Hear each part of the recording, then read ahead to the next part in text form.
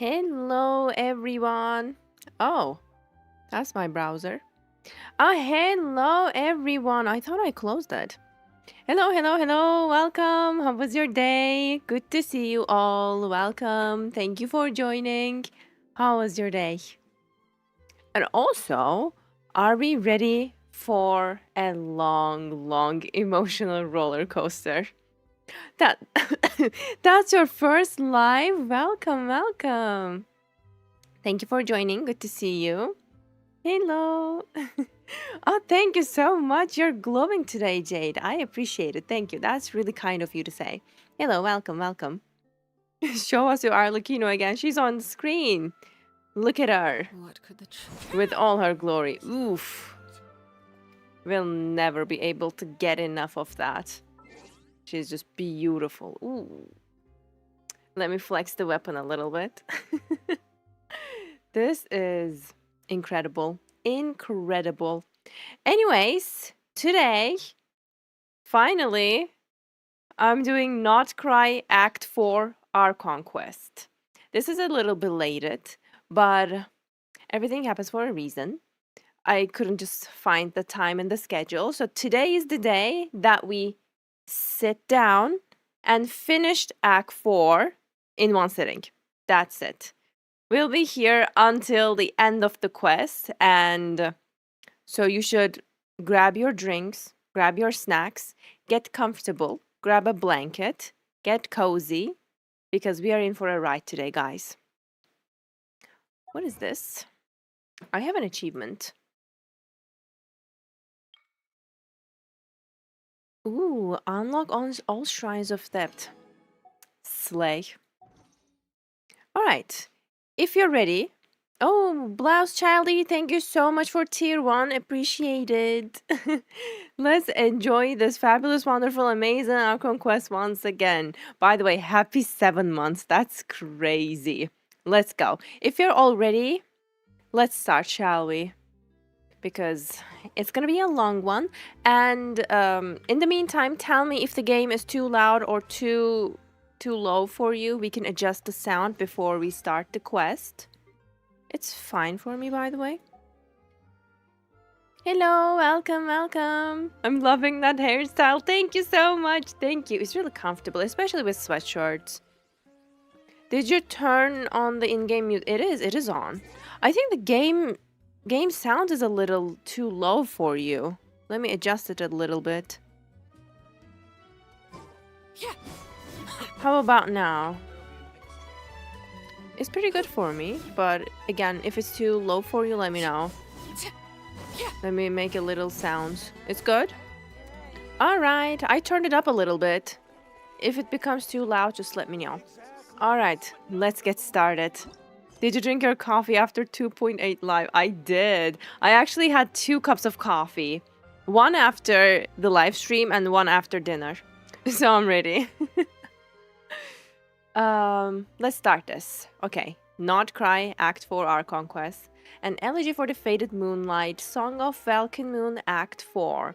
All is foretold.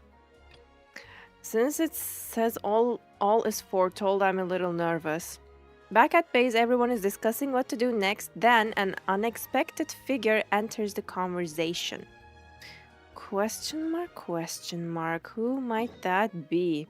By the way, my focus mode is already on, right? Staring into my eyes. No, I'm gonna stare into your eyes, Arlecchino, no matter what you say. Yeah, it's on. Okay. Let's go.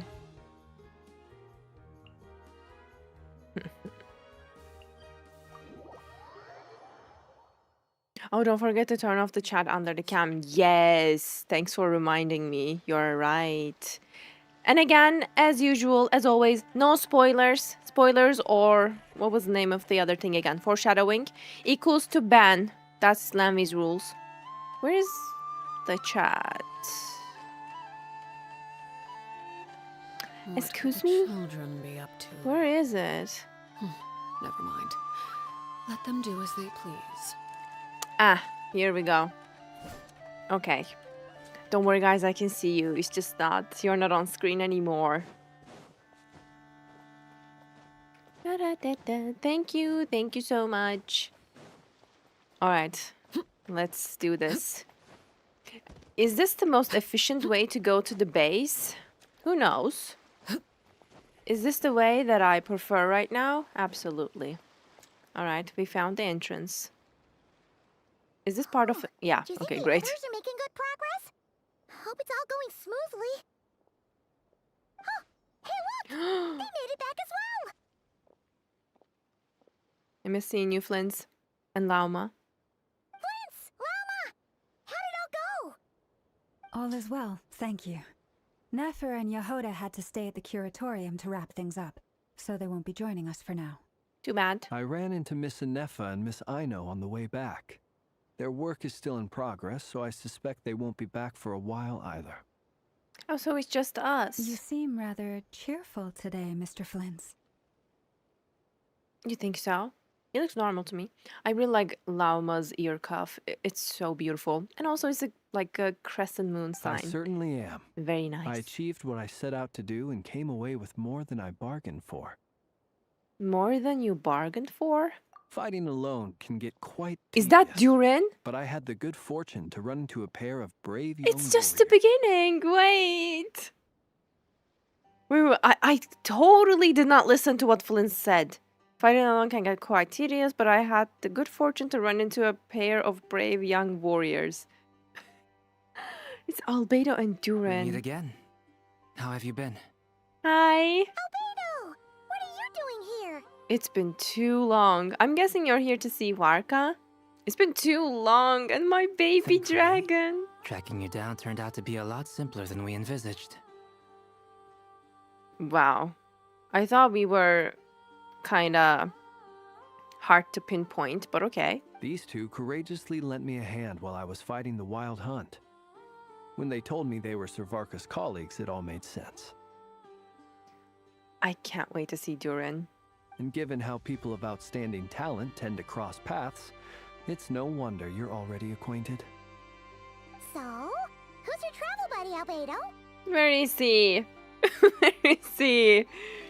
Why don't you come and introduce yourself? Oh, did you realize how he's a little bit more soft-spoken while he is talking to Durin? It's so cute. I'm gonna pass out. I'm gonna pass out. He's so cute. He's so cute. That's my baby dragon. I'm gonna cry. I love the color palette. I love his eyes. The horns. Ah, the cutest thing ever. A gentleman of few words, I see. And Flint. a rather stern countenance. I presumed you were acquainted with him. Is that not the case? Oh, I love him so much. Oh, his eyes are so beautiful. So pretty, so pretty. Wait, those horns. You must be... It's nice to meet you. Again. We've technically met before. He's so precious. He's so cute. I love the voice. It's so fitting. Aww. Wait a sec! You're Mini Durin! That's right. It's me. I'm glad to see you again. I want to squish his cheeks. So cute. By the way, he says it's okay if you drop the mini. What if I don't want to drop the mini? He's still mini. Look at him. Well, he's no longer mini Durin. I mean, he's definitely much bigger than he used to be, but he's still so adorable. Yeah, I'm not as mini as I used to be. He's like, I'm a grown-up now. I'm not a kid anymore. So cute. Interesting, isn't it? The first step towards blending into human society appears to be reflecting on whether one's name really reflects who they are. Guys, they grow up so fast. Wow! You look so different! In a good way, of course. It's great to see you looking so healthy. Look at that little smile. Look at that little smile. Oh my god. Okay, that's my baby dragon. I adopted him already. It's my precious little baby boy that we must protect at all costs. I love the heart, the color palette is everything. His eyes just I adore his design. I adore him. Thank you, Paimon. And although you're as mini as ever, I understand that diminutives don't always convey endearment. I'll be sure to simply call you Paimon as a sign of my great respect for you. Wow, you're such a smooth talker now. Paimon could get used to this. From now on, you may refer to her as your esteemed guide, Paimon. I actually think a diminutive is warranted here. Little Paimon is pretty tiny after all. Personally, I think our little Paimon is the perfect size. Lama as cute and kind as ever. When people call her little Paimon, it's just because she's so adorable that they can't help themselves. If that's not a sign of endearment, what is? You're absolutely right, Miss Lauma. My brother still has a long road ahead of him when it comes to My understanding human brother! relationships. Okay. I'm literally melting over here. This is so wholesome. He calls during my brother. I'm so proud. My brother still has a long road ahead of him. He's so into the big brother mode right now. I mean, he's always been in that mode, but right now it's more in our face. You know what I mean? It's just so adorable. Yeah, they are 3 siblings now. Yeah, with Klee. He was always in the big brother mode with Klee, but this one is like, again, it's definitely more noticeable to me. Anyway, speaking of long journeys, didn't Columbina, leave with you? How come she isn't back yet? She's been catching up with old friends. Wouldn't be surprised if she stopped for a cup of tea or 10 on the way back. Uh-oh. People are talking She's back. about me. She's back. I thought we were not gonna see Arlecchino again. Oh my god, that aura. Like, I'm fangirling over here so much. Uh-oh, people are talking about me. Of course not. Of course not. How can anyone talk badly about you, Columbina? Wow, look at this group of, I don't even know, it's a group of amazing people. What a view. Seems like she's in much better spirits after meeting her old colleagues. Look at baby Durin. Okay. Judging from your expressions, I'm guessing it all went well? It's getting crowded here. I'll go grab some chairs. Art. No need. This is a job for an alchemist. I'll whip some up momentarily. Thank you for your hospitality, ladies and gentlemen, but I was merely escorting my friends back. Is this goodbye for now? Oh, look at her, how gorgeous she is. I'll be meeting Sandrone shortly, as we still have some things to discuss. It's been a pleasure, everyone. But this is where I'll say goodbye. I'm sad. I couldn't get enough of Arlecchino. She's so gentleman. I'm in love, Arle. Me too. It's impossible not to be in love with her. We really appreciate your help. Thanks for standing by us. Oh, come on. Spare the formalities. I'm just glad I could help out some true friends. True friends? I'm so honored. Can we seal this goodbye with a hug? Please. I understand. Well, bye for now, Arlecchino. Please don't go and please don't go. No. Oh, this place is hopping. It's probably a good thing one of us left. Otherwise, we might not fit all these people in. Why is he so Santa Claus? Can you tell me? Oh, this place is hopping. It's probably a good... Are you saying we're about to run out of chairs? And not Varka just eavesdropping in all of this As a conversation. matter of fact, I am. Come on in and see for yourself. Goodbye, Arlecchino. I'll miss you. I already missed you. Varka Klaus. That's good. That's a good one. You guys are so funny. Huh? Ooh, what is this battle soundtrack already? Let's go. Hey, Dainsleif. I overheard your little chit-chat outside, by the way. With Miss Columbina's colleague gone, we should be back to the original crew plus the other colleagues I brought in. So is it just because of Dainsleif that we are running out of chairs? Come on, it's just one person. Though, it looks like we have another new face. Look Someone at else him. managed to rope in a colleague too? Sorry, he's probably here for us. Not him being so nonchalant, like posing like that. Doesn't even look. He's probably here for us. Frankly, you and Paimon are the only people I know here. Okay, let's start this housewarming and networking party then. This here is Dainsleif, colleague Paimon. of Tibet's greatest guide, Paimon, and greatest adventurer, the Traveler. Well, not exactly colleagues, more sort of friends. Fun fact, the youngest in this group is Varka.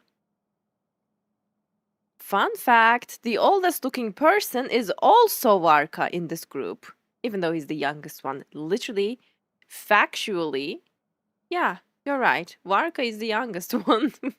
Youngest Ankh. Stop. I don't see Varka as an Ankh. Do you guys see Varka as an Ankh? I don't think so. He's more like... You see him as Ankh? Stop. Stop. Absolutely not. Absolutely. Okay, for this conversation, I'm going to turn on chat so you can see. It's like literally 50-50 yes or no. He's giving Ankh vibes. That man needs a beard ASAP. I said it before and I'll say it again. Varka needed to have a stubble. Like a 2 or 3 days of beard. That would look so good. Like, I'm not talking about full-on beard. I'm talking about, again, 2 or 3 days unshaved. That will look 10 out of 10. Anyways, let's keep going. Like Gallagher, exactly. Like Gallagher. When someone else jumps in to do the announcing, you know you're speaking to someone important. Let's hear what he has to say. Note to self.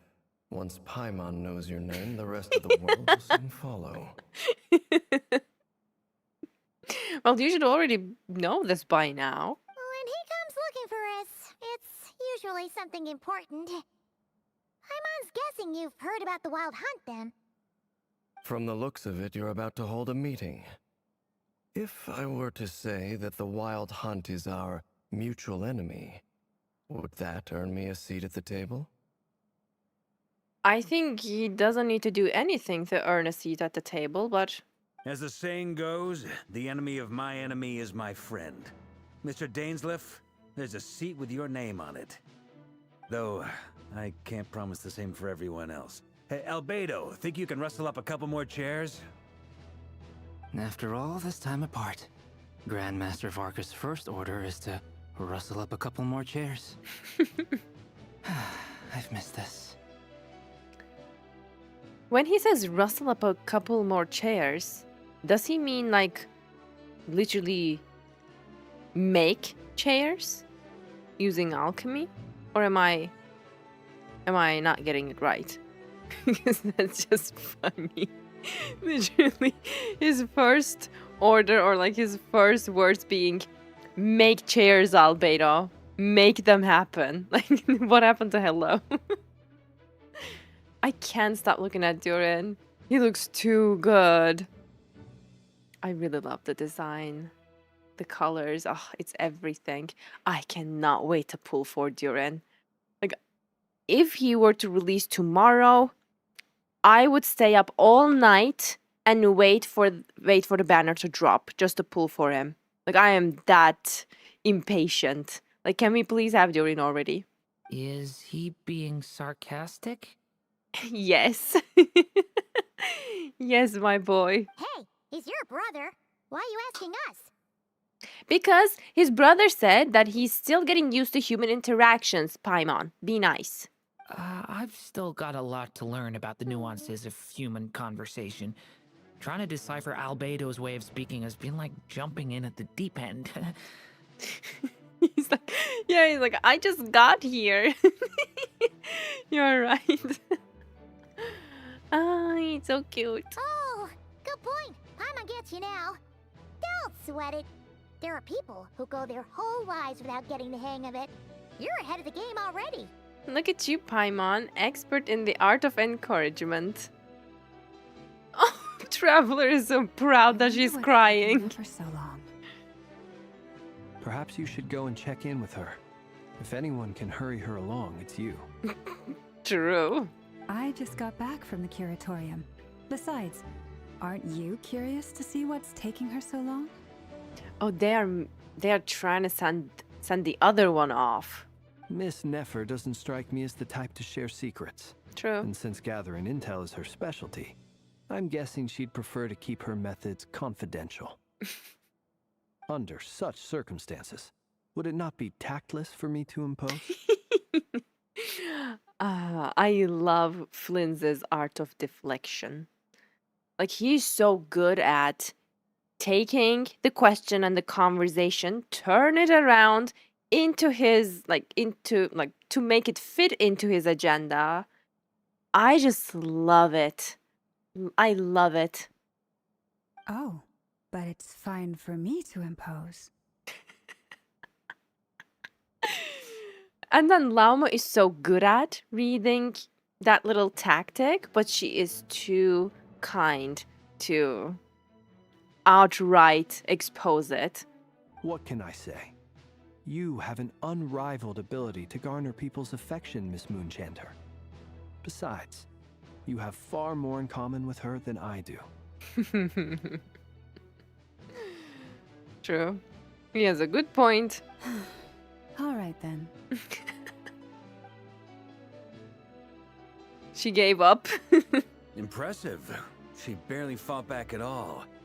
I admire your powers of persuasion, my friend. Look at that little smirk. He is so aware of what he's doing. As I'm sure Miss Lauma will realize soon enough, the trick in life is to always pitch in with other people's responsibilities so that you can be selective with your own. You sly little Faye. Another trick is to simply hide in the background. Spoken like a true sage. Anyway, looks like we've got some time to kill before the meeting. Let's take a little breather, folks. Didn't even start. And feel free to chat amongst yourselves. We'll get down to business once the other two arrive. Oh, okay, we're waiting.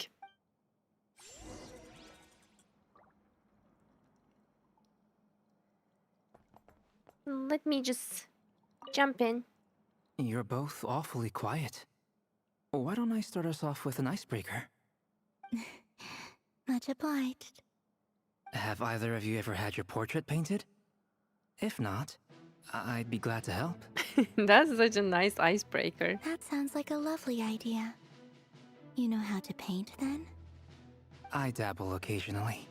Oh, come on, Albedo. He's too humble. He's an excellent painter. Tables, chairs, people, dragons, you name it. He'll paint it for you. I'm flattered. If I ever get the chance, I'd like to give it a try myself. I'll bear that in mind. Anyway, how about you, Durin? What sort of portrait would you prefer? See his wings? I don't, but his horns and tail look so nice. Wait, can we see his wings? Look! Here they are. These purple. Oh, wow. I love that. I love that. That is that is nicely hidden though. If I didn't like turn this around, don't see that. Look, it's here. Nicely wrapped around like a little vest. I mean, from front, this doesn't look like his tail at all. It looks like a part of his outfit. So cool. Oh, I'd be fine with anything. Whatever style feels best to you.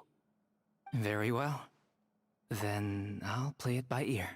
You can replicate any style I want. I can try. If you show me a sample, I'll do my best to match it. Thank you.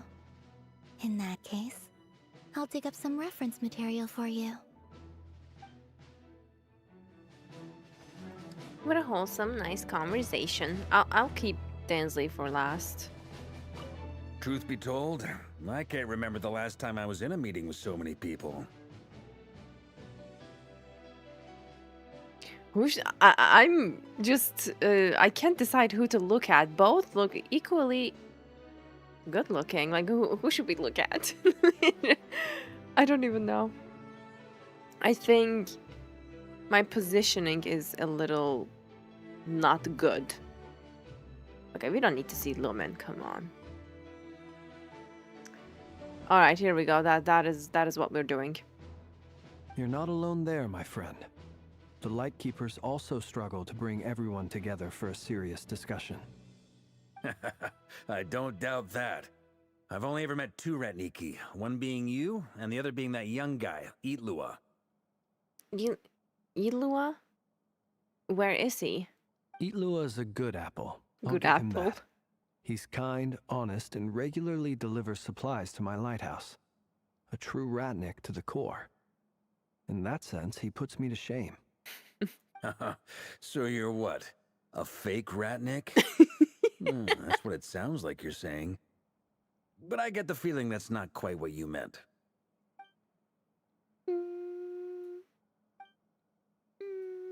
Awkward silence. Come on, why the awkward silence? Sorry. I'm not even gonna bother trying to hide it.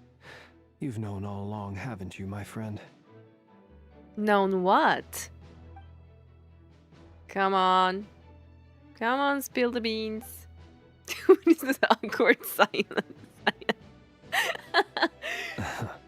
Now, that was an awkward silence. Let's just keep this between ourselves. Probably best if Itlua doesn't know, huh? That goes without saying. Gotta be careful what you share with youngsters, after all. I mean, how does he know Flint's a fae? That is what is being, like, clued at here. Anyone else in the know? Let me guess. The Yes. Traveler in Paimon? Yes. That's totally implying that he knows Flint is a fae. It's dangerous being too sharp for one's own good, you know. Oh. That sounds like a threat wrapped in velvet. Then, in the name of the Animo Archon Barbados himself, I swear your secret's safe with me. When we went for drinks, you said that you and Barbados were practically best buds. In the light of that claim, do you really expect me to take your oath seriously? By the way, you're right. That sounded a little too hot. It's dangerous being too sharp for one's own good, you know. Just a friendly warning. Of course. Just as long as you don't go spreading around the fact that I'm close with Barbados, all right? Oh, that's so cute, his little wink.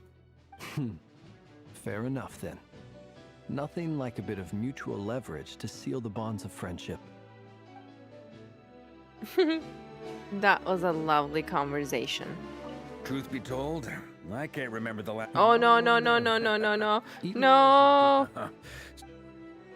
Bad that I misclicked. Let's just keep this... That goes without... Anyone else in the know? It's dangerous. Then, in the name... Of course. Let me go. Alright, let's go talk to Danslave. Is there something you'd like to say to me? We are so happy to see you again. Yeah! For starters, why'd you just show up here without even giving us a heads up? If you think back to our previous interactions, you may recall that that's hardly out of character for me. I was about to say that, but You do have a point there. sorted out your accommodation yet? Oh yeah, you'll need to find somewhere to stay the night too, right? Want to tag along with us? You never know. We might get a group discount. Sure, let's do that. Oh, Great! Paimon will handle it. And in return, we can get Dainslift to be our very own personal bodyguard. Paimon, you're thinking out loud again.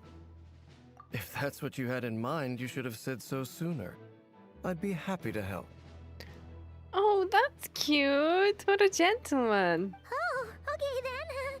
Paimon was only kidding, but good to know. Anyway, since we're all here together, we might as well watch each other's backs. That's just what friends do, right? I was surprised to see him agree just like that. Indeed. Thank you. He seems to be in a good mood. Now what? Not long after. Surprise, surprise. Llama brings Nefer. Okay, she's such a mood. She's such a mood. This is literally me when I have to do something that I don't want. Literally me when I have to get up and do adult responsibilities. Ugh. Did you guys fight along the way? Wait, I think I misread the situation. They must have fought.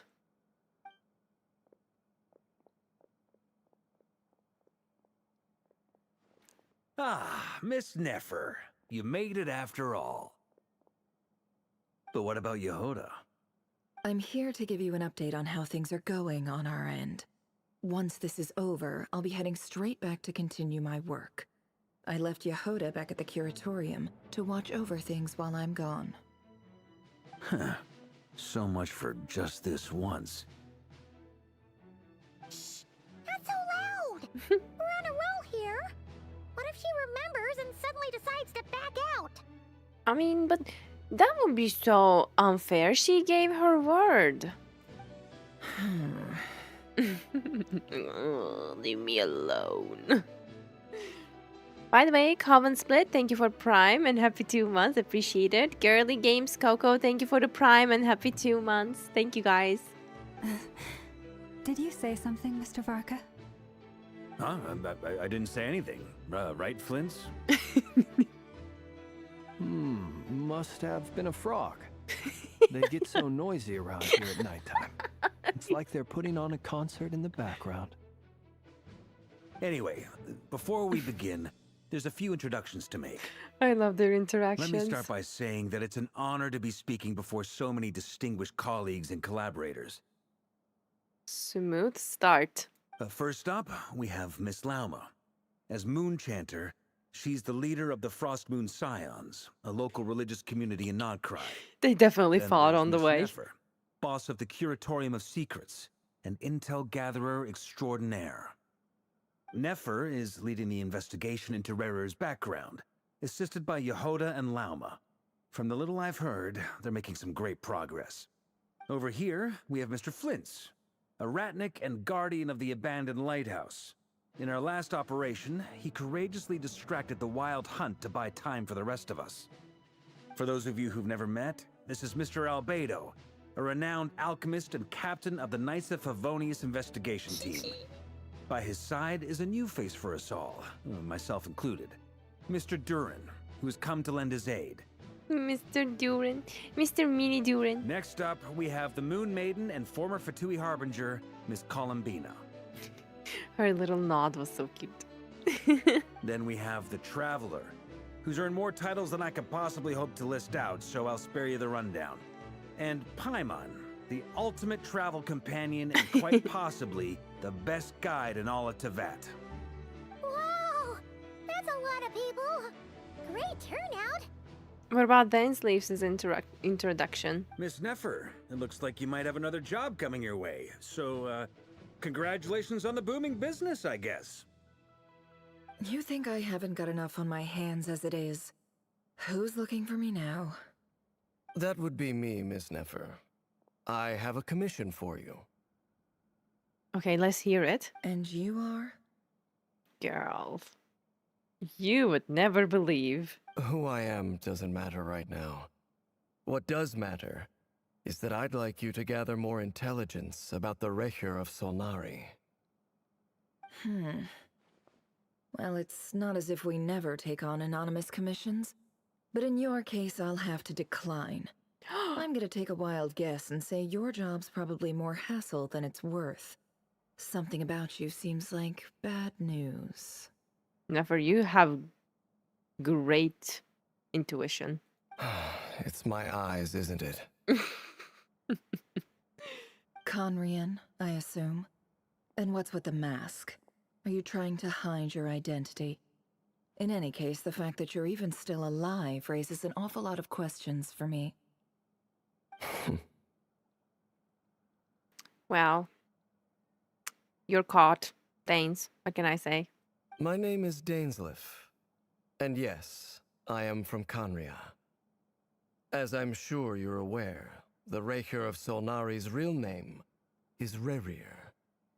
He was once an acquaintance of mine. There is more to that. Really? Then you must have been quite an influential figure yourself. And Nefer is in a bad mood. She was flatter not me, having but it. none of that matters anymore. My point was simply to clarify why I have asked Miss Nefer to investigate Rerir's background. So you're both from Conria, and it sounds like you used to be friends? What am I missing here? Surely you already know how he became one of the Five Sinners. Does he not know?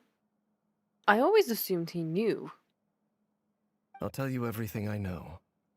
The history of Conria, Oh, the names and identities of the Five Sinners. I'm I remember seated. it all like it was yesterday. I am seated for that. I have never spoken openly of this before.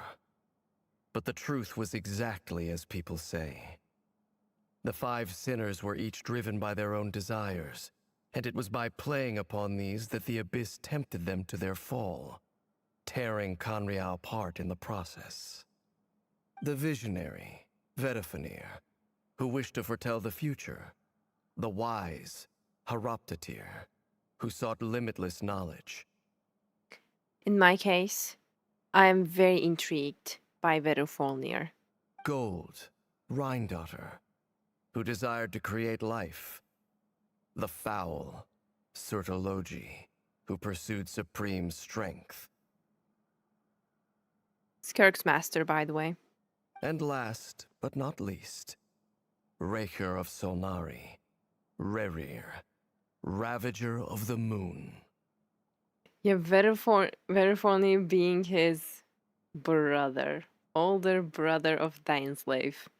Of the five, Rerir is the only one who remains a mystery to me. Oh. He never harbored grand ambitions. So what changed in the space of a single night? How did he come to fall like the others? Something dramatic must have happened to him. Flip that switch. In other words, you're saying that his change came as a shock to you, and you have no idea what actually happened? Yeah, that's as far as I know. That's right. You mentioned how the Abyss tempted them, which led to their fall. But what did that look like in practice? And what other context can you give me about the events of that time? The more detail you can give me, the better. Strangely, now that it comes to it, I hardly know where to begin. We are all ears.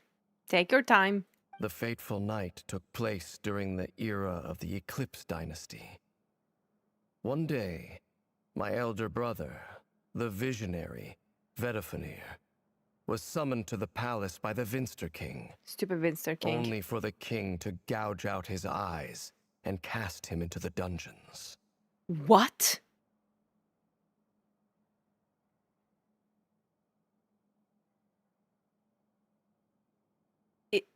What?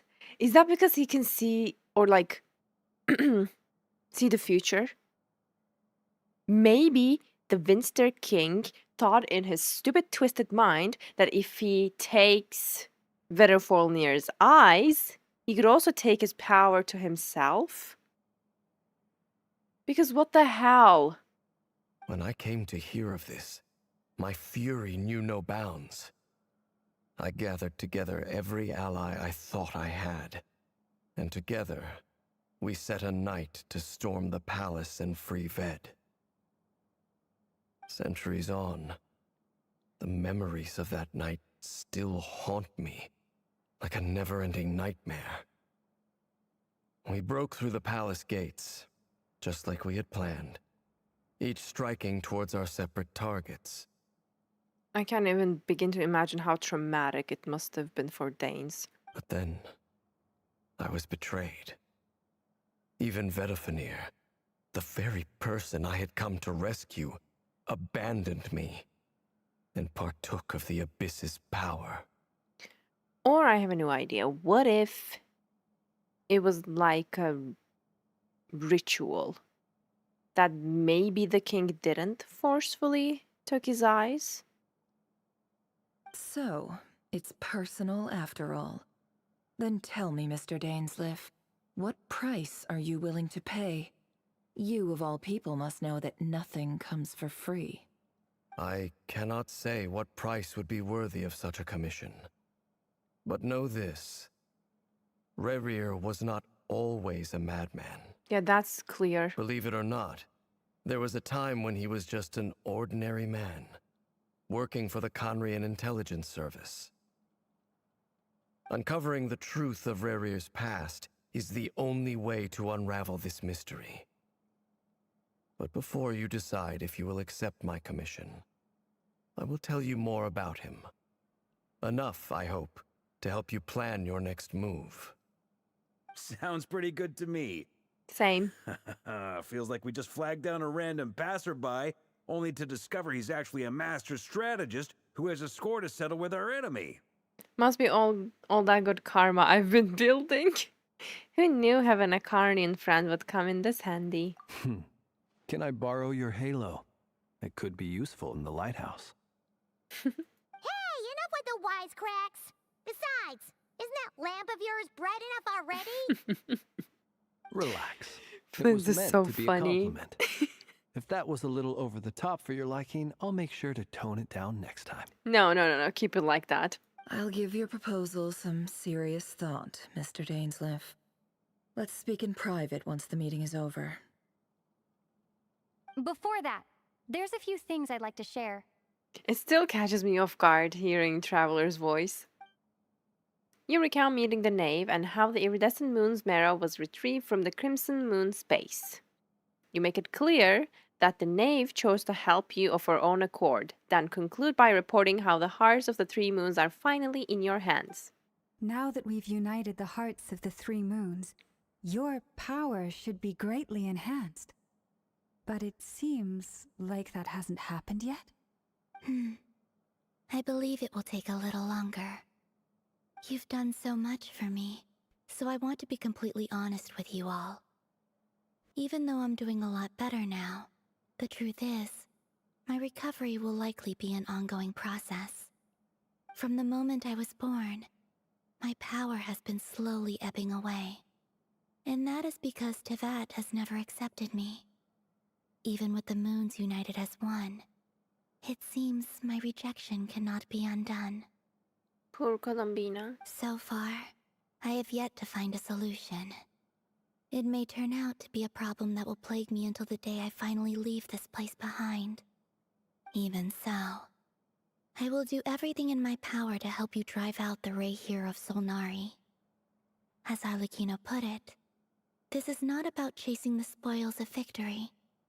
It's just a gesture of heartfelt gratitude. Kutar. I love the way she says Kutar. She seems a lot more energetic and positive than she did when we first met. True. Defeating the Ray here of And I'm so happy to Solnari will see be that. no easy Like, task. it's great to see While my that kind of strength slowly change. recovers, We'll also need to gather more intel. Absolutely. Naturally. We should take all the help we can get if we hope to defeat him. We've considered several viable plans now, but our choice hinges on the answers to a few key questions. Is it even possible to kill Rerir? What experiences shaped the person or monster he became? And what's he really after? Given Albedo's expertise in alchemy, I think we should leave him to try and answer the first of these questions. Understood. As for the other two, I'm afraid we'll have to count on you again, Miss Nefer. Believe me when I say it's not my wish to burden you. But right now, relying on your skills is our only option. I was expecting an eye roll from Nefer. Surprised. So you're placing all your hopes on me, huh? And a little bit on Albedo too. We can't thank you enough for agreeing to help us. Honestly, I can hardly believe how lucky we are. You sure have a talent for changing your tune, Miss Moonchanter. Timid like Yehoda one moment, then Flintz's insincere flattery the next. Flintz's insincere flattery? No. I think he's being sincere. That hurt me. Nefer, what do you have against Flintz today? Ladies, please. I must object to your portrayal of me. That's all. Feel free to keep bickering. Just pretend I'm not here. Ladies, please stop bickering. It's impossible not to like him. I almost don't want to leave this room. Same. I'm curious to see how this plays out. I have faith in you, Miss Nefer. Something tells me you'll stand by us until the very end. Nefer is just beefing with everyone today. Yeah, she's not in the mood. Oh?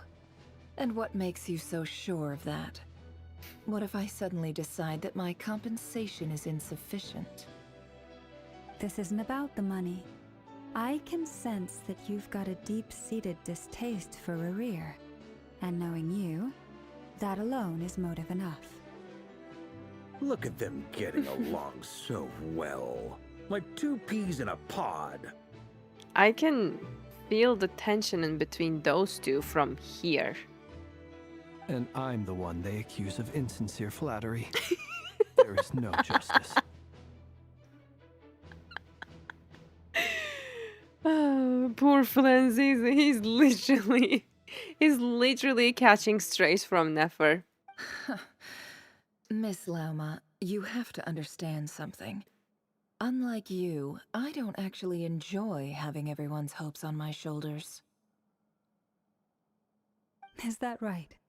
Well, maybe the fact that I'm willing to put my hopes in other people says more about me than you. But the fact is, I also trust you. And that's because I know that you're someone we can count on. Lauma is so good at using emotions to support her argument. But she does it in such a way that you don't even realize that she's just supporting her own argument. It just comes off as like a heartfelt, sincere, how to say, not reaction, but yeah, she's just too good at using and reflecting the emotions. Just gave up. Anyway, we've got our plan, so let's get moving. Yeah, she's just too good at using that soft tone. Mr. Dainsleif, let's talk. And Traveler, once we're finished, if you've nothing else planned, I'd like you to come with me. To where? This whole experience is teaching me a lot. For instance, I now know that when other issues come up in the future, I'll have far more luck getting Lauma to convince Miss Nefer than trying to do it myself. Absolutely. Hate to say it, friend, but that's one of the funniest things I've heard in a while. And this is one of the funniest things I've heard in a while. Because What's funny about this? It's just literal truth. Hate to He's say so it, friend, cute. but that's one of the fun. Why? You think I've got it wrong? Yeah, I was just telling the truth. Quite the opposite. But what makes it so hilarious is how long it's taken you to realize. Okay, that's true. Nefer and Dainsley converse intently for quite some time. From the gravity of their expressions, you can tell how heavily the next stage of the plan weighs upon them both. After a short chat, Albedo and Durian head off with Varka on what they describe as a sample-finding mission. Lama steps out for a while, then comes back loaded up with emergency medicine. She tells you that while people rarely expect to get hurt, it's our duty to be ready when they do. You and Paimon wait patiently for Nefer, content to see how well everyone is working together. Once Nefer is finished, you follow her and Lama back to the curatorium. What's the plan?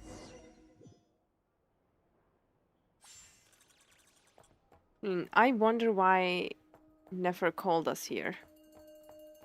I love Curatorium soundtrack, by the way. Like, it's such a mysterious vibe. Hello, Nefer. You're here. Thank you for waiting. It's okay. We actually used the time to help Dainsliff get a room at the hotel.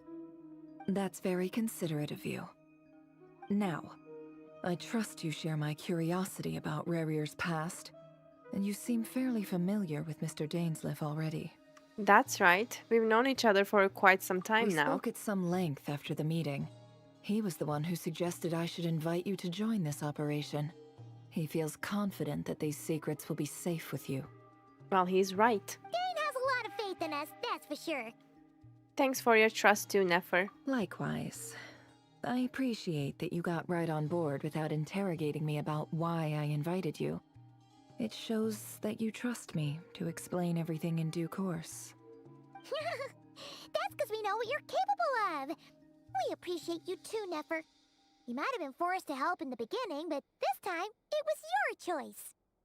That's one way to put it. Another is this, that once a decision's been made, it's set in stone. After that, my only goal is to see it through.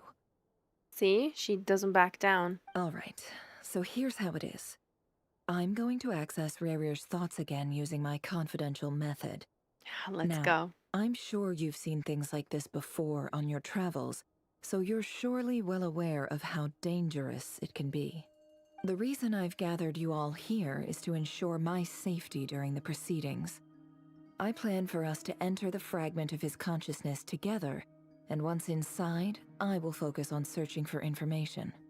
Think of this as a diving expedition into someone's brain. If I'm the diver, you are my safety equipment, tasked with keeping me alive while I'm under the surface. Alright, but what can we do? Once the ceremony begins, we will all be spying on privileged information. I'm But so in the ready for interests that. of safety, you must remain absolutely silent at all times. We Okay. will discuss our observations after the ceremony has concluded. Lastly, any individuals of a weaker constitution are advised not to partake in the ceremony. In any case, Paimon has her own job to do, which requires staying in the room but not joining the ceremony. Okay, I wouldn't trust Paimon to keep a secret as well. I totally see your point, Nefer. And I wouldn't trust Paimon to keep being silent at the same time. Nefer conspicuously left out the details of her confidential method. I guess her brain diving techniques are a trade secret. Well, good luck, everyone. Sounds like all Paimon can do is cross her fingers and root for you guys. There's a little more to it than that. I was being serious when I said you have a job to do. While the rest of us are inside Rarier's mind, it's imperative that we have a team member on the outside. What is she gonna do? Keep an eye on us? Keep an eye on the people so they don't come into the room? Like what? In the event that something goes wrong, you will be our first responder. I don't anticipate any issues, but the extra level of safety will be greatly appreciated. I second that. This is a dangerous operation here, and you're our whole rescue team. That's pretty much the most important job in the crew. So, Paimon's like the lifeguard? Yep. Yeah, that makes sense. Alright, got it. Good. Please, take a seat. We'll get started momentarily.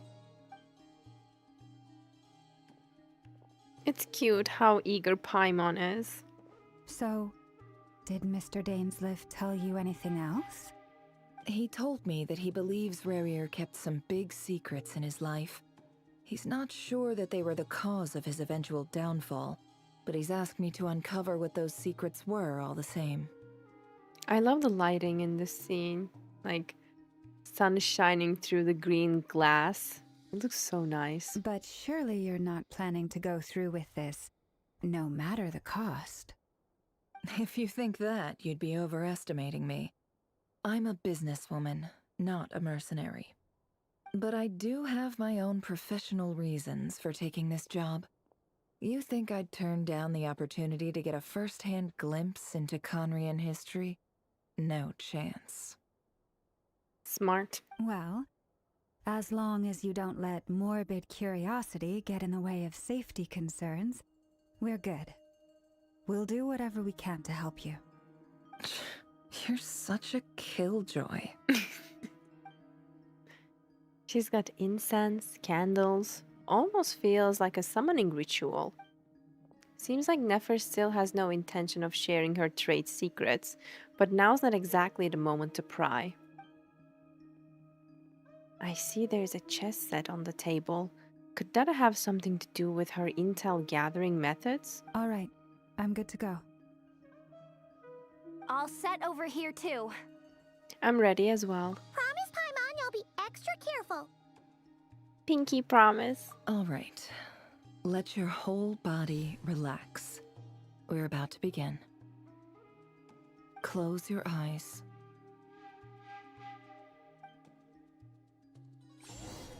Okay, I'm gonna open my eyes because I need to see.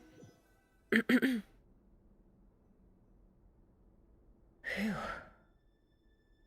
We're back. Could this be his office? Pretty standard setup. Bookshelves, paperwork, files. According to Dainsliff, Rarier used to be an intelligence operative. Chances are there's plenty of top secret intel stashed away in this room. I mean, she says intelligence operative, but didn't we already figure out that he was an executioner in the Act 3? So why did the title change? Is this where you keep your secrets, Rarier? Look, Can't say wanted I'm not people? looking forward to this. Or maybe people on their list to take down, if you know what I mean. Alright, let's snoop around. Sit beside the office table. What's this? A file tucked inside a folder. The title reads, Dear Breakfast Shop Owner. Who might that be? It's a list of names. Hmm. But at this stage, I have no idea who any of them even are. Wish I could see the names. What's this? Can I? I guess I can't. Wait. Wonder what kind of encryption technique this is. Seems like it has to be inserted into that camouflage device nearby. Aha! It's an audio recording. Please, hear me out. I can't shake this feeling that someone's been spying on our house. No, I'm not being paranoid. It's true. I saw someone dressed in all black. It was a couple of days back, but that was on another street, not near my house. I swear, I know what I saw. I wonder who this is. There's a note in the margin. Surveillance of the Runfarther residence has concluded. We apprehended the target and filed the mission report last night. Could Could the voice in the recording belong to one of Rarir's targets? That seems like it.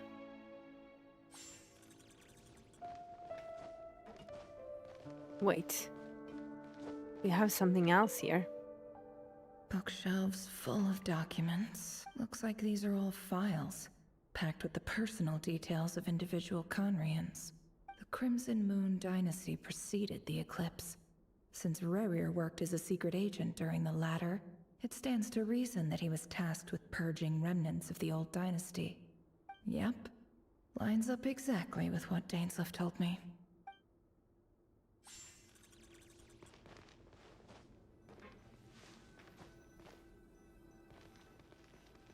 He looks even gloomier than last time. I wonder Yeah. what's changed. His eyes look definitely emptier. Examine mirror. He looks even gloomier than last time. Okay, let's sit down and take a look at these documents.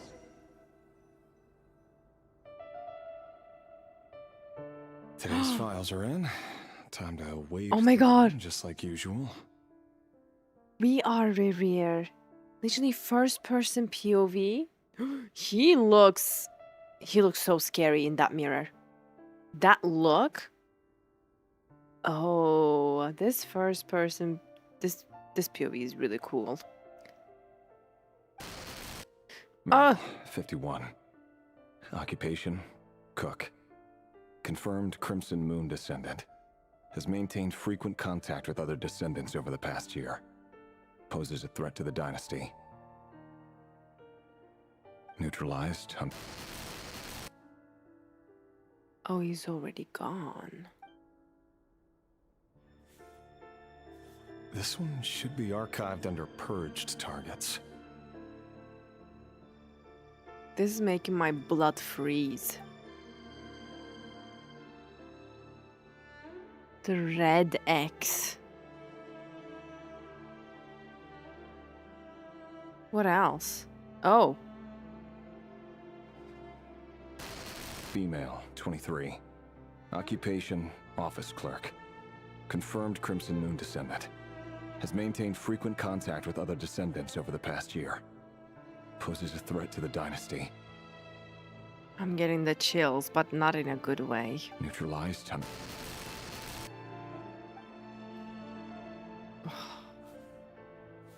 Another one for purged targets.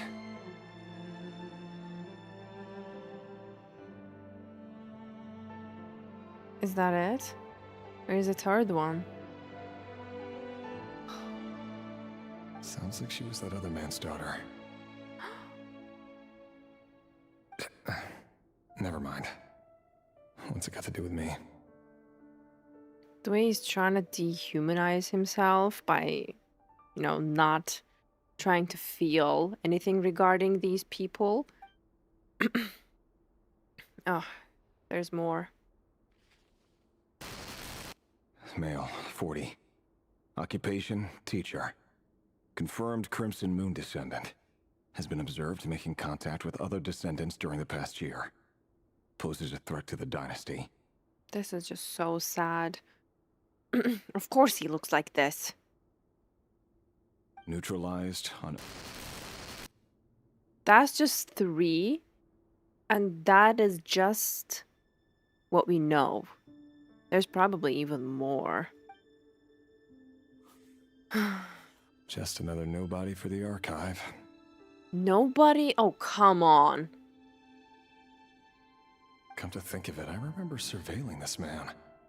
A case like his never would have been considered a priority in the past. Huh. He barely even interacted with other Crimson Moon descendants. I wonder if the voice recording we listened to was this man. It really sat wrong with me when he said another nobody. Like, come on. Is that a kid? Female, 16. That's a kid. Occupation, none. Orphan and confirmed Crimson Moon descendant. Has been observed making contact with other descendants during the past year.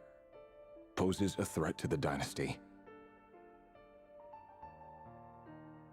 Neutralized on...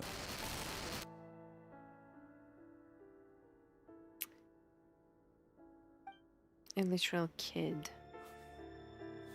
Filed. There's a filed? Oh, and there's a red X on it. What did we expect? I have no recollection of this girl. None whatsoever. She doesn't seem to be anyone important, but then again, how many of them really are?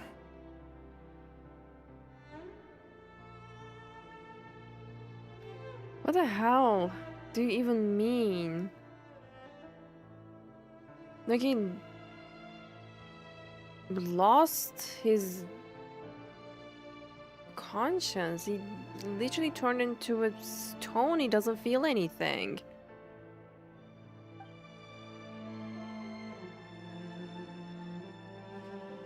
Another kid. Female, 13. They get younger and Occupation? younger. None. Orphan and confirmed Crimson Moon descendant. Has been observed making contact with other descendants during the past year. Poses a threat to the dynasty. How can a 13 or 16-year-old orphan can pose a threat? Neutralized on... This is really uncomfortable. Filed.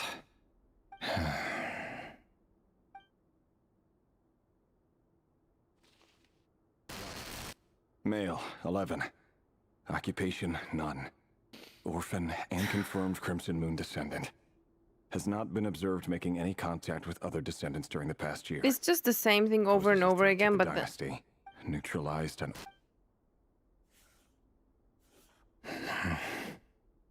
he's getting uncomfortable himself too, and I think he's just repeating those cruel lines to himself just to not feel anything. Ugh. It's just horrible. Male. 6. Occupation, none. Orphan and confirmed Crimson Moon descendant. Poses a threat to the dynasty. See? See how his voice changed? Like it keeps... It has this heavy sorrow behind it. He's also uncomfortable. How can you not be a 6-year-old?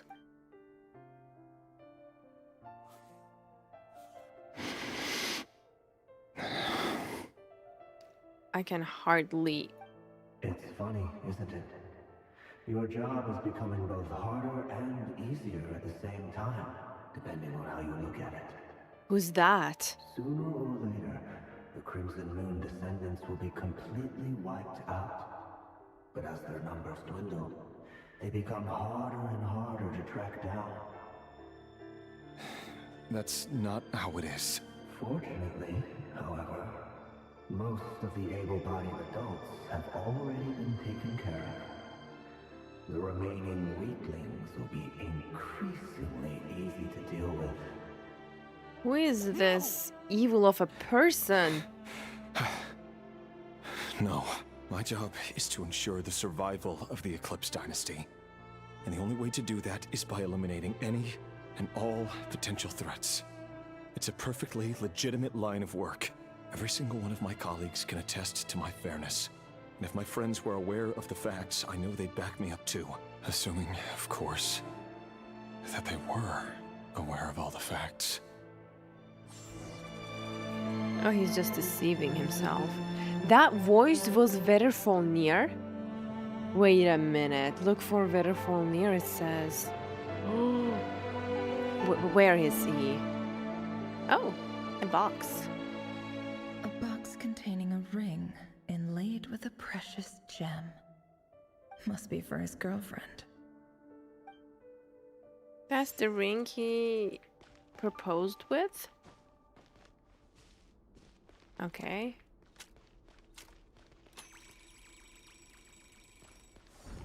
Oh, like a secret passage.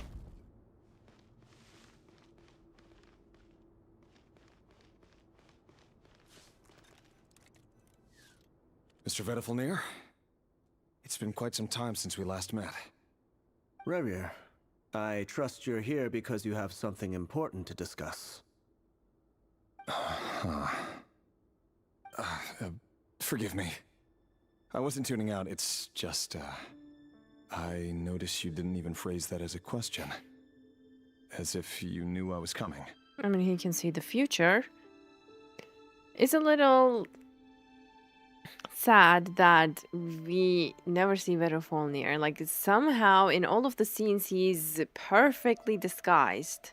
Tell me, does someone in your position ever feel the need to ask questions at all? It is indeed within my power to foresee certain things. Things like your arrival. I was just thinking, it won't be long before I'll be inviting both you and Dane to my wedding.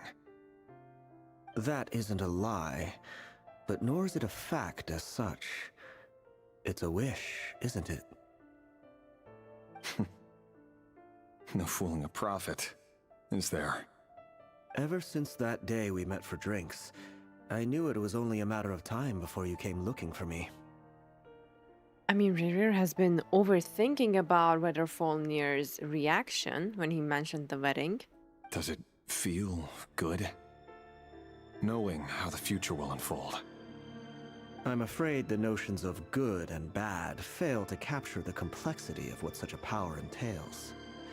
Once you've seen what will come to pass, it can be all too easy to succumb to fear and melancholy. Unless, of course, you learn to abandon these feelings.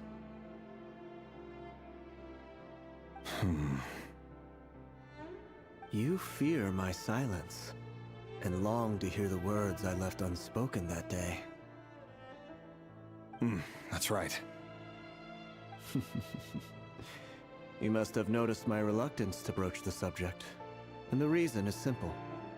Because the truth could never have lived up to your hopes. For both our sakes, such words are better left unsaid. What the hell? He has such an unsettling presence. Like the way he speaks, the tone of his voice. It's just... It feels like you're standing on a bunch of spikes. And you can, bleed at any time if you make one tiny little wrong move. But I just can't ignore the fact that his chuckle is... you know what I mean? But yeah, he's so unsettling. The burden of prophecy was never meant for your shoulders. So who exactly do you deem worthy to hear your prophecies? None but our exalted king? Or rather, our king as he once was. Oh. You're closer to his majesty than I am. You must know better than anyone how much he's changed. You say that as though it is to my benefit. Yet precisely because of that, I dare not speak rashly. A king can turn out to be the most virtuous of rulers, or a tyrant more terrible than the most vicious of dragons.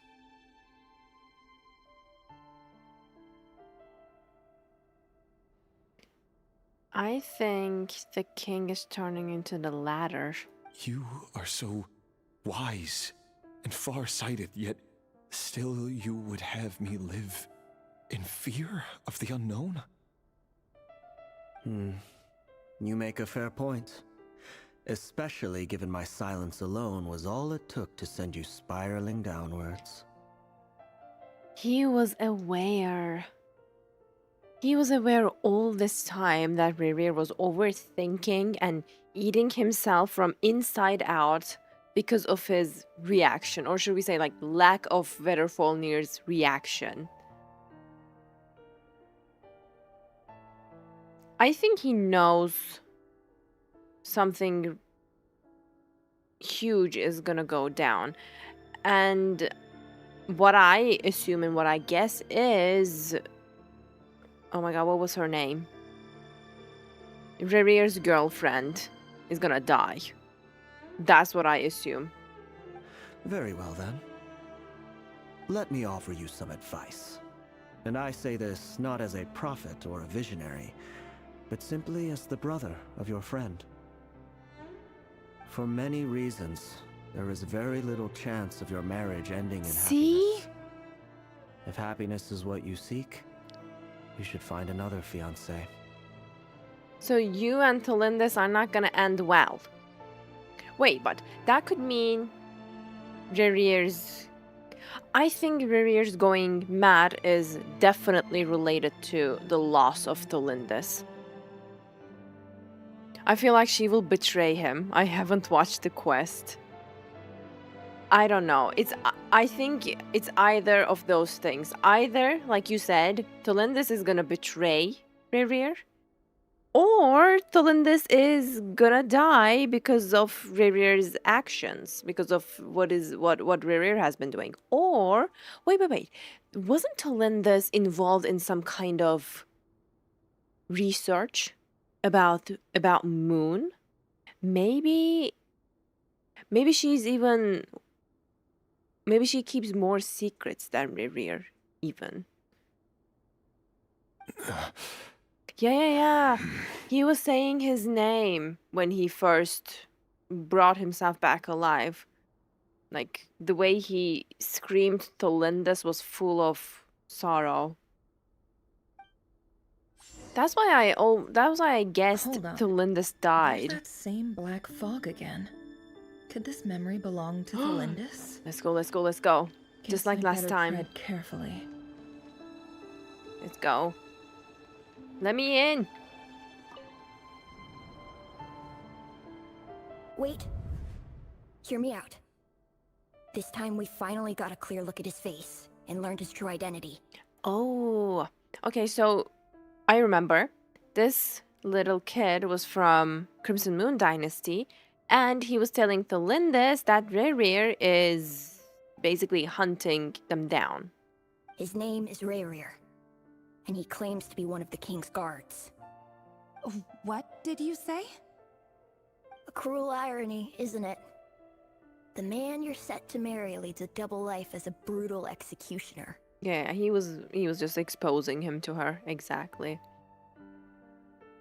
Why are you telling me all of this now? And again, as I said before, her reaction. Simple. It's because I want you to kill him. You are the only person he would never suspect. What is she gonna say? No, absolutely not. I would never dream of doing such a despicable thing. So you'll just stand by and watch him slaughter us to the last.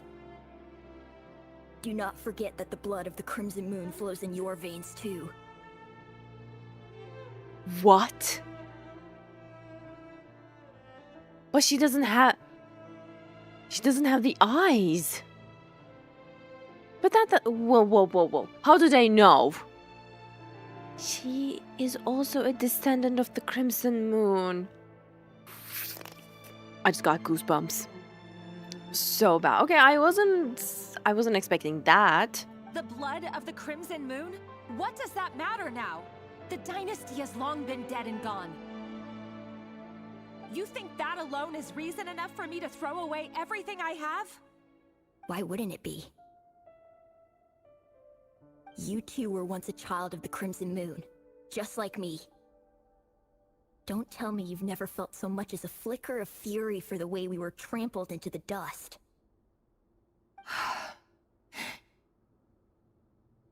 As long as you promise to abandon this pipe dream of restoring your dynasty, I can try to persuade him. Or have him persuade the Vinster King. Persuade the Vinster King? That sounds impossible to me too. Do you even know why he's so obsessed with hunting us down? Why he keeps trying to force us to hand over our secrets over and over again? Or why we refuse to give up on restoring the dynasty? I don't. Tell me. The Vinster King. A blind fool. His eyes clouded by powers from beyond this world. A petty little man with a miser's heart. And he dares to sit upon the throne? Mark my words. Sooner or later, Conria will fall. And it will you're be his right. doing. If you can't bring yourself to do it, so be it. Just you watch. It won't be long before calamity descends upon us all. The Rehir of Solnari. That really is quite a secret you've been keeping from me, Rerir. She looks so ominous here. But who am I to talk? Exactly, Am because I you've been really keeping any a better? secret. I've kept my own past a secret this whole time, too. First, that she is a descendant of Crimson Moon. Secondly, the research she's involved in. Love should be built on honesty. But ours was born from lies. And yet, is it really so wrong to hide things that would only make life harder? If we don't cover up the parts that no one else should see, how can we go on pretending to be normal? Vedifulnir must have known all this. And that's why he made his prophecy. In the end, nothing stays hidden forever. But I won't just sit by and watch this disaster unfold.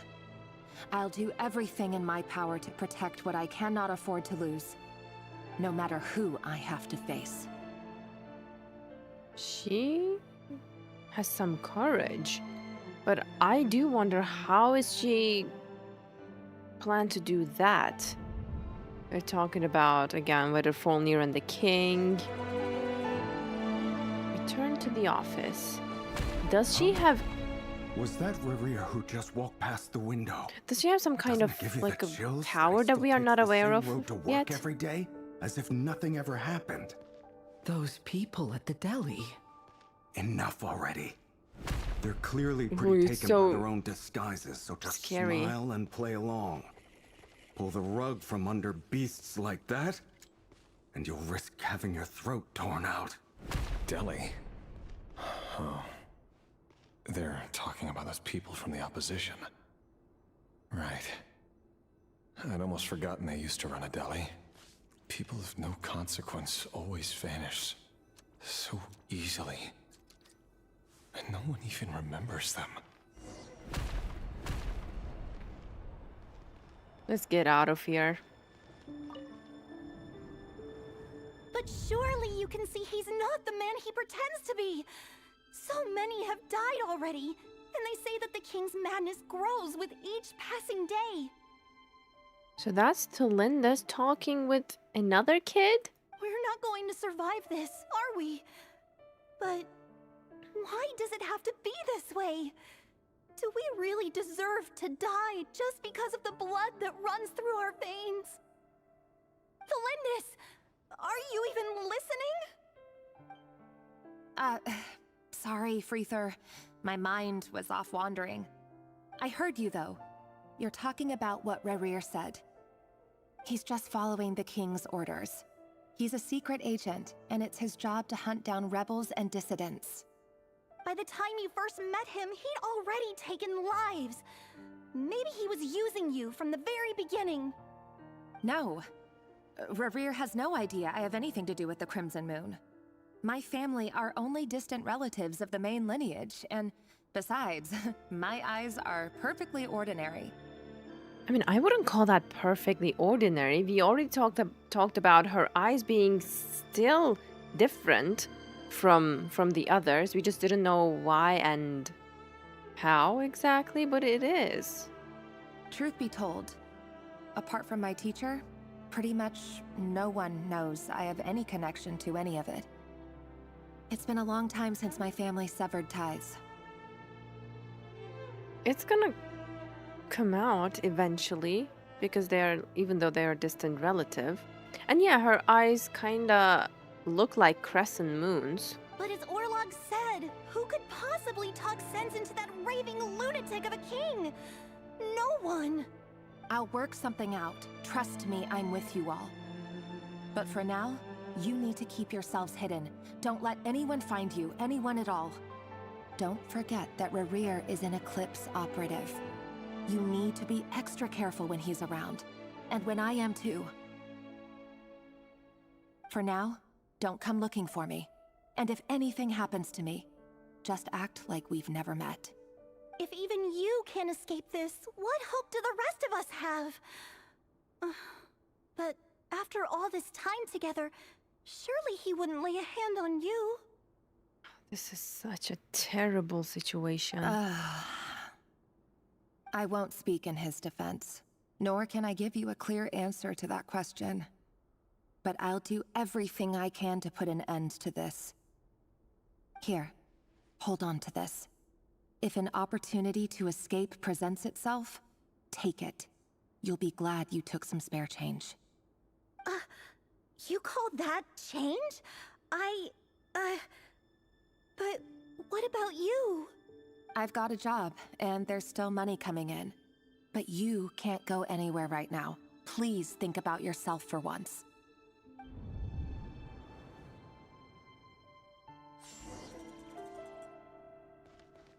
It must be so scary. She doesn't know if Rerir would hurt her.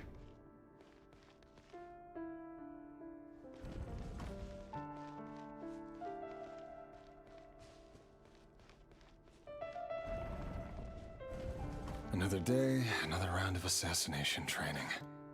Training ground is just beyond this hidden passageway. When you kill a person, doesn't it bother you when you end up covered in their blood? Why would it? Aren't we all just walking blood bags? But not everyone is accustomed to hunting down others like prey. You've been a hunter for so long now, you seem to have forgotten that most people don't just go around killing one another. Leave me alone. I wonder who is talking in his head, or is it like his conscience that is turning on him, or somebody completely different, like Vetterfolnir or something like that.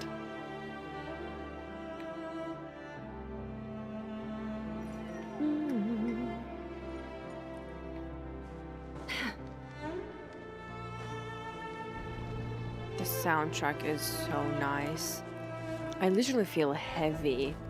Like this part of the quest is really hard to watch. But at the same time, I'm so curious about what's gonna happen. How is it gonna end up between Rerir and Tulindis? What Tulindis will choose to do. Begin training. Make sure you have a firm grip on the handle. Then choose your angle well.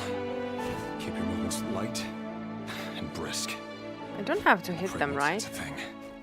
I doubt that. I'll bet no one's ever died a quiet death at your hands. This is so... I work clean. No traces. Do I have to... I think I can just manage. That doesn't make it open and above board, though. The king just happens to need you right now. What if someday he doesn't? That won't happen. He's changed. Ever since he fell under the spell of that power. Is this abyssal power? He had you take out a handful of the guilty. But now... The ones I've dealt with have always been guilty. And I've carried out my work flawlessly. What do you mean? 6-year-olds, 11-year-olds we're talking about. What do you mean guilty? He's just trying to save himself by just straight up lying to himself at this point. Can I go on? You know why Felindis didn't accept your proposal, don't you? Was it because she didn't trust you? Or something else? Enough!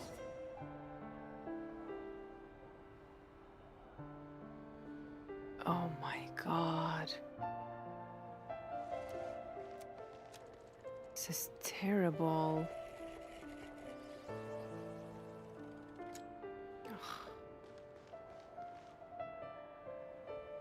I'll never be able to forget this scene.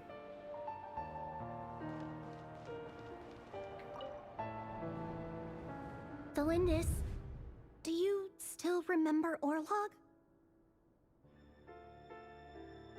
Oh no, he will. Orlog. Oh The no. boy who was pretending to sell flowers. You spoke for quite a while, didn't you? Yes, we did. What about him? I'm not sure if I want to hear it. He was arrested 2 days ago. Chances are he's already dead.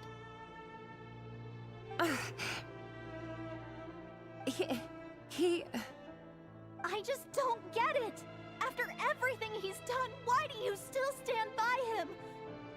Or does it mean nothing to you that people keep dying? Oof. No, that's not... Just hear me out. I need to go now, Thelindis. They're looking for us.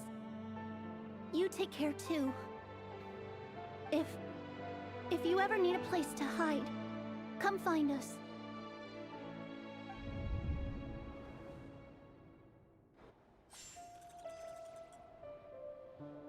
Literally, my heart and my stomach, they feel so heavy.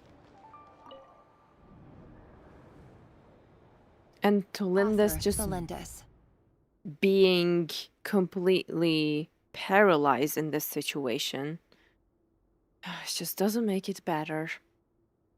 Over the course of this week, the research object was subjected to interference for a total of 47 hours for experimental purposes.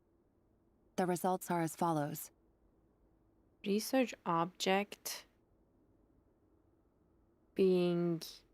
What was a research object? All subjects of observation that were sent inside have now... The situation within is proving more problematic than anticipated. Is this... Are they experimenting on Crimson Moon, like Crimson Moon orphan children? Like, you know, sending them back and forth between worlds? No progress whatsoever. What now? Won't you give me even a glimmer of hope? Things are getting worse by the day. I have to find a way or we'll all be in danger. What are you... The lip sync being so off is one thing, but I'm a little lost. But I... If all this research comes to nothing, what then? Sooner or later, it'll be my neck on the line. But could he really bring himself to kill me? Girl. I feel like her situation is... She's fine as long as it's not her that is dying. It's just horribly selfish. No. Surely he wouldn't have the heart. And being in this kind of predicament, would my future husband kill me or not? How do you know? Return to the office. Ooh, the I was about to ask about the bodies.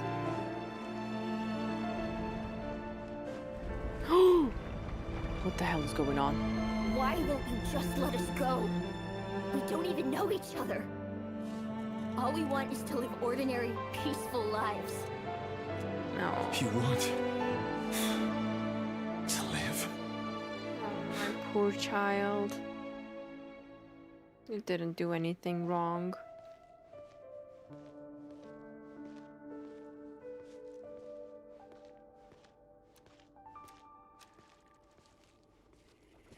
What is that? Like a tree root. Yes.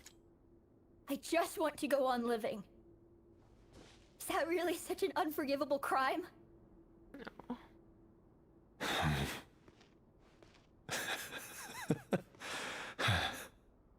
You want to go on living.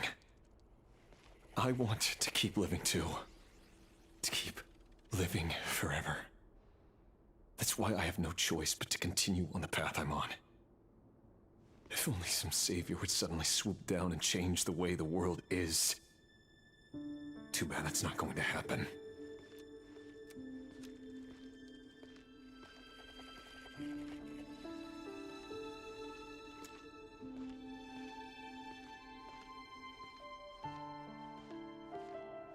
It's such an uncomfortable thing to witness. Imagine that.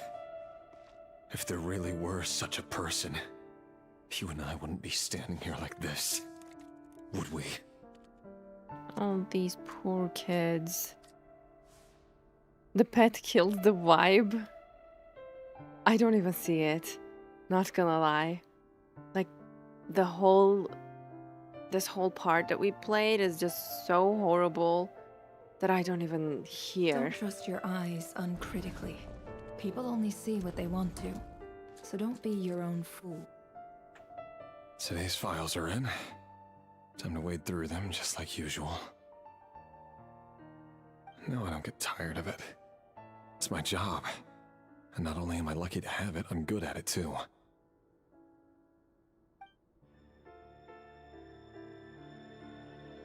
Huh. Wait. That's... That's what? Thalindis?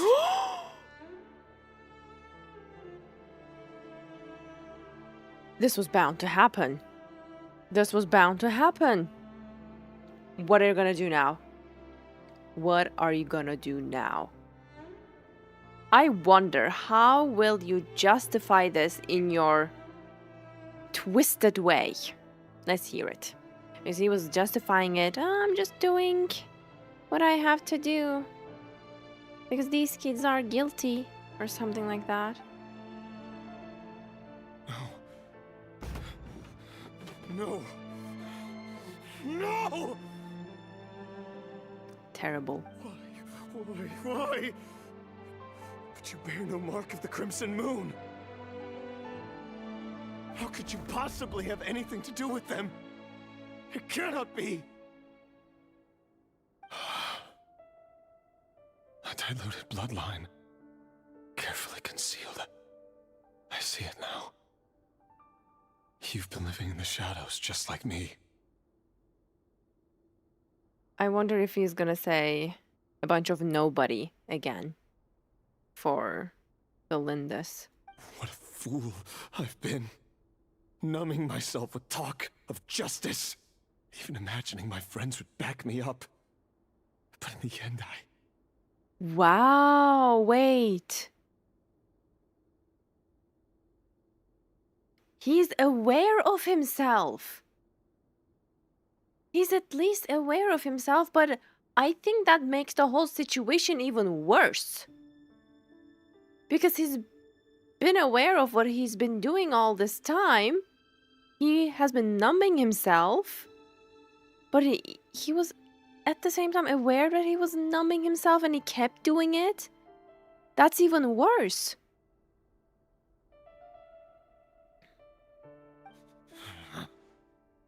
Irminsul. Finster King!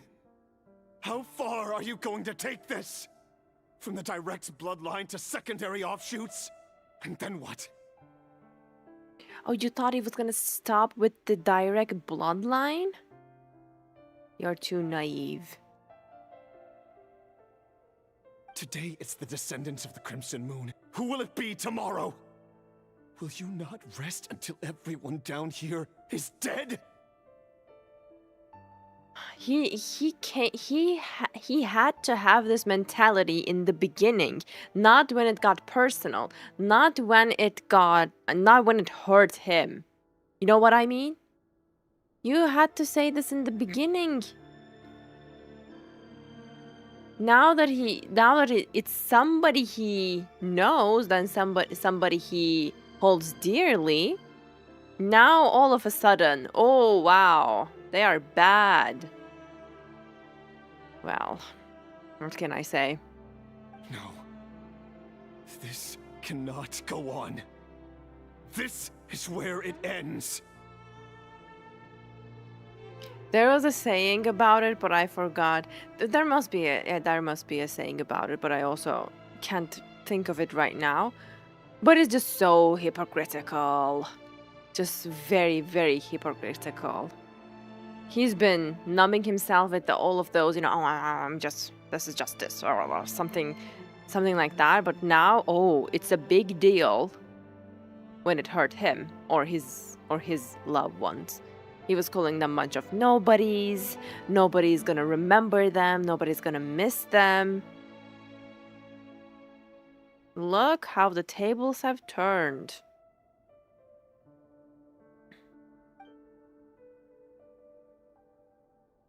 But villain-wise, it's a good writing. Oh, absolutely. The story? The story is great. The characters are well written. They are so flawed that you actually get mad at them. Definitely good writing. I absolutely agree with that. Rerir is such a good written villain. He got so mad he spawned a chest. Like, I was about to ask that, what was this chest about?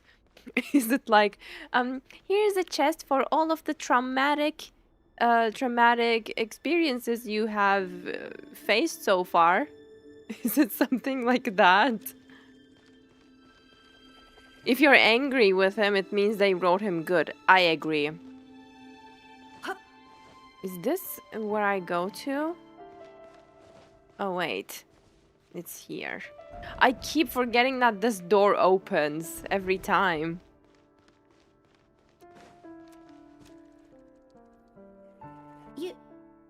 You're really letting me go? I am. As long as you can guarantee that no one will find you. Don't worry, I'll be extra careful. No one will know I was here. What about the other kids? But what about you? Me? If you let me go, you won't be able to complete your mission, will you? Good point. In that case, maybe you should stay. What? No, please! I just want to see the outside world again. Please, please don't. Please don't. Please don't. Please let her go. Go on living? Yes. I know you're a man of your word. So please, just let me go. If I let you leave, what will become of me? It's like, if I let you leave, they're gonna kill me. Is that what he's gonna say? Just kidding. Go, now. But remember, don't let anyone know you were caught. We'll be seeing each other again very soon if you do. I'm relieved. But kidding in this situation? What the hell, Rerir? The shadows in the dark must live by a code. But you can't save everyone. You've been whispering in my ear for days now, Vedifalnir. What are you trying to do? Break me down? Does Vedifalnir? I mean, my first thought would, okay, it might be Vedifalnir, and then I thought maybe it's the power of the Abyss, or like the Abyss something that has been calling to Rerir. But it has been Vedifalnir all this time.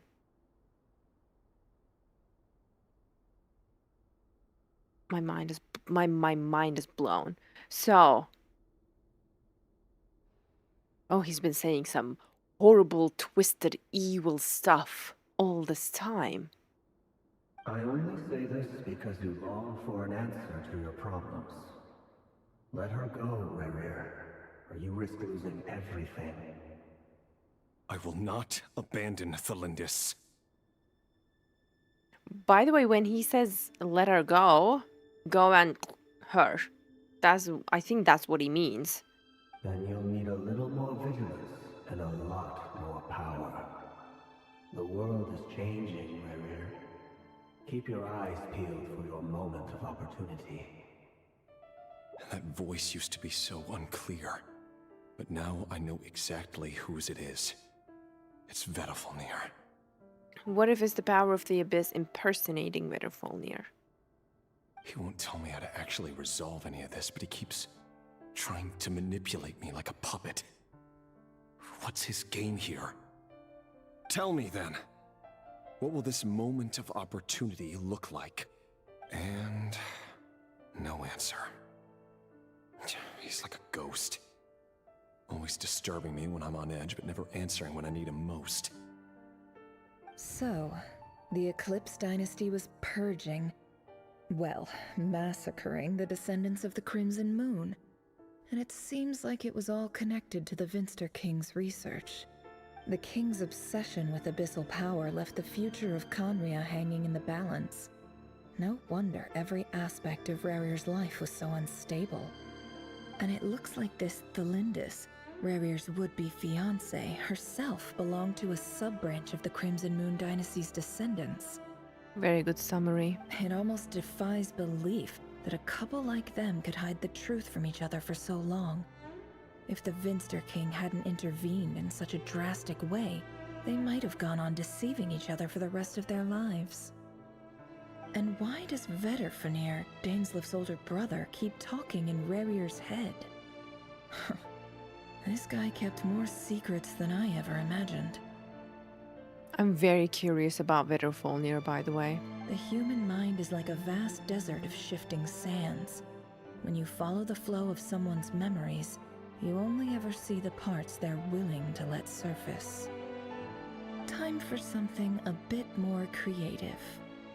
Like what? We've been inside Rarir's mind this whole time, building up a picture of his psyche. There's already enough clues on the board to start reading between the lines and mapping out the rest. Now, we can finally begin to put the pieces together. Sure, it'll only be a reconstruction, part simulation, part reasoning, but it's usually pretty accurate. Once we've built up a cognitive profile, we just need to cross-check the logic behind his actions. And then we'll be able to take a sneak peek at whatever it is that Rarir has really been hiding. Wow. What kind of power is that? Oh, chess pieces.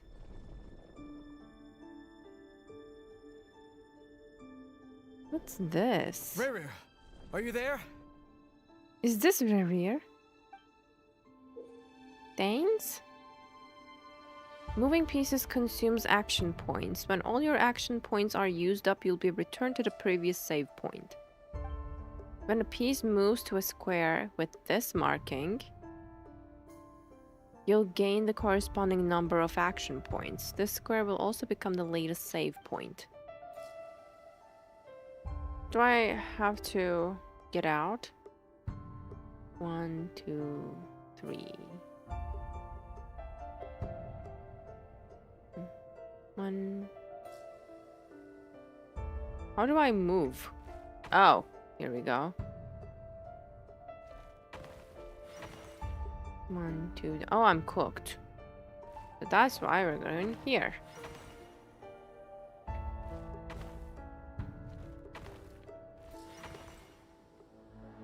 Hey, Rarir!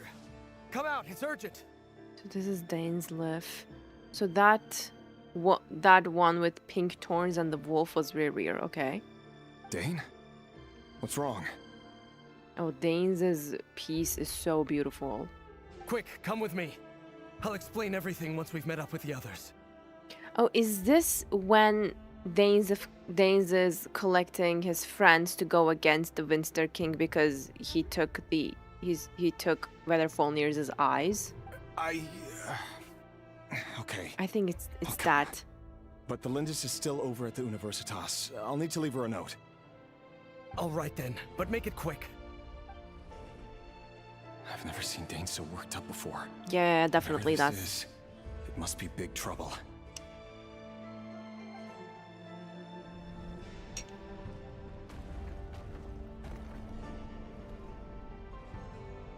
Oh, the soundtrack is so good. Make use of movement squares to move pieces in the marked directions. Moving this way does not consume action points. So wait. 1. Okay, I got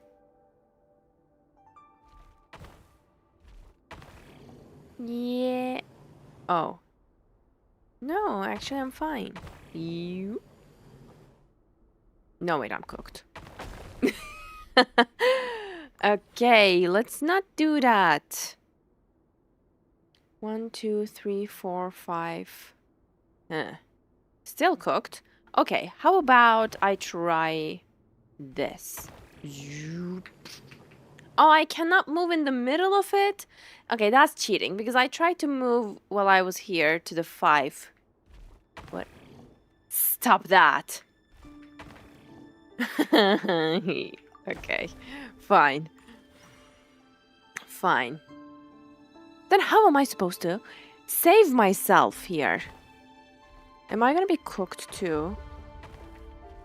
Yes! If I...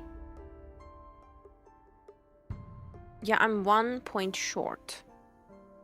Can I go back? Okay, I thought I could... No, it's still cooking me. Okay, never mind. I'm not gonna try that. Then how?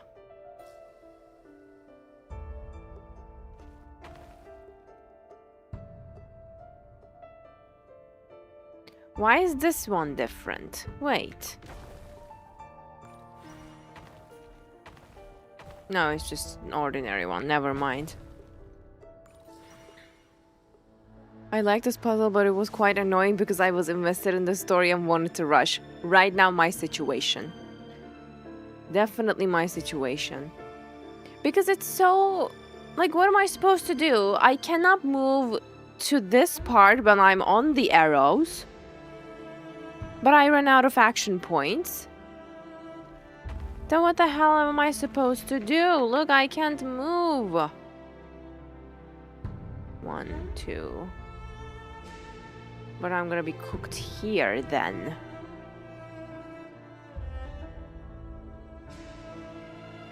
If I go back, the arrows are gonna shoot me again. Go to 5 again. What if I do this? 1, 2. Didn't I do this in the beginning as well? 1, 2, 3, 4, 5. 1, 2. Wait a minute. 1, 2, 3, boom, boom, boom. I think I saved myself. No! No, that was the wrong button! No! Okay. Do not... Okay. I mean, the angle doesn't help. Okay. Don't go back. Yes, finally. Finally. Oh, who are these? Well, this is a nice change, meeting you all at this hour. Oh. When men and women of ambition can speak face to face in broad daylight, I say that's a big step forward for our dear Conria. The Rhine daughter is the horse, and that claymore Don't be ridiculous. must be... Exactly. We do not fear the day. Why would we seek refuge in the night? Why does his voice so familiar? You might ask your blade that same question. I'm told it prefers the cover of darkness. The word on the street is that Sir Delogi only strikes when he has an unfair advantage. But that is patently false. I see you're missing an arm and a leg. Surely only a fair fight could explain that. And he didn't make himself a new arm and a leg? If this is your way of offering me replacement limbs, believe me, I'll take them. Oh, we can certainly discuss that. With bioalchemy, anything is possible. Assuming I have your full support in my research. So, it was Ryan's daughter who taught Sir Delogi how to have limbs made out of abyssal power. And he thought Skirk. Lunatic. Roptatir, what brings you here? Why, Dainsleif, of course. He invited me. Please, cast aside your apprehensions, Miss Rhindaughter. Whatever the rumors may say, I am but a humble servant of the king, and I can assure you he affords me no greater convenience than he does you. Well, the Universitas Magistrorum won't stop fawning over you, so at least some of the rumors must be true.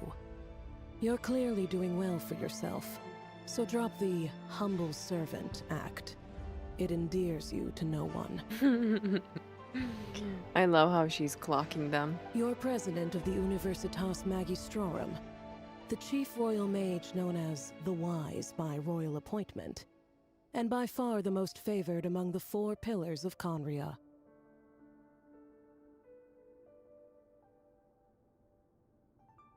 Vice President Veit doesn't even try to hide his envy when he sees you. My success is the product of hard work and good luck. It's as simple as that. Were the king not such an extremist, I hardly think I would have received a senior post at my age. What age might that be? Of course, no job is without its gripes.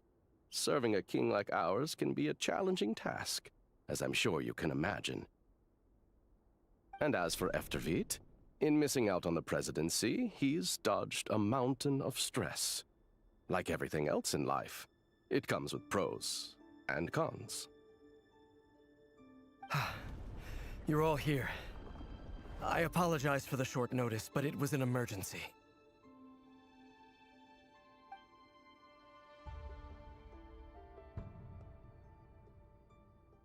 You must be Rarir.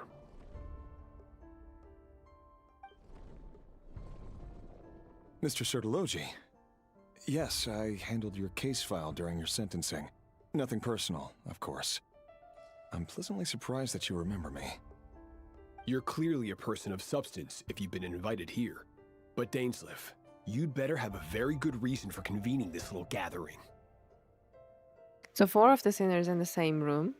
I wonder what they're gonna say to Dainsleif.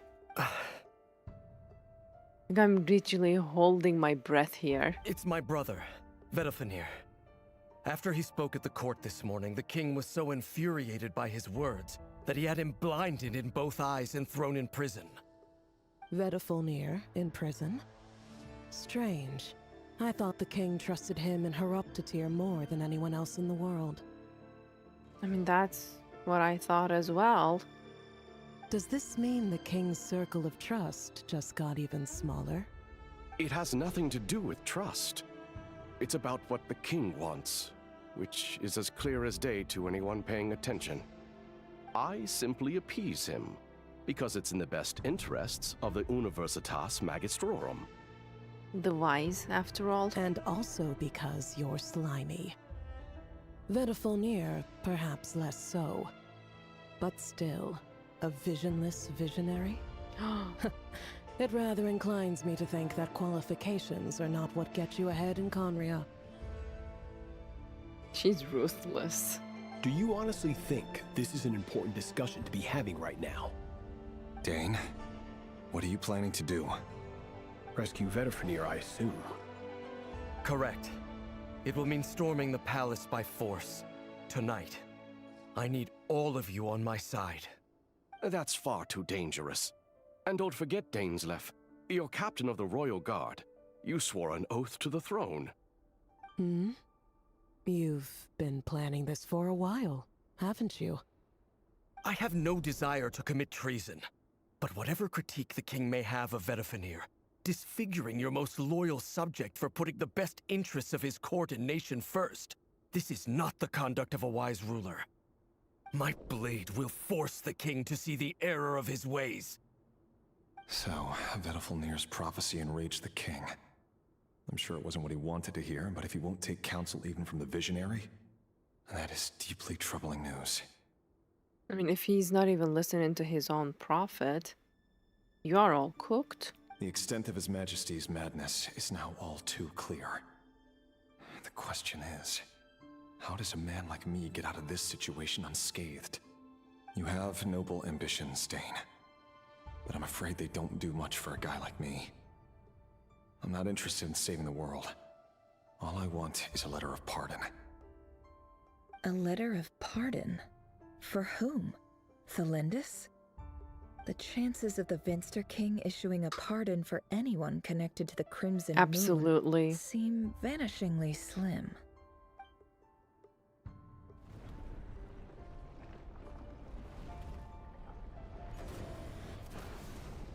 What are those?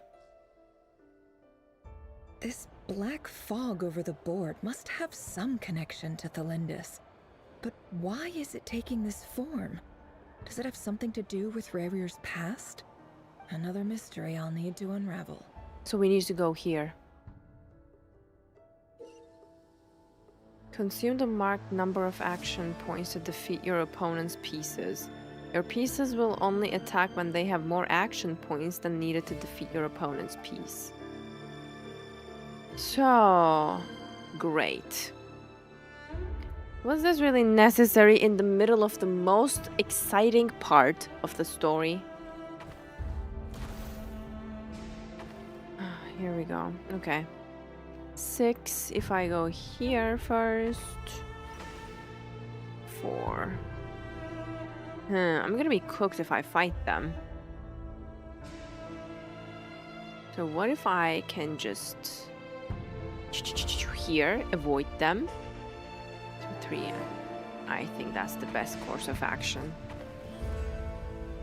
Oh, I'm cooked. Great. I thought it was gonna be enough.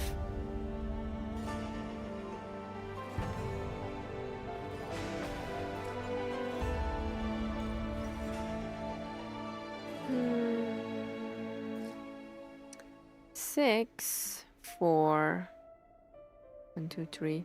Still, it's not gonna be enough.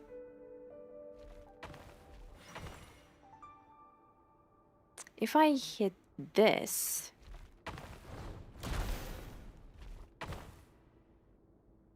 cooked again.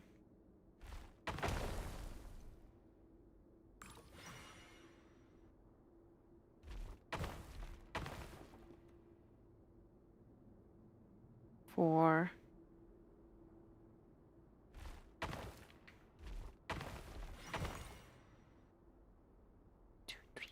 Oh, wait, I think I figured it out.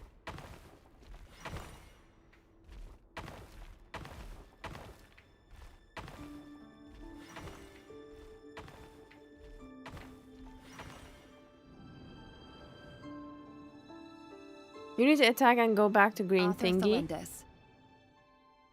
I attacked one. I think that worked out. Over the course of this week, the research object was subjected to interference for a total of 60 hours for experimental purposes. The results are as follows. 60 hours of experiment?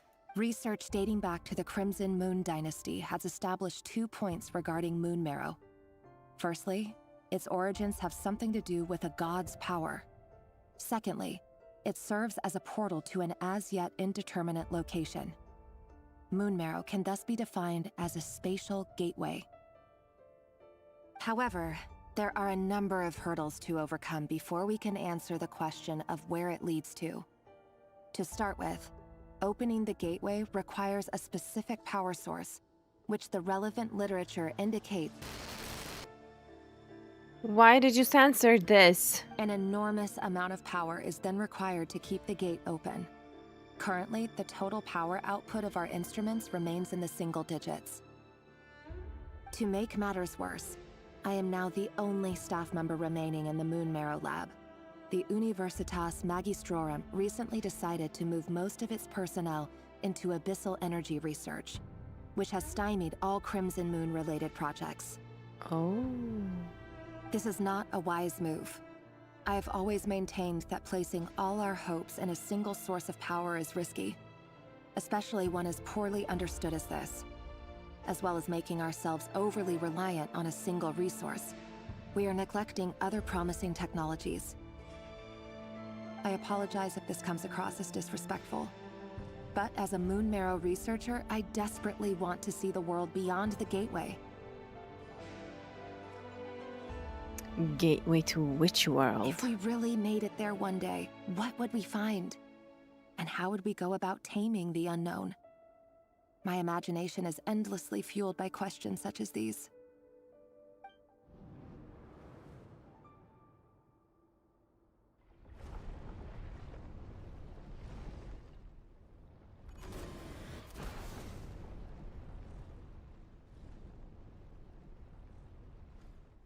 Now this is where I'm supposed to be going.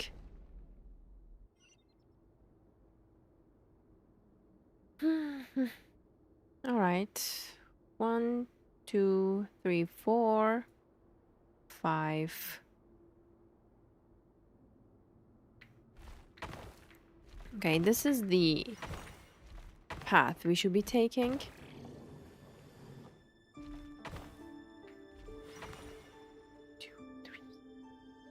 If I attack it... Wait.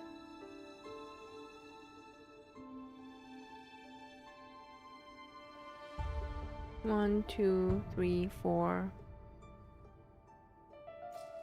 How am I gonna go here? That's gonna take me back. Maybe I should have gone here to be able to reach here.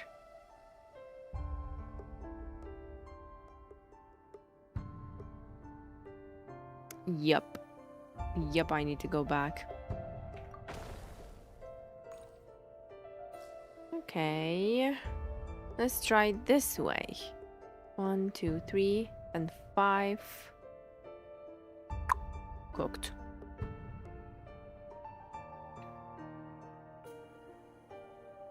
If I attack this and go here, it might work.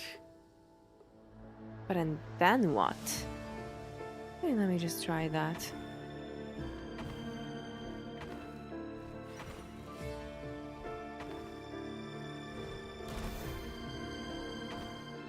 That was the wrong button. That was the wrong button. But perhaps it can work out.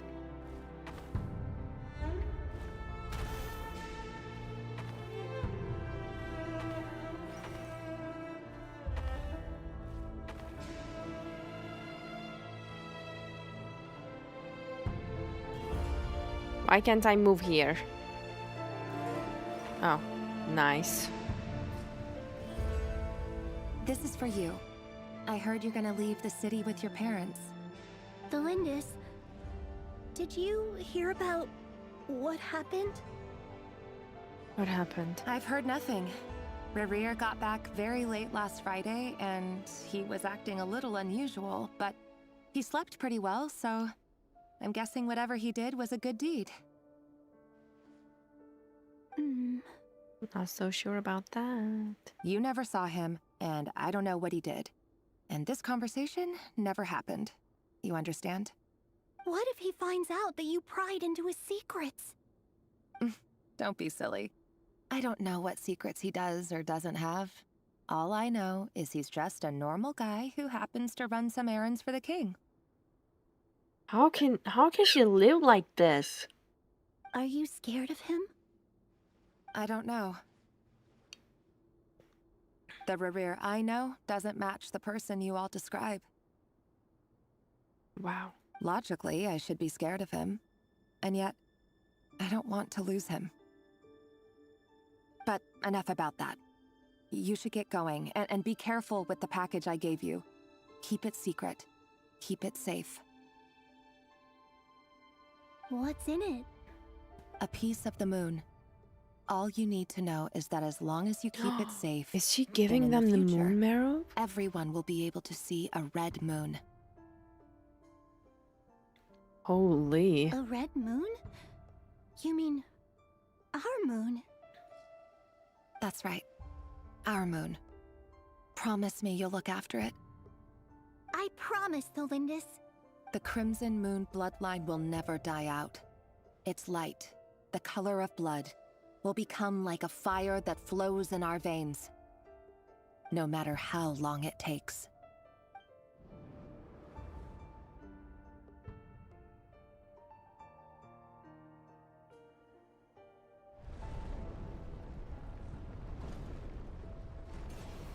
I think it's the Crimson Moon, Marrow.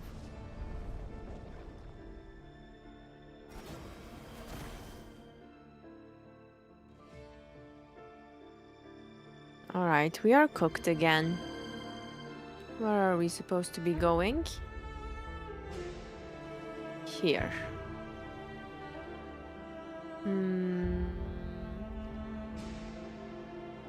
5, 3. If I go here, I'm gonna be cooked. Yeah, I'm gonna be cooked. So what? If we go to 5 and then fight with the 4 and still we're gonna have 3. I feel like I should avoid going here. So what if we take 5, go hit this, still gonna be cooked because I'm gonna have 1 action point left.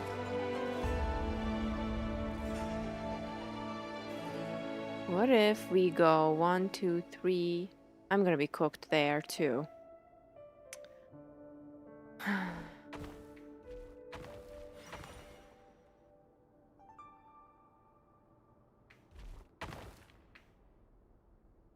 Okay, I'm cooked. That's not the way. If I go here...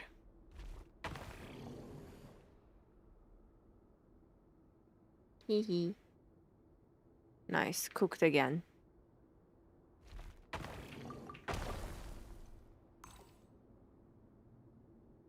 I kind of want to avoid them.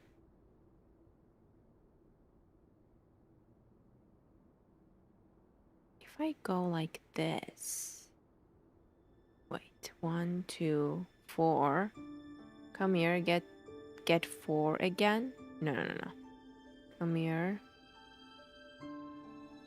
4, 3.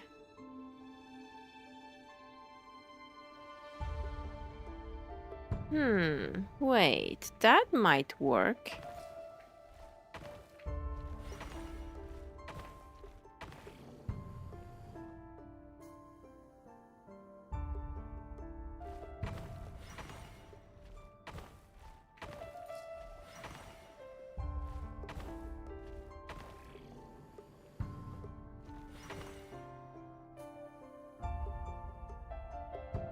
Cooked. Amazing. 3. Can't go there. 1, 2. Ugh. This is so annoying. Literally so annoying. How can I get 5? 1, 2, 3, 4. I can't get 5. If you talk about this 5. 1, 2, 3. I'm gonna be cooked if I try to get this 5.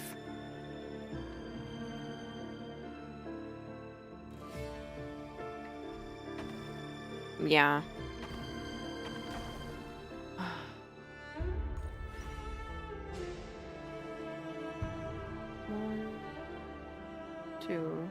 1, 2, 3, 5. What about this?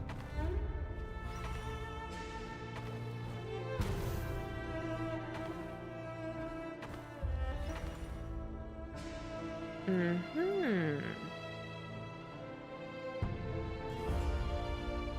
1, 2, 3, 4.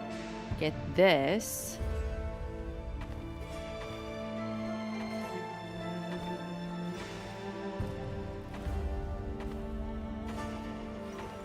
Hee. Finally. Hurry, everyone, and stick to the plan. Sir Dainsleif, what are you? Thanks for the help, guys. You know what happens to those who betray the throne.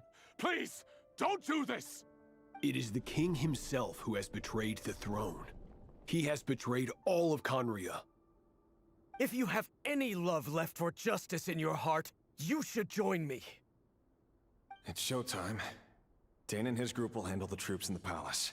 Then Hauptatier and Rheindotter will disarm the security measures. My job is to enter the prison and rescue Vedafilnir. Stay safe. Wish me luck.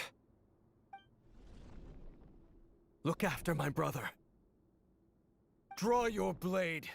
It is time for justice to prevail.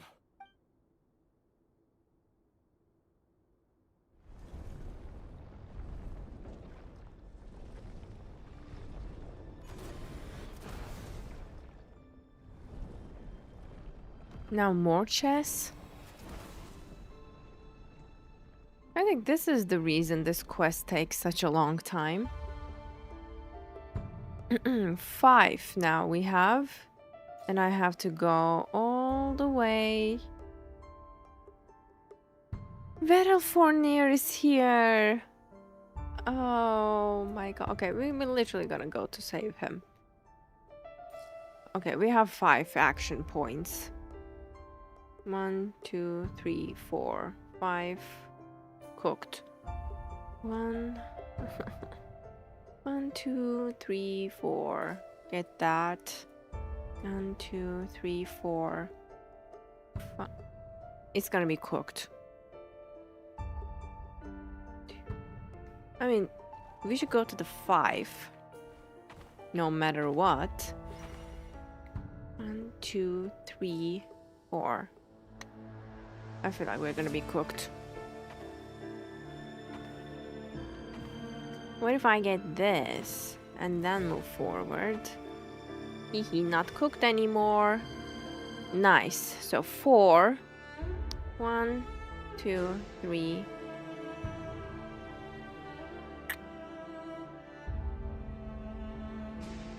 Okay, we have to plan this one very carefully.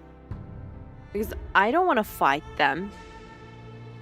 1, 2, 3. If I get the 6, and if I don't fight, and come here, and then don't fight again.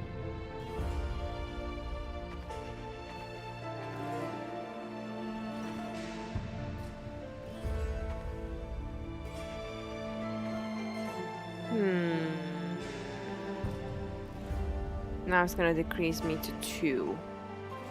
What if I took the road here? That would be even faster. Yeah, cooked, great. Fine.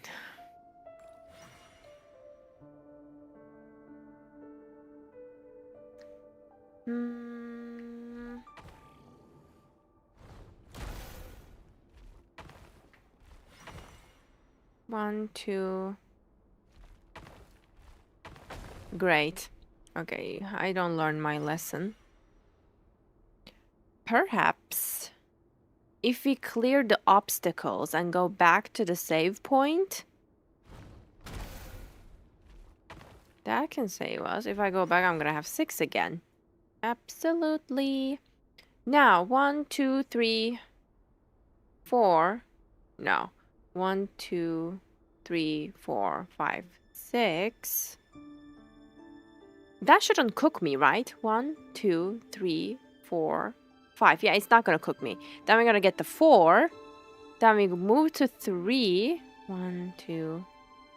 Oh wait, it's good. I'm not cooked. Let's go. That's safe.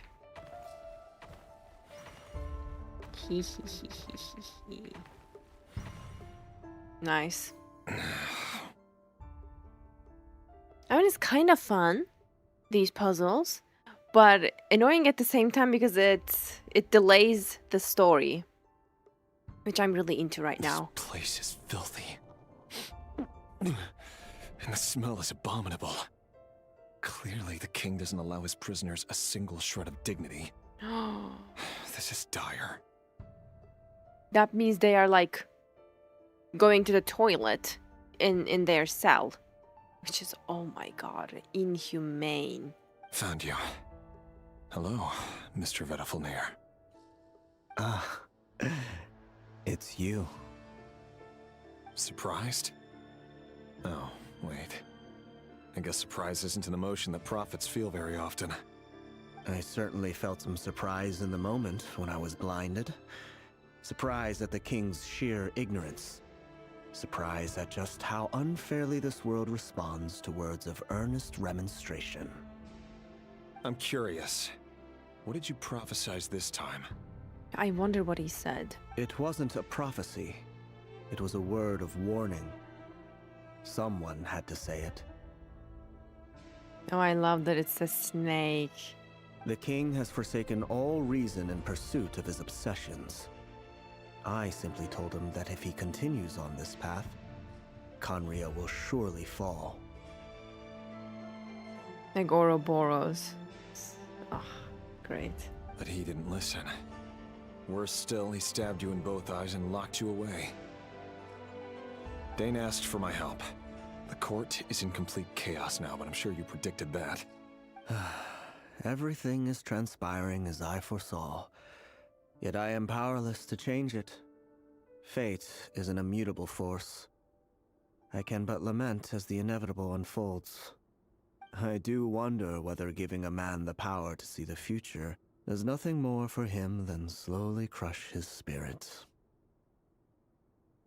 Forgive my curtness, Vedafulnir, but the king did not suddenly turn on you today. His suspicions have been brewing for a long time.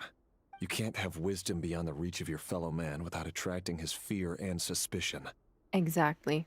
There are things the king does not want to see.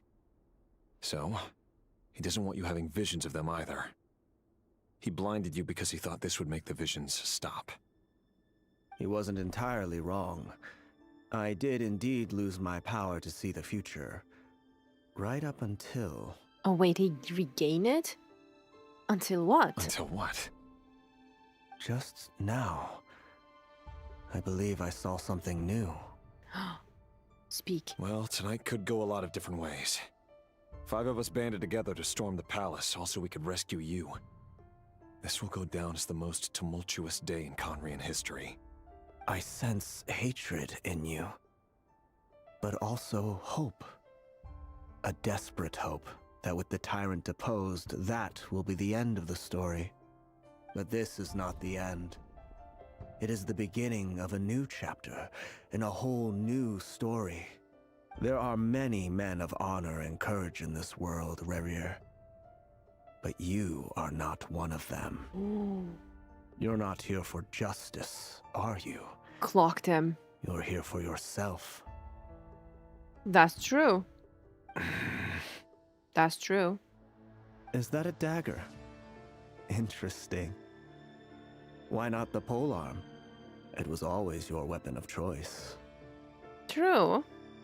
And Ryandottyr's sword, Vedafulnir Catalyst, was Certology bow or claymore. I think he was bow. And then the wise was claymore. I can recall so. Claymore? I mean, yeah, his chess piece is claymore. But why do I remember Certology being both? But at the same time, he's also good with claymore too. Because then if... I think it's like that. Wait, I should check it out. I'm kind of curious. 5 sinners weapons.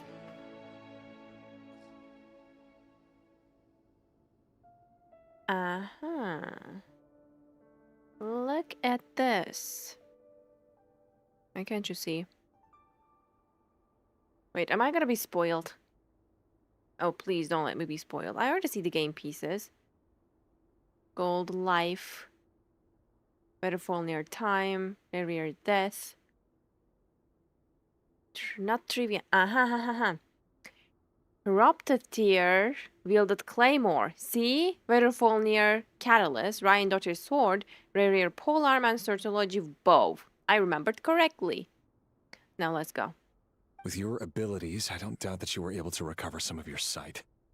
But I also doubt that you want to make an enemy of me right now.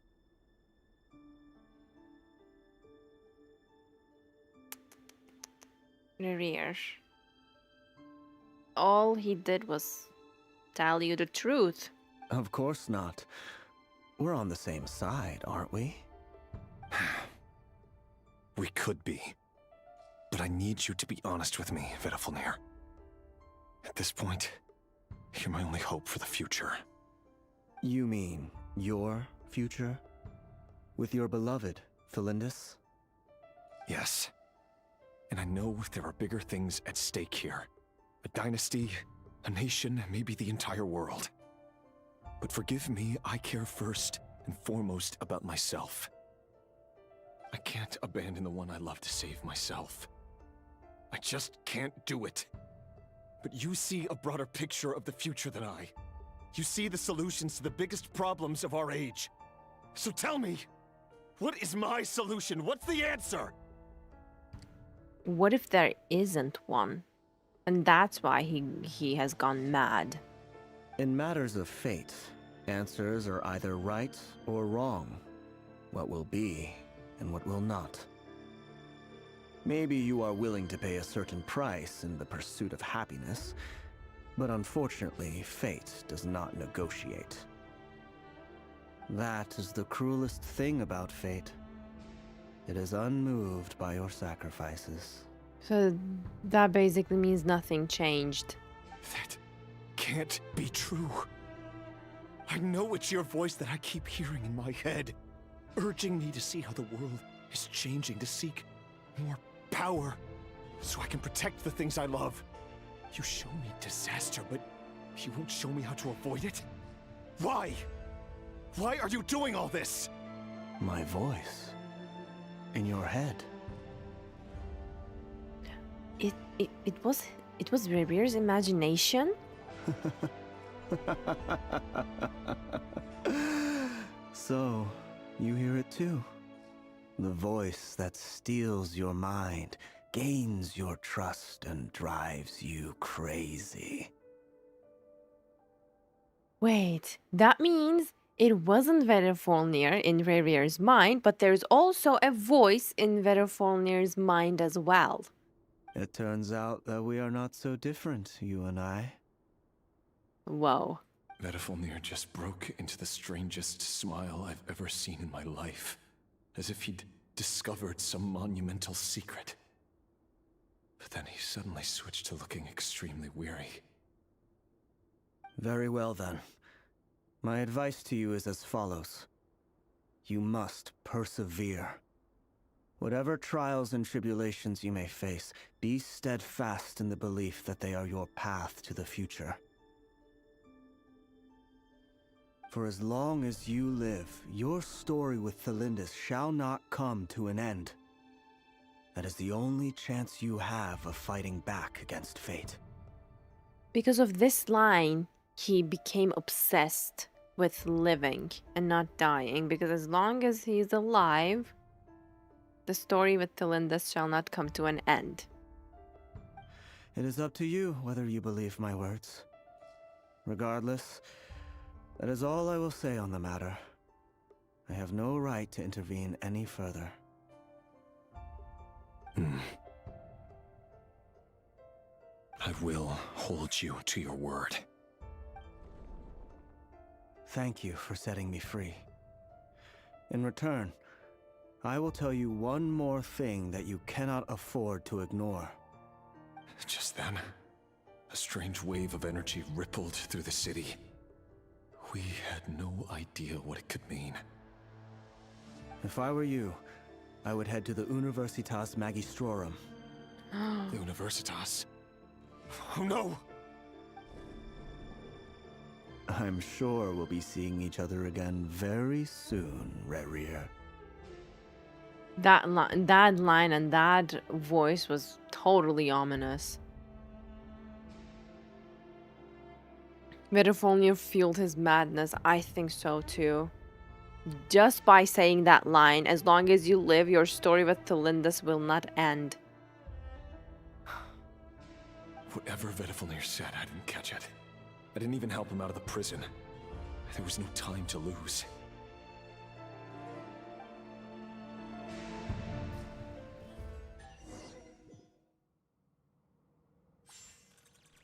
Ooh, thank you. Now we can go to the Universitas. I think this is the scene. Ah! Monsters? Is this Rheindarter's doing? Or the Universitas Magistrorum? Out of my way!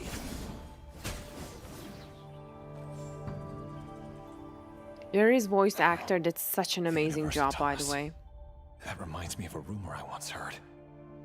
Allegedly, the king installed secret mechanisms in the palace and around the city. No one knows where they are or what kind of power they hold. But if they were ever going to activate, it would probably be on a night like tonight. Help! Help! Hold on! Don't let them anywhere near you! Save me! I can't! Ah! That sounded like an explosion. So, the rumor is true? The king really went through with it? Did he install bombs into his own palace? What other means does the king have at his disposal? They must run on power from the Abyss. That explosion probably was from the Abyss. Given it's a major center of Abyss research, anyone over at the Universitas will be in grave danger. I have to hurry!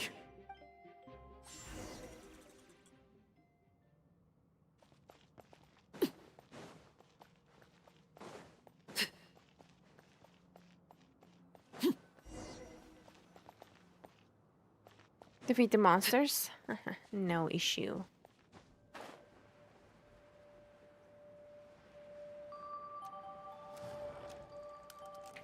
Transfixed! Everlasting as the moon! Laid bare!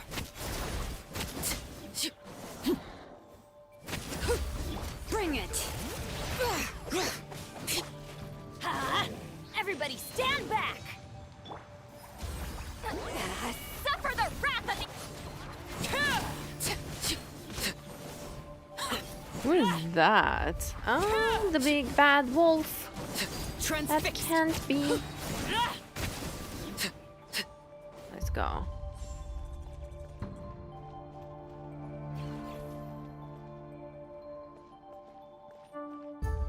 Why can't I get it? Oh, finally.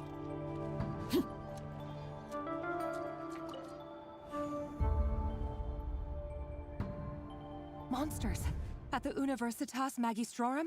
Why now? Oh no. Oh no, they're coming. It's no use. The table won't hold out much longer. The weapons. Where are the weapons? Of course. All the lab equipment was upgraded after the inspection last week, but the new weapons haven't been allocated yet. I'm done for. Is anyone there? I need help!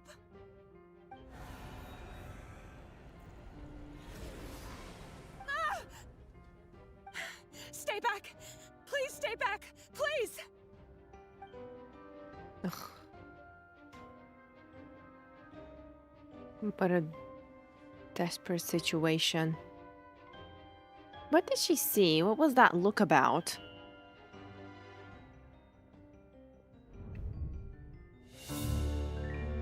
No.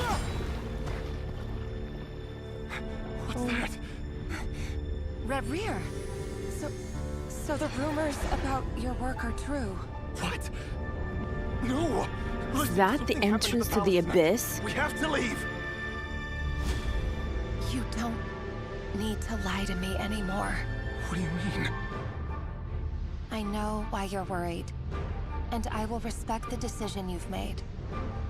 But it's okay, because I found a solution. I know how to end all this. You can have it back. The normal life you so desire.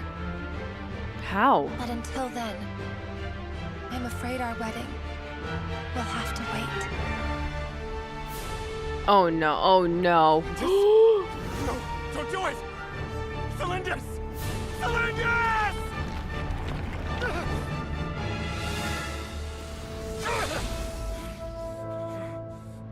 I told you, Rerir.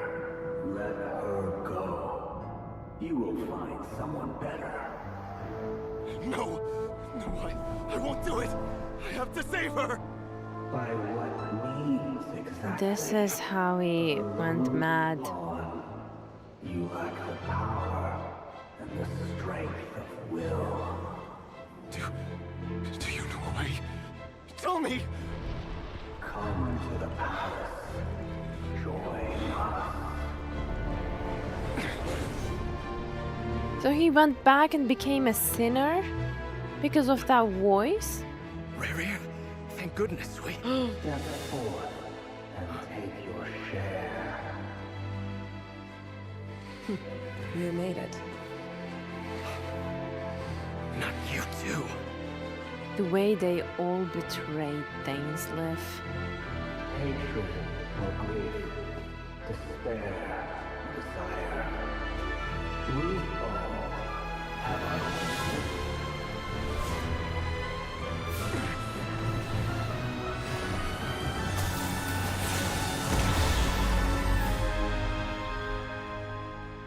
Poor Dane. Rarier. Lindis? Is this a Were you dream? daydreaming? What the hell? You still remember, Rarier? That question you asked me a couple of weeks ago? Oh. You mean the proposal? Yeah. I'm wondering, where do you think would be a good place to discuss it? Maybe Oh, in he the must garden? be dreaming. Or were you thinking a fancy restaurant? This is what he wanted all along. Ooh.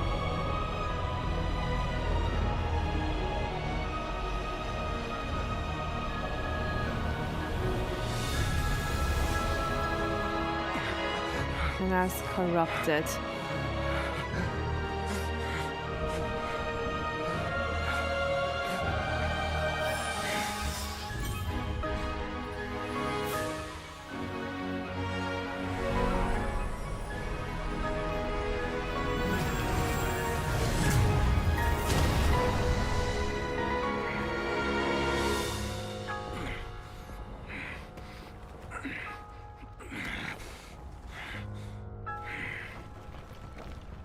I will find you. And then... you can give me your answer.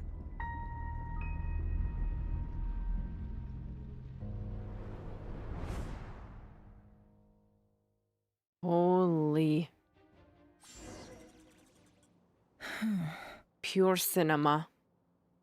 So that's how the Raker of Solnari was born.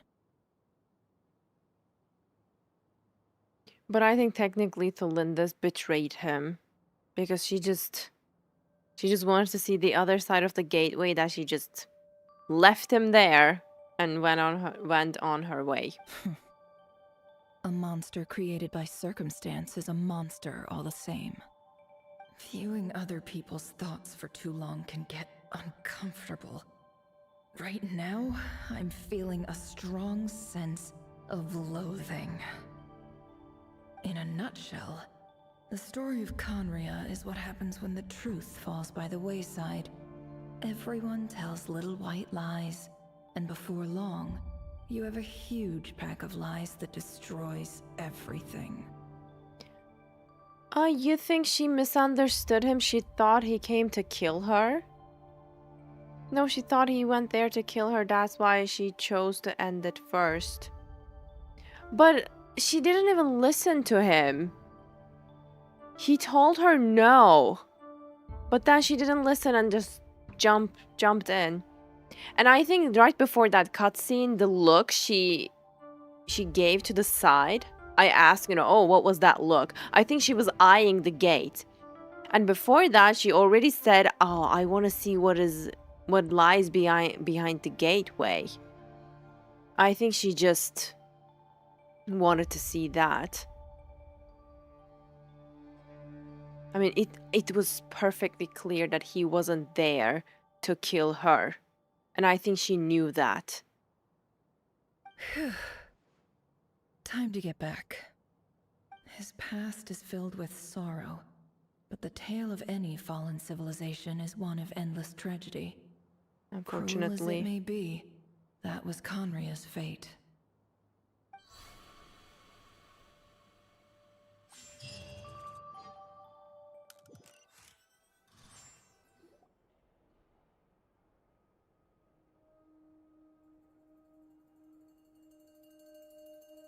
Everyone, I'm back. Can I get a standing ovation? Deserve that. Feeling okay? She aura farmed again. She's fine. Boss is a pro. He's like, praise me, applaud me. Yes, I'm fine. You will have seen the events of Rarir's life through my thoughts. It's now clear that he is just a regular nobody, driven by personal tragedy, as he said himself. I mostly agree. There's only so much we can know about him from his memories alone, but they did give us a clear glimpse into his life in Conria. However, I would not consider Rarir to be a nobody. He was deeply involved in the events of that era. Yet, when the catastrophe of a generation strikes, nobody is safe.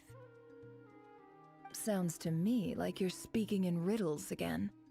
Is this you urging me not to abandon the people of Krai in their hour of need? That's not what I meant. Although I do hope you choose to remain a part of the plan. Without you, the mission ahead will be all but impossible. Then try to remember that I respond better to the carrot than the stick. And I don't appreciate being bossed around.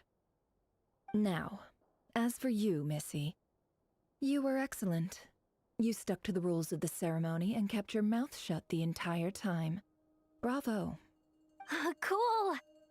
So, can you fill me in on the deets now? Most of what I saw went right over my head. Patience. You'll hear the whole story, don't you worry. But let's meet up with the others first. It will save me narrating it twice. Yehoda? Smart. Yes, boss! Let me get that door for ya. That's more like it. For a moment there, I was worried you'd forgotten about the first clause of your employment contract. What is that? Open the doors for Nefer? Forgive my curiosity, but what does the first clause say? It says I gotta do the annoying stuff that boss is too lazy to do for herself. Like opening the door, pouring the tea, yada yada. Is that right? Must be nice. If something is in the contract, it's because she willingly agreed to it. Rest assured that the Curatorium abides by the very strictest of labor policies. You don't seriously think I'm cruel enough to treat her like my slave? In any case, I've hardly shied away from my share of the work today. Hope I don't catch Flintz and Varka lounging about in their chairs, enjoying a leisurely cup of tea. Imagine that's what they've been doing. There's nothing I dislike more than other people enjoying themselves while I'm hard at work.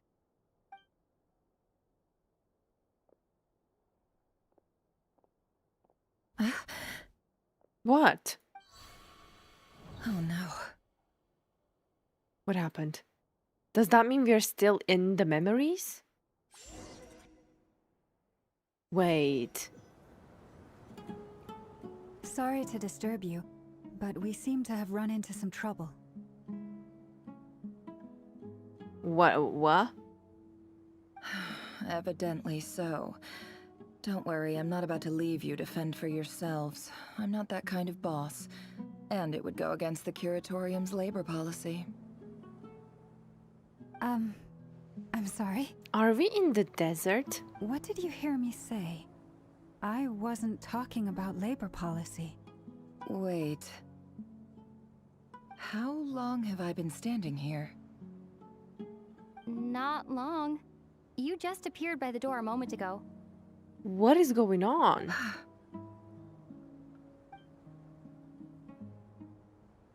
Boss, what's wrong? You look like you've seen a ghost. I'm at loss. We've been tricked. We never left at all. Somehow I hallucinated that whole scene back inside the office. That was too good to be true and too easy, so... Yeah, we are cooked. Hallucinated? But how? How indeed. This place should heed my will alone. All thoughts and actions that occur in here are just a result of pawns moving across the chessboard in a carefully calculated manner. And nobody has access to this chess set but me. Or so you thought. So you control everything in here? More or less. But yes, it's a special technique of mine. Has anything like this ever happened before? Only once. It was the first time I used the chess set. Is there any similarity between what happened then and what's happening now? I suppose my thoughts are a little turbulent, which was also the case my first time. Is there anything I can do to help? The first clause of your contract clearly states that I only need your help with things that I'm too lazy to do myself. Meaning, you're not feeling lazy right now? Meaning, this is not something Yehoda can help with. The chess set is a personal treasure that I alone understand. I must be the one to find our way out of here. Boss, it's fine. Really. Let me do something useful. Oh, listen to you. Whatever would I do without you, Yehoda? That's cute. Really? Yes, really. Where would I ever find another employee as obedient and servile as you? God forbid anything ever happens to you. Oh, okay. I would be worried too. That was crazy. Well, anyway, I was thinking of fetching some water. There's gotta be a source around here somewhere. I suggest everyone finds someplace comfortable to take a rest. We gotta conserve our energy. So this is Nefer's story quest part, Even since though we ended all up in the this chess desert. malarkey doesn't exist in a physical sense, mentally speaking, it's all real. And Yep. so is our tiredness and fatigue. You don't want to dismiss mental fatigue. Just because it isn't physical doesn't mean it's any less serious. But anyway, I got your backs, so don't worry about a thing. Don't I have the best employees? Jealous much? If we can find a suitable time, I'd love to borrow Yehoda for a bit to help out at the Frost Moon Scions. Would you be amenable to that, Boss Nefer? Oh, Lauma. Have I ever told you just how pretty you are? Beauty runs from the tips of your antlers to the depths of your imagination. It's a compliment and a little bit of a shade at the same time. Time to rally, everyone. Follow me. As we continue our journey, the same I love their rules will bickering. apply. That means stay focused and no talking no matter what we encounter. And don't disturb the chess pieces. You have my word that I will get us all out of here. I have no doubt. Moonless night. Here we go. Alright, I'm gonna take a short break here and I'll be right back. Whilst I'm away, you can watch Nefer for me.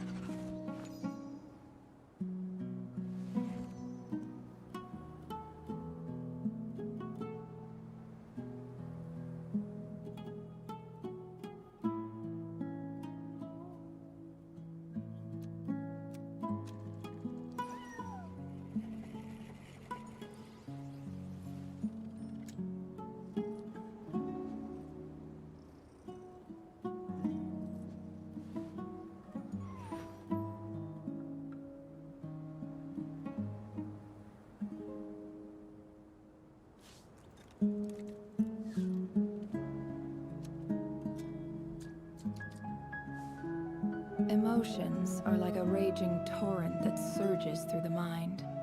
More often than not, if you try to hold them back, you'll be swept away by their unstoppable force. And if you try to ignore them entirely, you'll end up tearing yourself to pieces.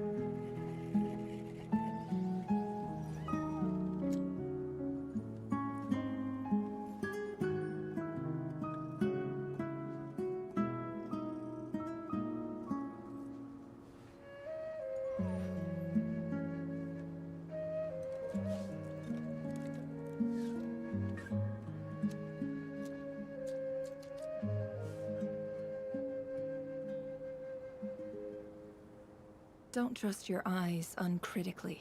People only see what they want to. So don't be your own fool.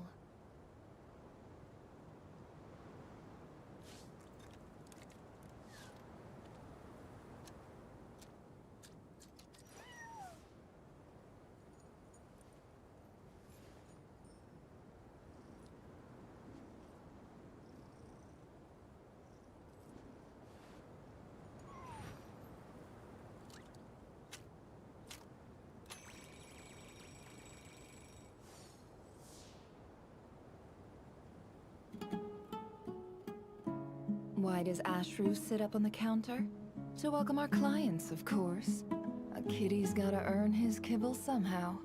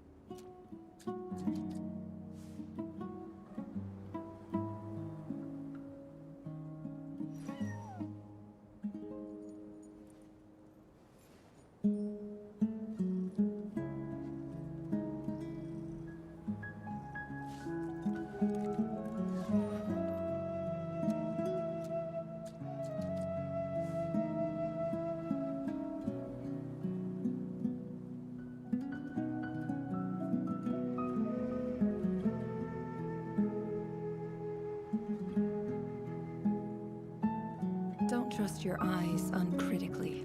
People only see what they want to. So don't be your own fool.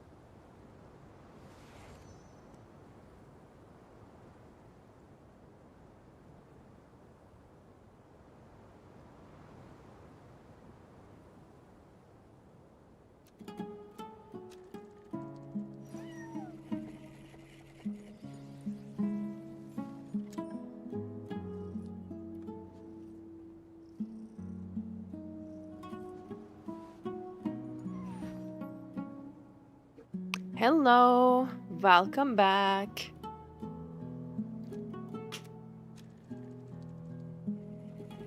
All right, we can continue. Welcome back, welcome back. All right, let's get out of here, Nefer.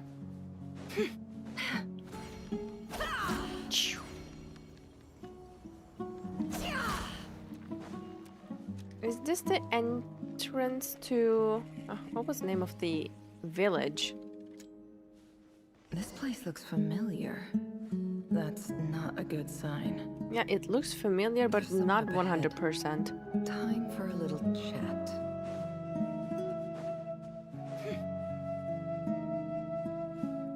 I wasn't expecting visitors at this hour. Wait, is that? Oh, it's him. Him who? There you are. Sinue's been looking for you all day. I think he has some news for you. Oh yeah, I was about to ask, like, is this Aru village? Because it looked familiar to Aru village, but I couldn't remember the name of the village. Thanks. Oh yeah? What were you doing just now, Uncle Retinue? That's Hiding young away some Nefer. more loose change? I know I saw some Mora. What do you mean loose change? Oh, come on, I'm too old for this. Just pretend you saw nothing. That's her uncle. That's cute. Talk to a Pippi. What is that?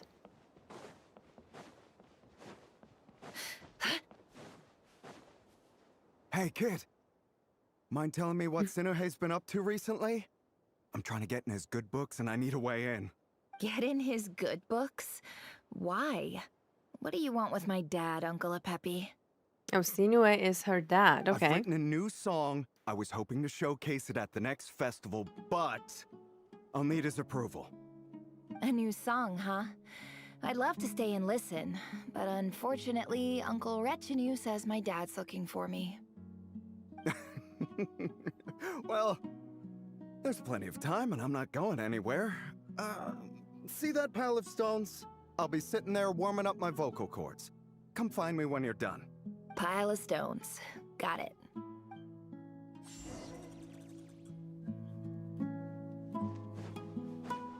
This might not be our village too. I mean, it looks similar, but not 100%. I'm still trying to figure out. Hi, Dad. Uncle Retinue said you were looking for me. Ah, there's my little princess.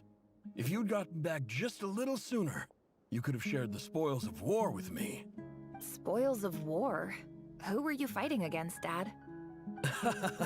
It was just a figure of speech.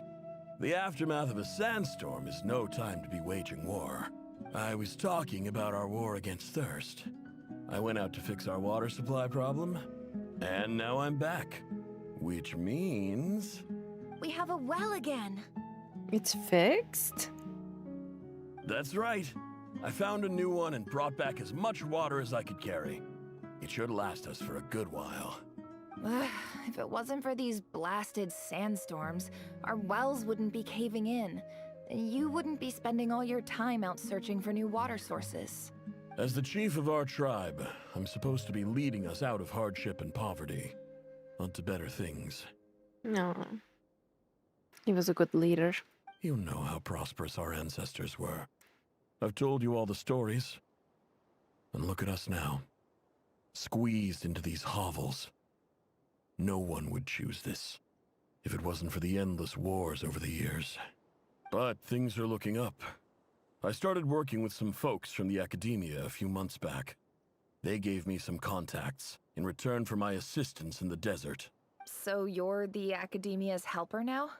Special ambassador, they call it. Think of it as a partnership. It's nothing bad, okay? We've been isolated here in the desert for too long. Seeking opportunities elsewhere is the best thing for us, and the fastest way to progress. So, do you get anything good out of being a special ambassador? Of course. My luck's improving all the time. One day, I swear I'm gonna lead us out of this place. We'll find somewhere new. Somewhere better. I don't think that's gonna be real, but we'll see. Alunian, thank you for the prime. Happy 7 months. Appreciate it. Hi, good evening. Welcome in. Yeah, I feel like this is gonna be a sad, sad story.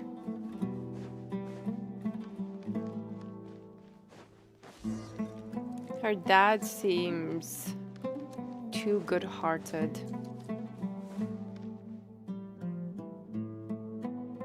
That's our well, and you know it.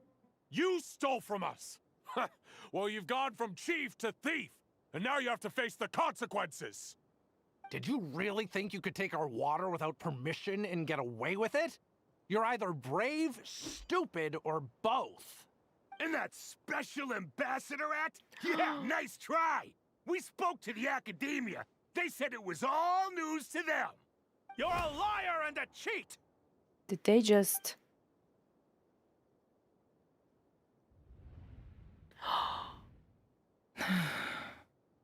What the hell? I heard Yehoda gasp, but I don't blame her. Most people are terrified by the sight of blood. Corpses strewn across the ground. The wounds are clearly from scimitars and daggers. The desert dwellers' weapons of choice. And her dad... There's a handwritten note on the ground. Let's see what it says. Halil, this is Sinuhe, chief of the Shimti tribe. Surely you remember me. I was the one who helped you and your colleagues avoid the quicksand in the desert. This is my second time writing to you. I assume my last letter must have gotten lost in the mail, as I didn't receive a reply. I hope this one makes it to you safely. Aw, poor guy.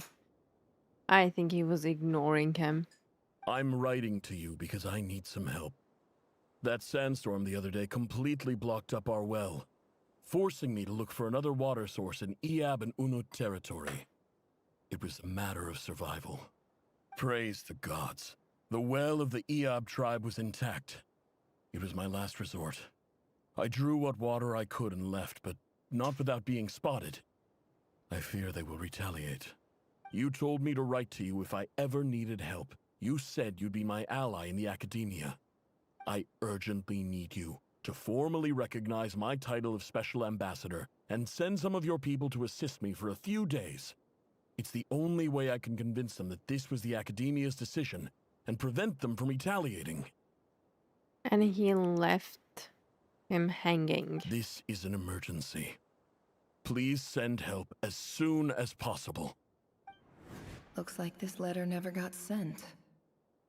The writer died a grisly death, and the letter was trampled into the ground. It's badly defaced. Some parts are barely legible. What a ridiculous lie the surviving Shimti tell. Their whole village was butchered over a sip of water. Life in the desert is harsh. Officer, welcome. Welcome to our humble village. I thought you would at least have the courtesy to provide some respectable libations. Arrogant. This is the finest wine Aru village has to offer. I promise.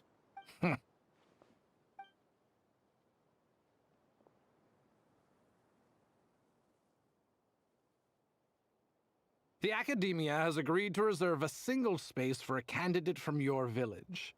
But I remain skeptical of this entire endeavor. I highly doubt I don't like him anyone at in all. this desert possesses serious academic potential. Please, have faith. If not in us, then in our god. The child we found shows great promise. I beg you, take her away from this place. Give her a chance. Don't let her talent go to waste. Is that Nefer? I don't recognize her. New arrival? She showed up here a few days ago and we took her in. She's a really bright kid. Please help. I'm begging you. So, where are you from? Nowhere special. Just a sand dune. What about the rest of your family? How many of you are there? Just the one. It's only you? Correct.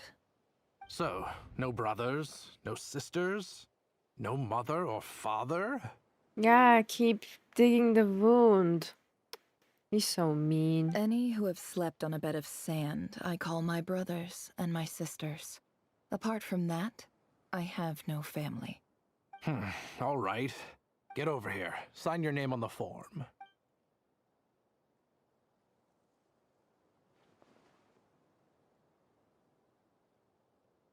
Never? You're rather fair-skinned for a desert dweller. What the hell, man?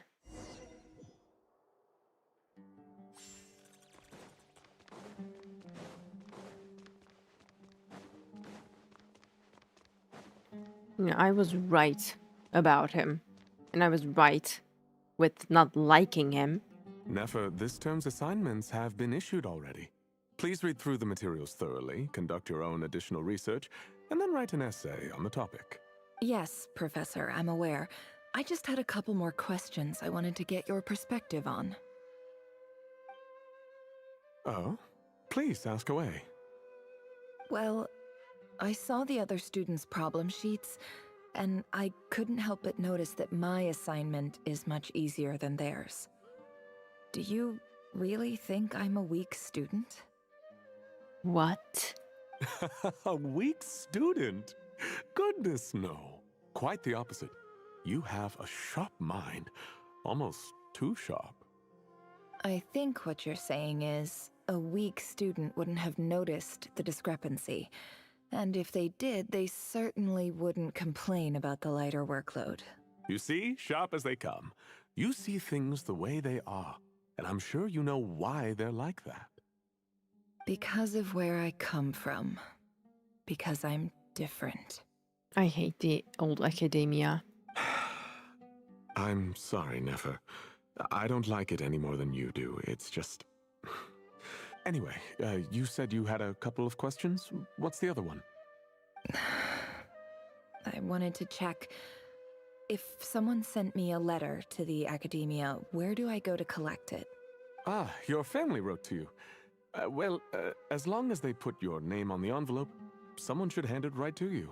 Not exactly. It's not even a recent letter. I was just curious where the mail would end up if no one collects it. The House of Dana, I expect. I know there's a box for unclaimed mail somewhere in there, probably sitting on a shelf. Whatever you're looking for, that'd be the place to start. Okay, got it. Thank you, Professor. Oh, don't mention it. Honestly, I feel like I failed you. You did. I'm supposed to be your teacher, but I haven't taught you anything. Hey, don't say that.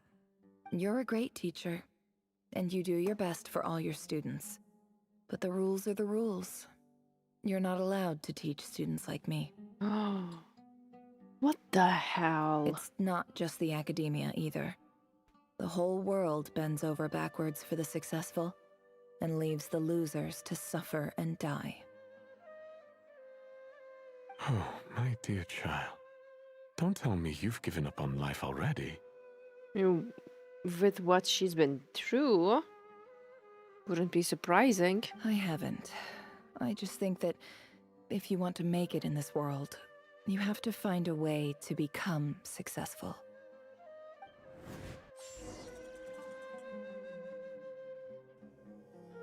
Look for the box containing the letters.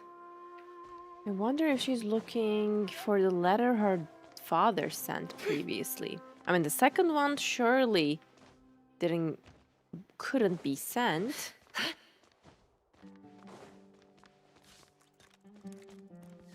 Oh my god, it's in the corner somewhere that nobody probably This looks must be at. it. A big cardboard box full of unclaimed mail. And probably some letters that ended up here by mistake, too. Let's take a look.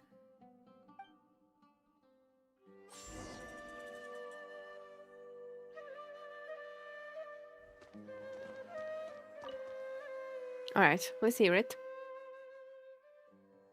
I like this first person POV, by the way. A dilapidation survey from Port Ormos.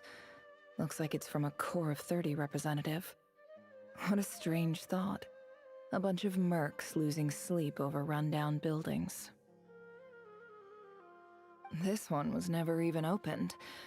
I guess the recipient didn't care what the Core of 30 had to say about anything. Who was it addressed to? I don't recognize the name, but it must have been a Kasharawar professor. This one is addressed to the Immorta Sage.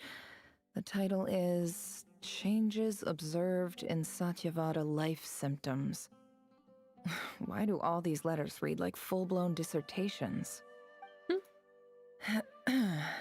Guided by the incense, we became lost somewhere in the forest. All the barriers between levels of consciousness disappeared as our minds soared around in circles, looking for a branch to seek refuge on. Is this how she learned about that incense ritual? In clinical terms, these symptoms fit the description of incense poisoning. The Immorta Darshan strictly prohibits the use of hallucinogenic substances, but I believe there are still people getting away with it. For example, my neighbor who always breaks out into song and dance after using incense. This seems like something the academia would want to know about. Why wasn't it collected? Wait, what's this written on the back? It's so small. The note says, the sender authored this letter while under the influence of mushrooms. I would send it back, but no return address was provided. Stamped by the Grand Conservator of the House of Dana. How did he know that?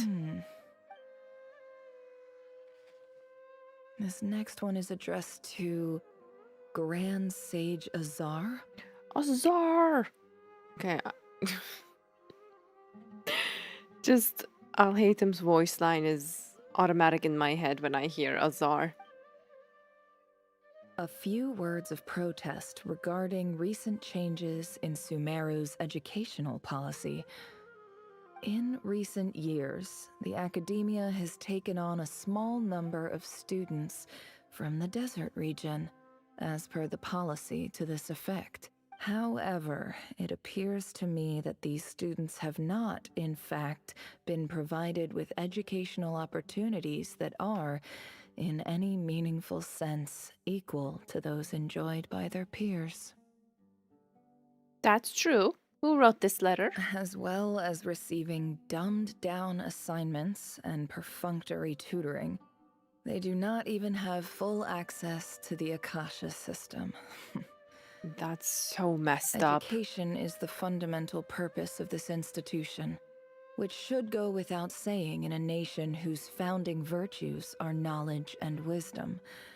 I ask you, is the lip service we pay to the policy of education for desert students truly the standard of pedagogy to which the academia aspires? As Grand Sage, policy decisions are your prerogative, but do not forget your roots. You and I were once students too, as was everyone else in this institution. I do hope you will give some serious attention to this matter. I encourage you to discuss issues like this with myself and others, and listen to some alternative opinions. Great letter.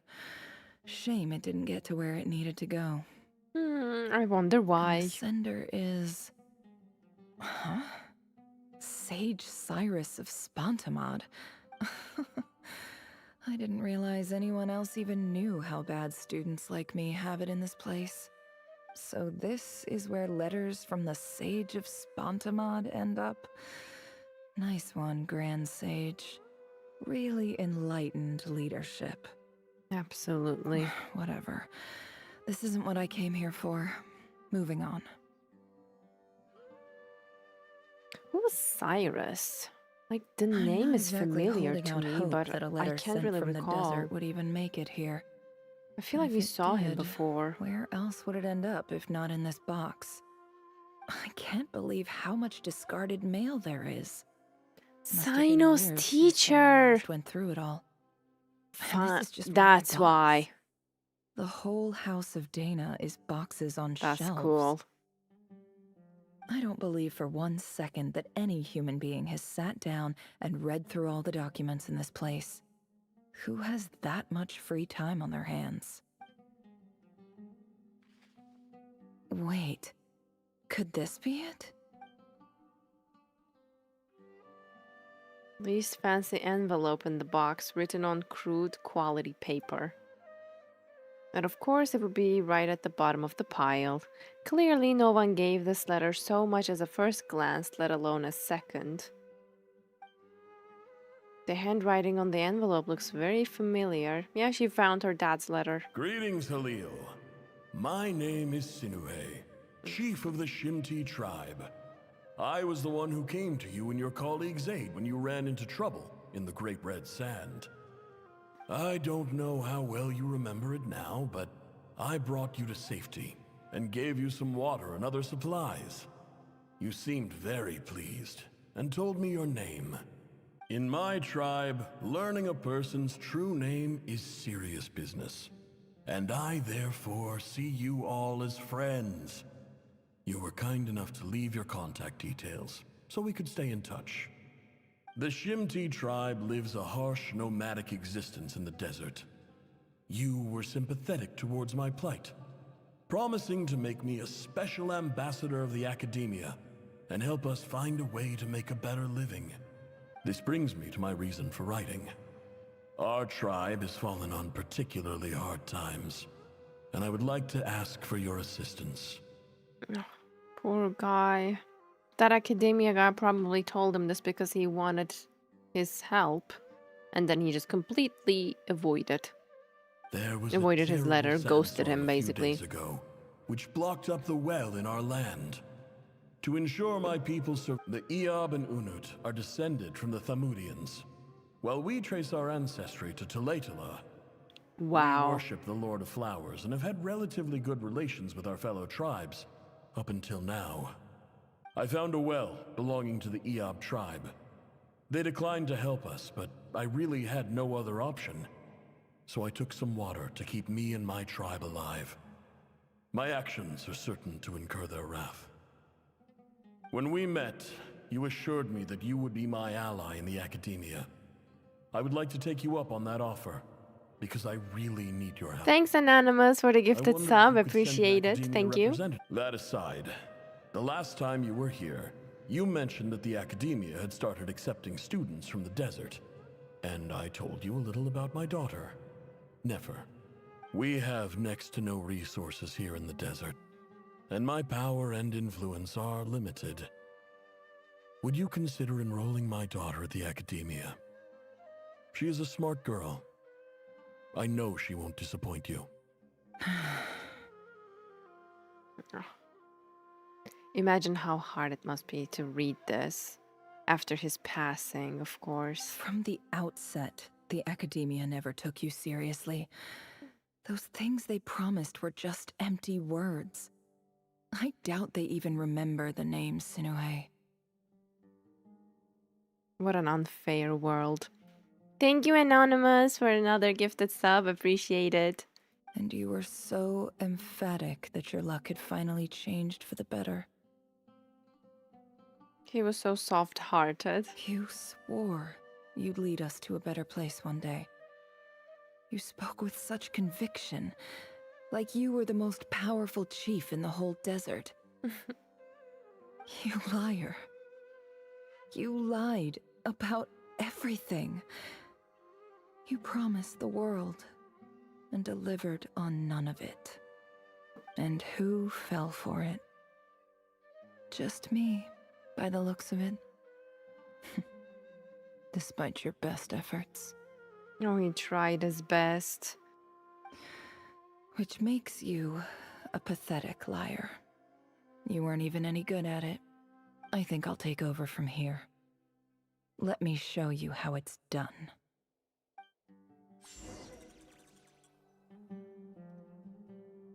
Alright, let's get out of here. Hi, Rosie. Welcome. I'm fine. How about you? The quest has been going so well. It surely slowed down in this desert part. But again, I'm curious to see what Nefer's past is holding. I just came to say goodbye. Thanks for everything you've done for me in my time here.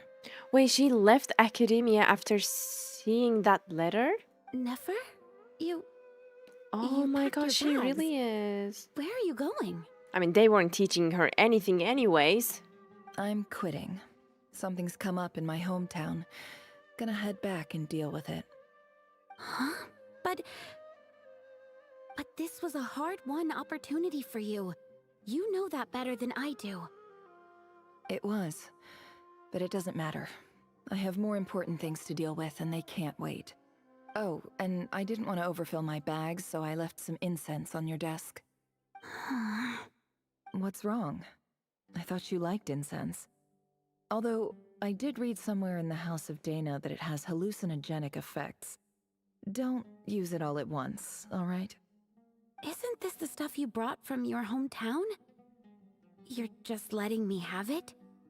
But you said it's a rare and valuable commodity. Yeah, about that. I lied. It's not rare at all. There's this bunch of ruins near my hometown that are practically overgrown with this plant. It's not worth much. Keep it. It's fine. But Nefer... All right. That's all from me. You take care. I really admire her determination and confidence. Don't forget me, okay? I mean, we're more than just classmates, right? We're friends. Yeah, I'll remember you. I lied again. That incense is worth a fortune, and it's a rare find even in those ruins.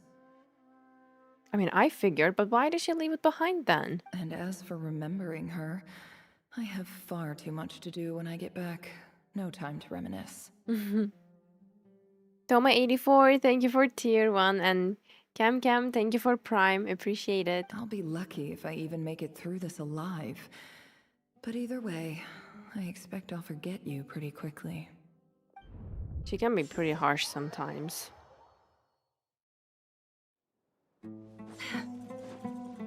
Okay, let's keep going.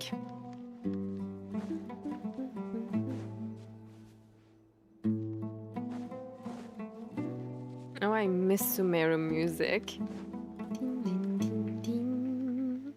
Hi, Dimi. Thank you for tier 1 and happy 21 months. Holy.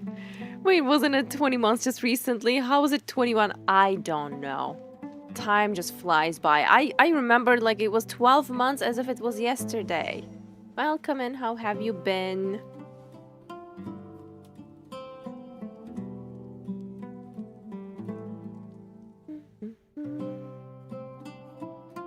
So she left academia to go back to her own tribe.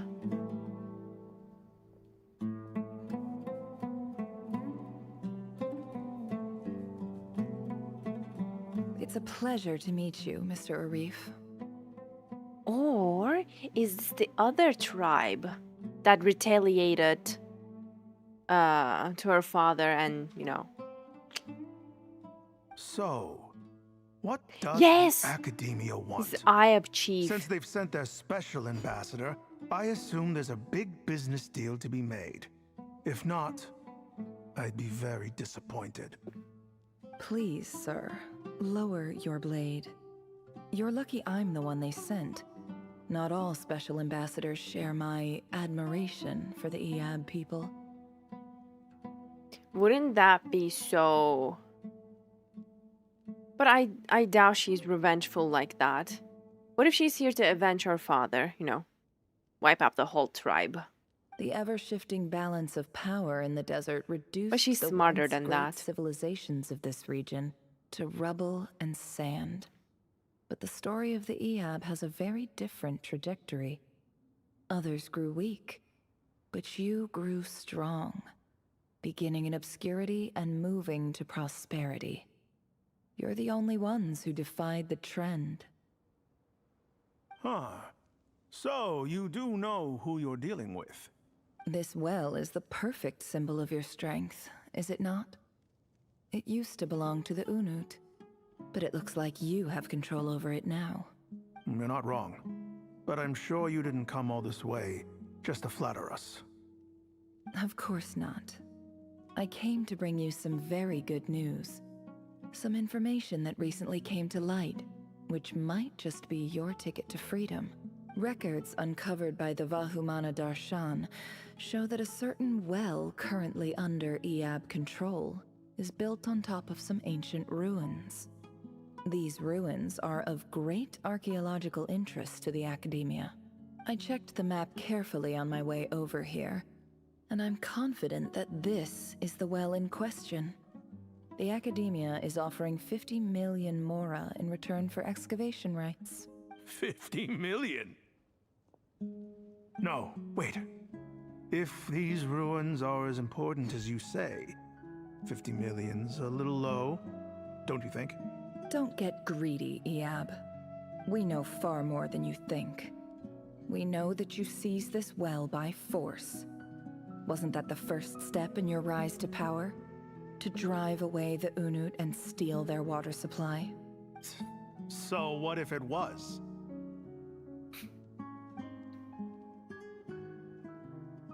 No, not looking good. One versus against the whole Don't worry. tribe. As unscrupulous as it was, it's something we're willing to overlook. The Academia is only interested in dealing with the de facto power holders in the region. I hope I am making myself clear. And I hope your words are the truth. If I find out the Academia is trying to play me, I'll hunt down every one of your people and make you watch as I cut their heads off one by one. I assure you, Chief, that would not be in your long-term interests. You don't want to make an enemy of the Academia. Who does he think he is, first of all? You see how I'm dressed, don't you? I appreciate that you've never been to the rainforest, but surely even you recognize an ambassador's attire when you see it. And what does a barbarian like you have to lose anyway? You really think the Sumeru Academia would bother to come all this way just to lie to you? We have more important things to worry about. All right, I take your point. The Academia is the highest authority in the land.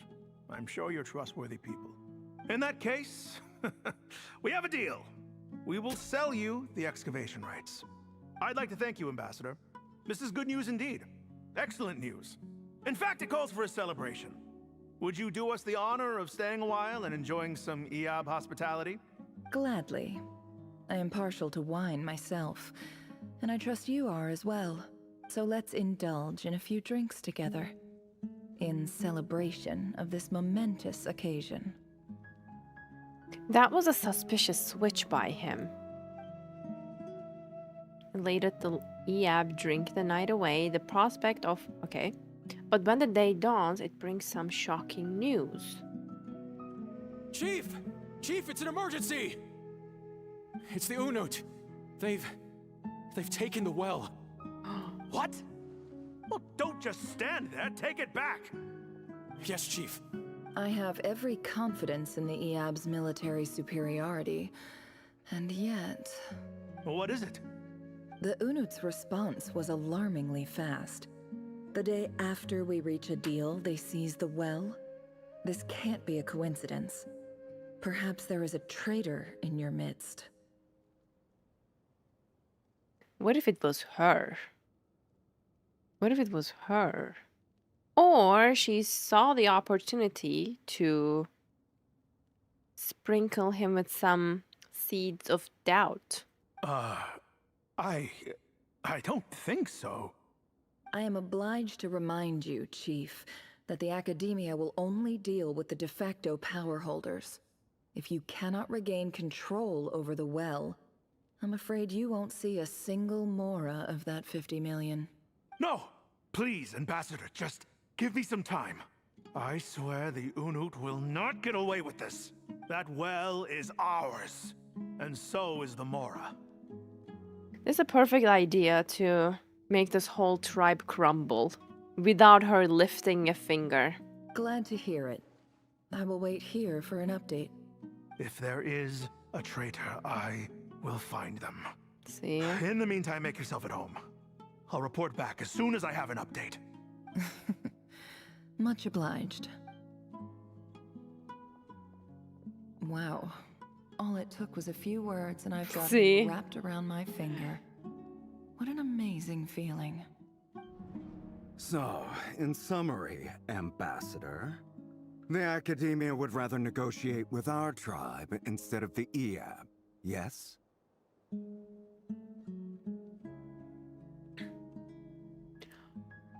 Okay, anyways.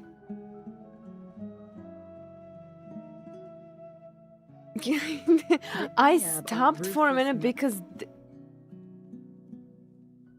So, in summary, Ambassador...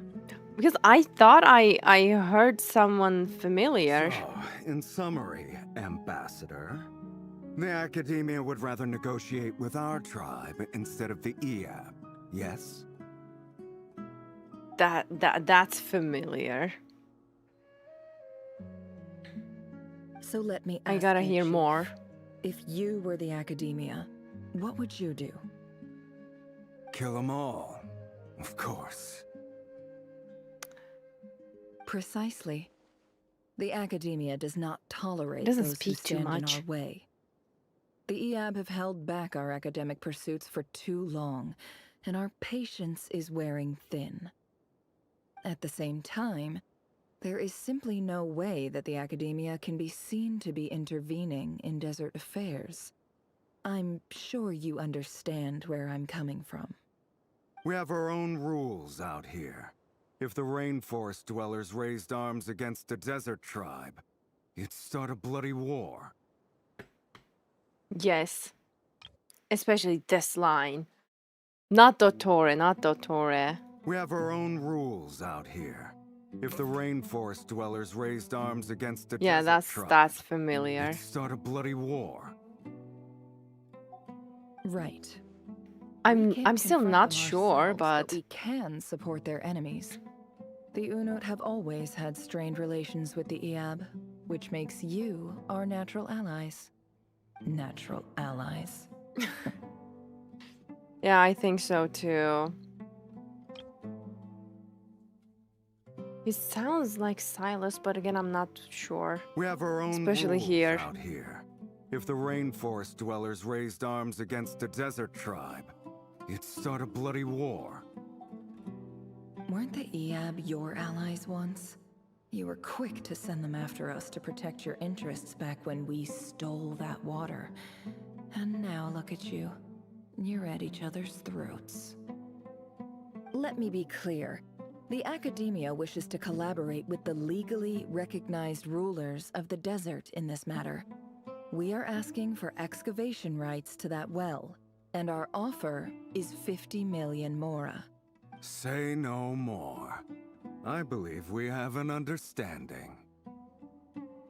Good. Then I suggest you get to work. Get us access to that well, and the mora's yours. You see, Dad? Lying is easy when you know how. People will believe anything.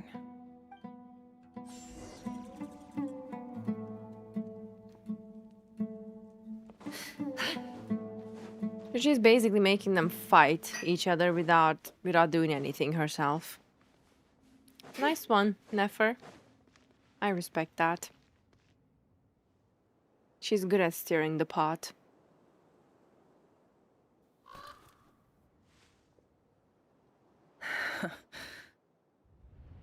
Oh, they all.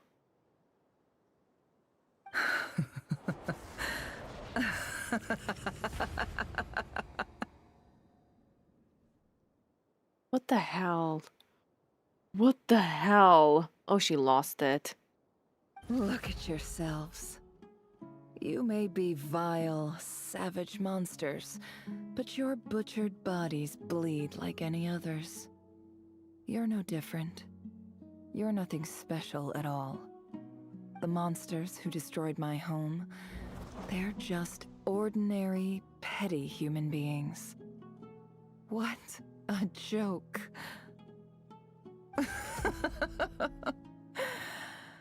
I think we're even now.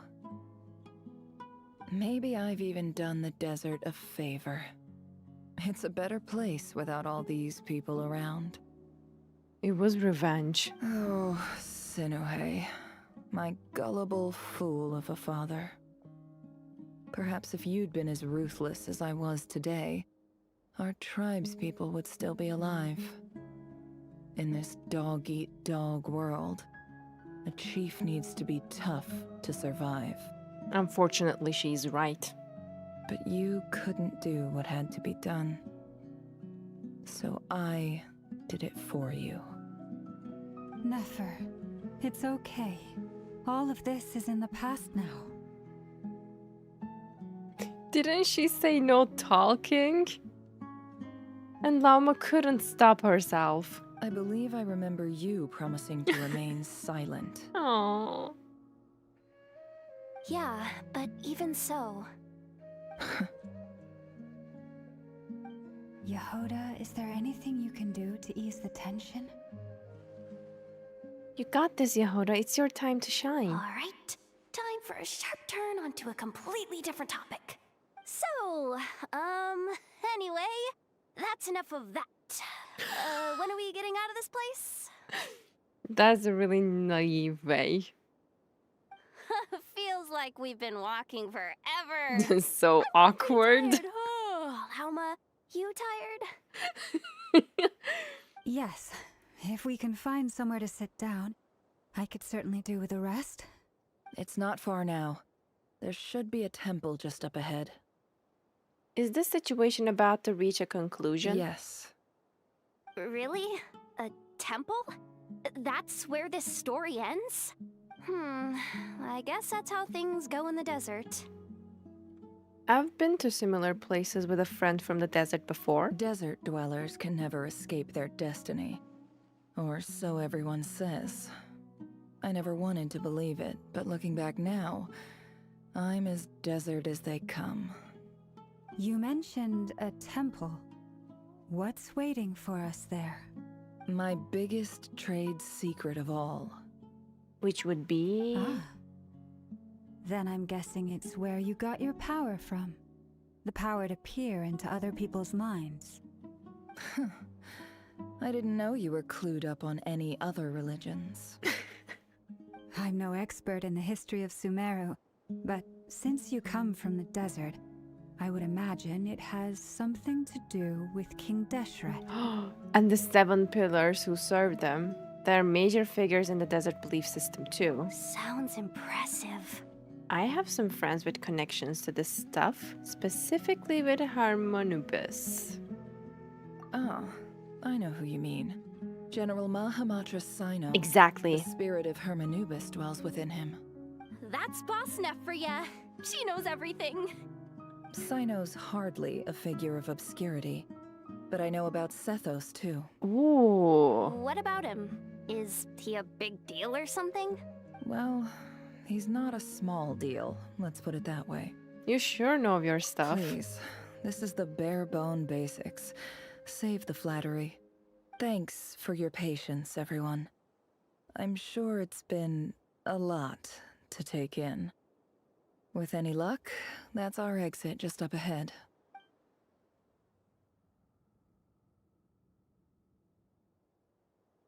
That's Boss Neff for ya. Wait, is this the way? Yeah.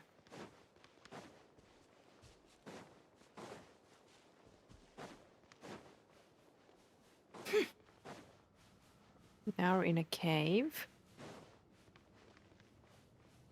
Oh, let's go.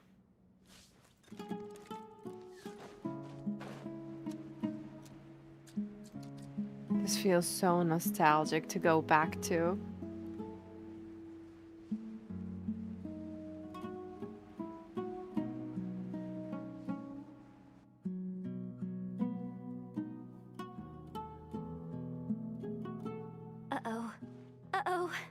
What is it? I'm totally out of my depth here. I don't have anything to add about any of this stuff. Like, look at that statue, for instance. I want to do the whole name-dropping, this girl knows her stuff thing too, but I've never seen anything like it before. A statue with the head of a bird. Looks like something out of King Deshret's mausoleum. That's Thoth, the Ibis King. One of the 7 pillars of King Deshret. The legends say that he, the Crocodile King, and the Goat King were the 3 retainers of King Deshret. Let's take a look. Ooh.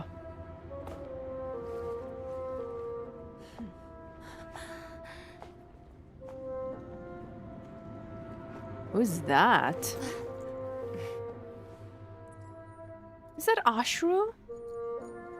That's Ashru. It's just Ashru. So, all is well? Don't let your guard down that easily. This is sus.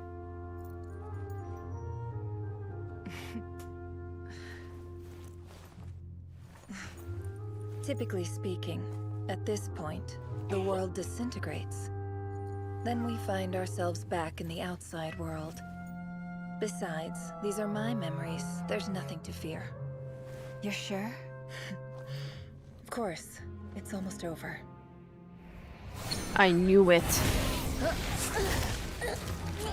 That's Rerir?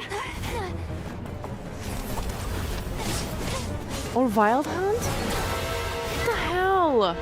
Oh, that must be Revere. With the hand. I mean, the hands look familiar. Cooked. Knowing too much is always a death sentence. Speak for yourself.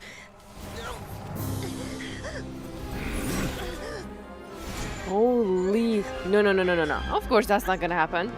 Come on, Dory's artifact, work.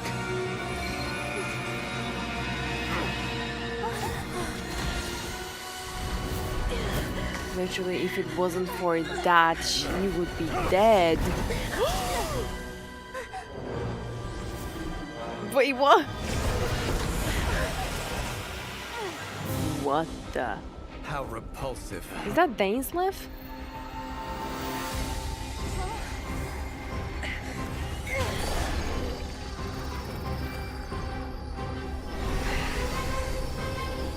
That must be Dainsleif. That looked like Twilight Sword, for sure. Now, oh no, wait. I knew it. Dainsleif and Columbina. Holy.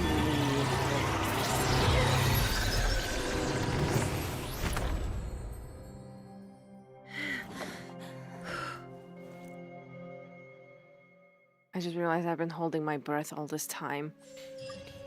Revere is sure scary. Timed that pretty well, didn't I? You certainly did. Thank you. It's okay. I'm just glad no one was hurt. Nefer was about to die. Paimon noticed you doing something too, Dainsleif. That made me nervous. Dainsleif is just posing again. Oh, he's so nonchalant. Of course. When I asked Nefer to conduct this investigation, I was not naive to the dangers involved. Burrow is hour of farming. I had a duty to ensure your safety. I mean, it doesn't stop our farming. Good to know your sense of justice is still intact after all these years. I take that to mean that you saw the truth. That comes as a great relief. Like, he's so unintentionally funny. I certainly did. And thanks to your help, I also managed to trap Rerir inside the chess set. Whoa, really? How'd you manage that? Well, to be honest, I sensed that something was wrong long before we made it to the temple. By using this fragment to probe into Rerir's past, well, the monster formerly known as Rerir, it seems I alerted him. I was tracking him, then he caught on and started tracking me too. Can't say I'm surprised. But how did he track you through your thoughts alone? That shouldn't be possible. Rerir was a secret agent who reported directly to the Vinster King. He is an expert at finding a trail and hunting down his pursuers. No wonder. He infiltrated the chess set, read my thoughts, and built a new virtual chess set inside of it. That's why we weren't able to leave at first. Literally, he's so scary. Speaking of your chess set, it's quite a remarkable item. Would I be right in thinking you have some connection to King Deshret? You overestimate me. Oh. I only have a connection with one of his underlings, the Ibis King. Ooh. You all saw how this came to be. A long time ago, the Iab massacred my tribe, the Shimti, in our home village.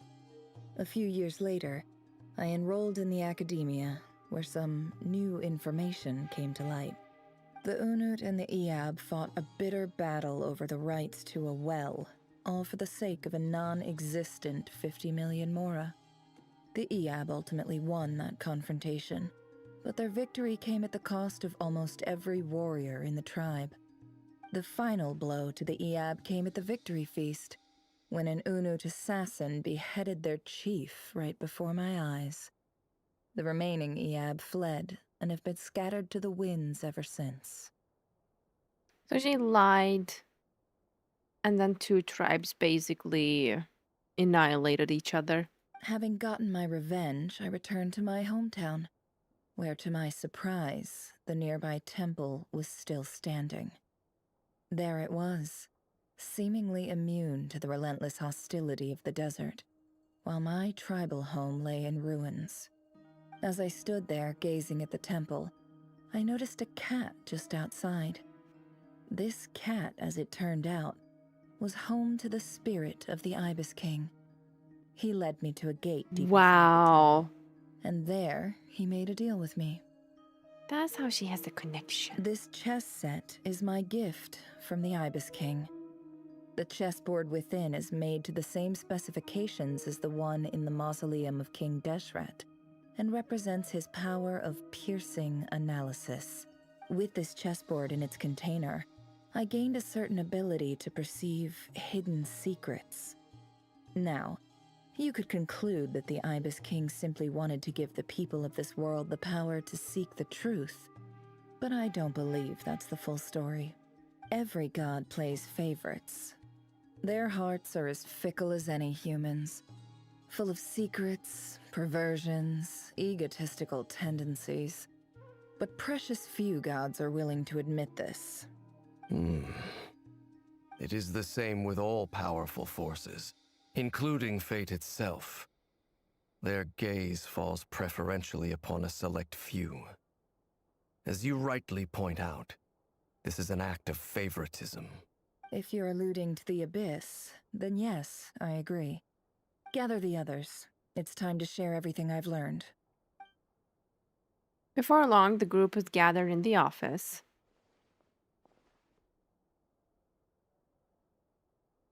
Thank you all for being here. As promised, I did some further investigating into the Raker of Solnari's background. Yay, baby Durin is report back. that the investigation has been most fruitful indeed. The Raker of Solnari, real name Rerir, was once a Conrian subject who served the Vinster King. I will now share the important details of his story. Please save any questions or comments for the end. Nefer narrates Rerir's backstory to the group. At the Vinster King's behest, he gathered intelligence and assassinated descendants of the Crimson Moon dynasty, unwilling to take down his beloved Talindus, who was secretly of Crimson Moon heritage. He then got dragged into court politics. Verelfornia's voice, which spoke to him of his fate, was like a reflection of the moon. Though he could disturb the waters to gain some temporary relief, he was powerless to erase it entirely. In contrast, Revir's own life was like a reflection of a broken moon. Once the stormy winds of fate blew across the water's surface, it was utterly destroyed. Talindus smuggled away a piece of the moon before disappearing through that mysterious portal. It was passed down through the ages, finally falling into the hands of the knave. Yes, so it was the Crimson Moon's marrow. But what lies on the other side of that portal? Is it really a whole other world? I think so. Talindus never had the chance to share what she found there. Neither did Rerir, who followed her in. So that's why he's so obsessed with the moon. A tragic tale, to be sure. But it does not excuse his many transgressions. Agreed. No matter how much Rerir suffered in the past, the fact remains that he is what we know today as the Wild Hunt, wreaking havoc upon innocent lives in Krai. He becomes more dangerous with each passing day. If left unchecked, it is simply a matter of time before all of Tevat suffers the consequences. This is a threat that the Knights of Favonius cannot ignore. A question for Miss Columbina. Forgive me if this is presumptuous, but have you ever seen the spatial gateway that appeared in Rerir's memory? Never. But I have heard stories of something called the Moon Gate, and this seems to fit the description. But it really looked like the entrance of the abyss. Miss Lama, any thoughts on this? In the lore of the Frost Moon Scions, the moon is believed to hold many secrets. Some sources speak of ancient knowledge, others of a gateway to the unknown. The term Moongate is one I have heard before, but as is the case with all of our legends, there are no records of any first-hand witnesses. We cannot know whether it truly exists. Then back to Miss Columbina. As a moon goddess yourself, do you have some idea of where the Moongate leads to? Not at this stage, sorry. I do hold the power of the Frost Moon, and my strength is recovering well. I can sense that the gate would open at my command, but... But there's more to the power of the Frost Moon than that? Yes. A moon goddess has the right to open the moon gate, since it is a path to the moon. But as Nefer mentioned, holding open a spatial gateway takes a huge amount of power. And right now, I need to conserve my energy to fight the Rahier of Solnari. I'm afraid this is one mystery we may have to leave unsolved for now. I agree. Better to save your strength. But if you'll humor me for a moment, I have a bold conjecture of my own regarding the world beyond the gateway. I would love to hear that. I highly suspect that neither Tholindis nor Rarir made it through unscathed. The evidence pointing to this is the fact that the Rahier of Solnari exists in the form of countless fragments. With the abyssal power he wields, no ordinary foe can touch him, let alone tear him to shreds. And yet, the Wild Hunt proliferates wherever his scattered fragments lie, drawing hordes of monsters to many different locations across the land. So your theory is that Rarir was physically torn to shreds by some powerful force?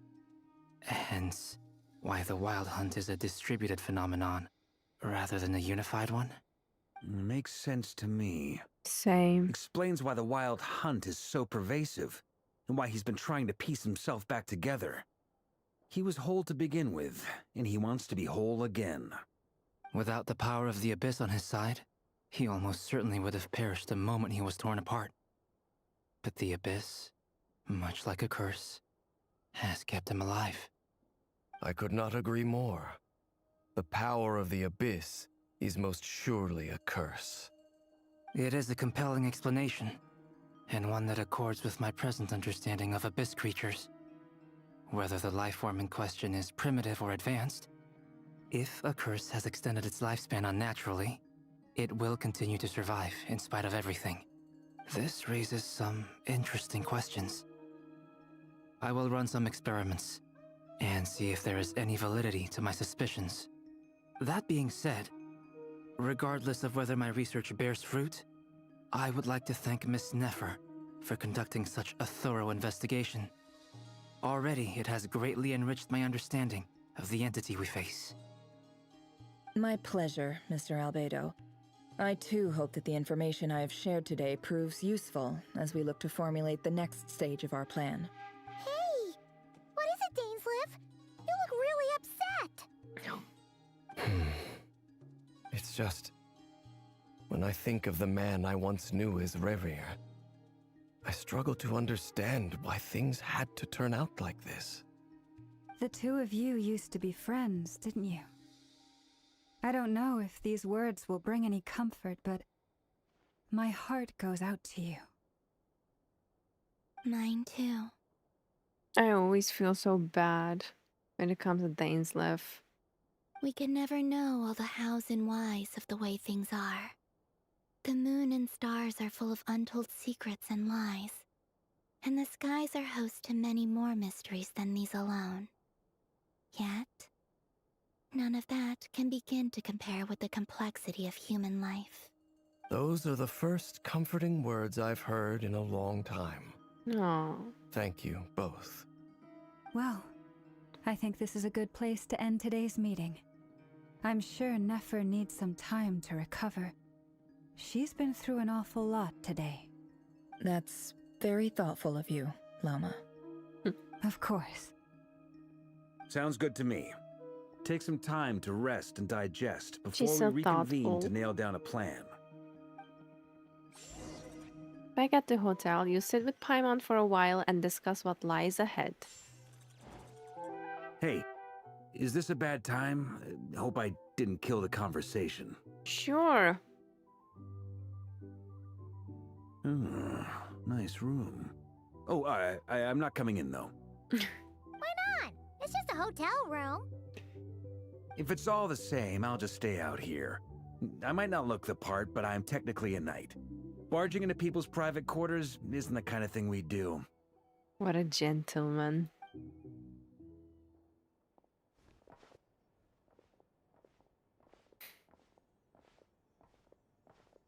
Anyway, Nefer went back to the curatorium to get some rest. But before she left, she shared some things with me that I thought you should be aware of.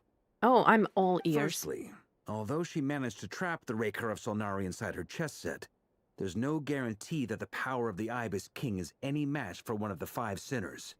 Their powers are beyond our comprehension. It's only a matter of time before he finds a way to break out. We have to come up with a plan and take care of him before that happens.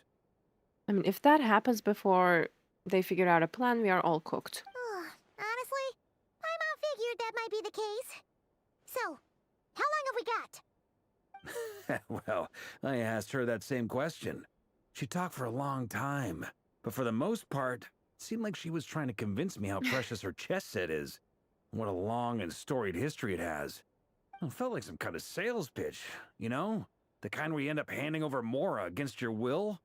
Anyway, after all that, she finally answered the question. 2 days, at most. 2 days? Holy moly! Can we even recruit enough help in that time? We are cooked. That remains to be seen. Which brings me to the second issue. Dainsleif is obviously conflicted about this whole thing. But given how little time we have, there's no way we can pull this off without his help. Oh, he's gonna ask us to talk with Dainsleif? You have some history with him, right? Yep. Do you think maybe you could talk to him for us? I'll see what I can do. Great. I appreciate it. All right, on to item 3. So, Albedo, Durin, and I put our heads together and came up with a plan. Can't promise it's gonna work yet, but at least it's a start. We figured we'd bounce the idea off you first. We'll explore it further once everyone's recovered. Oh, Paimon's dying to hear this. Same. All right, so here's what we're thinking. In a hushed voice, Varka lays out the current plan. I wanted to hear him talk about it. It's a shocking plan, but nothing can faze the greatest traveler and the trustiest travel guide in Tevat. It doesn't take you long to get behind it. But I want to know what the plan is. I mean, firstly, you're not locals, and secondly, Great. None of us are your boss. I'm clueless. You're well within your rights to refuse if you so choose. How can I refuse if I don't know what the plan is? Roping us in? Why would you even say that? We know the stakes here. It's all of us against the Rayher of Solnari, or none of us stand a chance. I choose my words very intentionally, I'll have you know. I like to think there's an art to striking a down-to-earth tone even when the stakes are through the roof. Sir Varka, I have a few thoughts about this plan. I'm all ears. I think we can be more flexible with how the roles are allocated. In my view, the most sensible lineup would be like this. And again, we don't know. I see your point, yeah. But if that's how we're going to approach this, you'd better make sure you're ready. To be clear, I don't doubt your abilities. Far from it. I just want to make sure. Are you really willing to take all this on? I want to do everything within my power. The Rayher of Solnari is a truly fearsome opponent, and if I do my part, it'll greatly reduce the risk for everyone else involved. Well, that tracks with what I've heard. Jean's mentioned in her letters that you're so diligent it's almost abnormal. Imagine Jean saying that about us. As in, most people weigh up the risks and rewards in situations like this. But you seem to just march towards danger without a moment's hesitation. Of course, everyone appreciates a fearless pioneer. But all that aside, I'm the Grand Master of the Knights of Favonius, and you're our honorary knight. I want to make sure your courage doesn't come at the expense of your safety. Hearing Traveler talking is an experience. An experience that I really like, by the way. Thank you, Sir Varka. I should be the one thanking you. It means a lot to have you on board. I'll give some serious thought to your suggestions. Marco gives a very knightly bow and says he'll see you at the hotel again later. He has arranged for everyone to meet and finalize the plan of action. In an effort to lighten the mood, he booked out of the hotel for this meeting. He booked out the hotel for this meeting, so you could all chat over a drink. Wow. Generous. As the moon rises in the sky, you and Paimon leave your room, discussing whether Paimon has any other options than fruit juice. Everyone is already there waiting for you. They are chatting and smiling. Clearly, the rest has done them good. As well as the existing crew, some unexpected help has arrived. Who might that be? Still, you remain conscious of the fact that the future of Krai rests on what is decided tonight. So many lives are at stake. You may never meet most of them, but whether they know it or not, all of them are counting on you. Discuss the plan with everyone. Hello, everyone. It's Aino and Inefa. Oh. What was It's that? a thorough plan, but I do have one last question before we take action. How can we be sure that our enemy won't leave the designated area? Great question. Albedo's been hard at work analyzing Dory's Rarer here and Wild Hunt's too. behavioral patterns. His conclusions are as follows. Firstly, from the earliest known confrontation until now, Rarer has never displayed any ability to manipulate the dimension of space.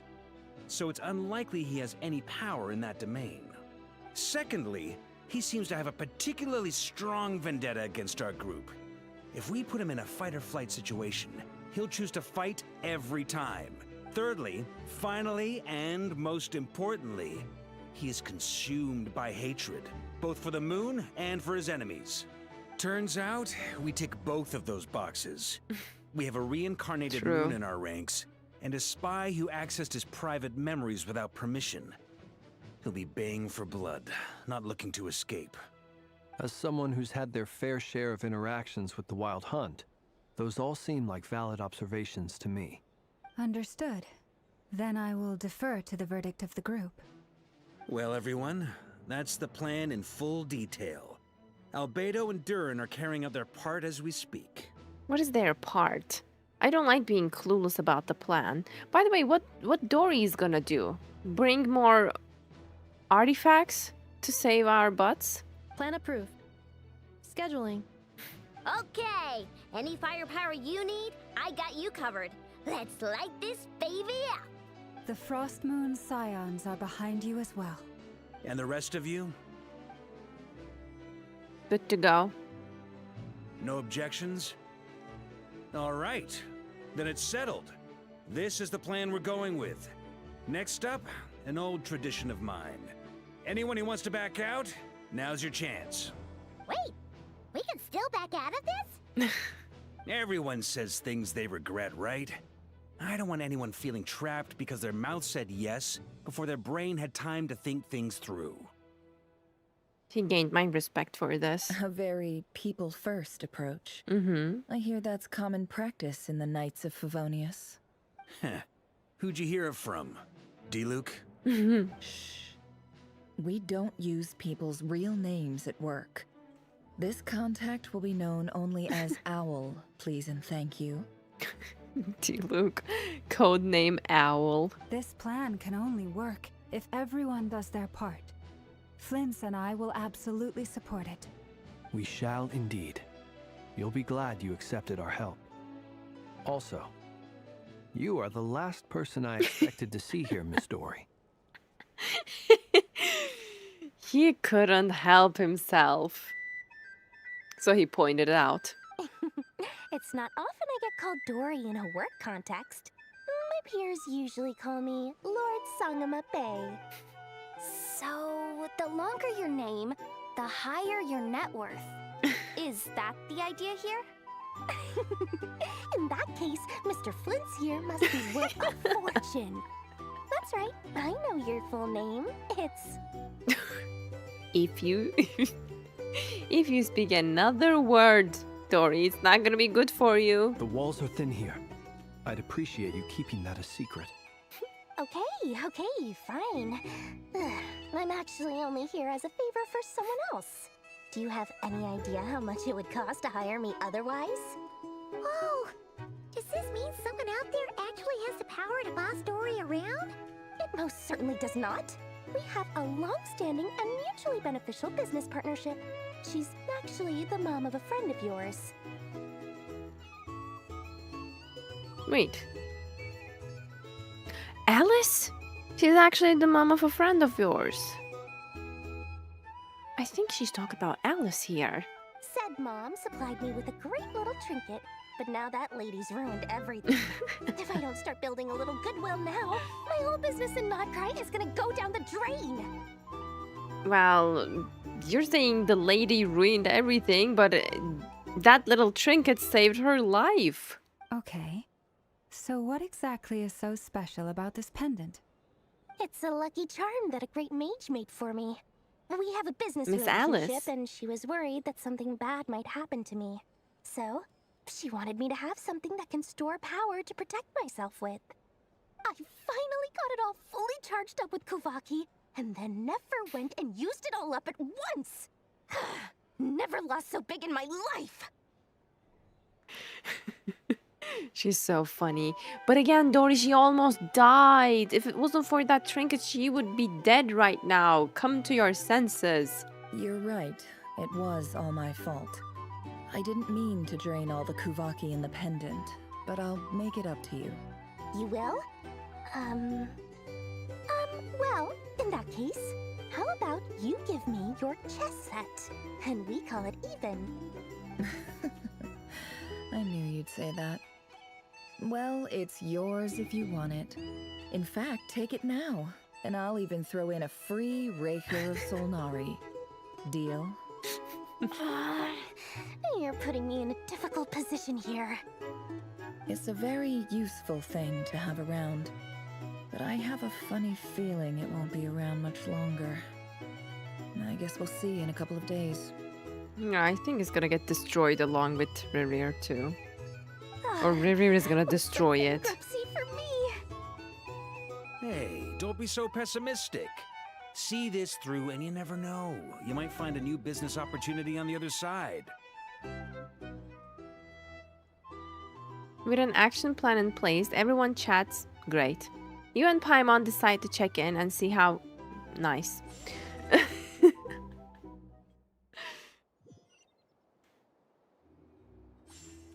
Look for Dory.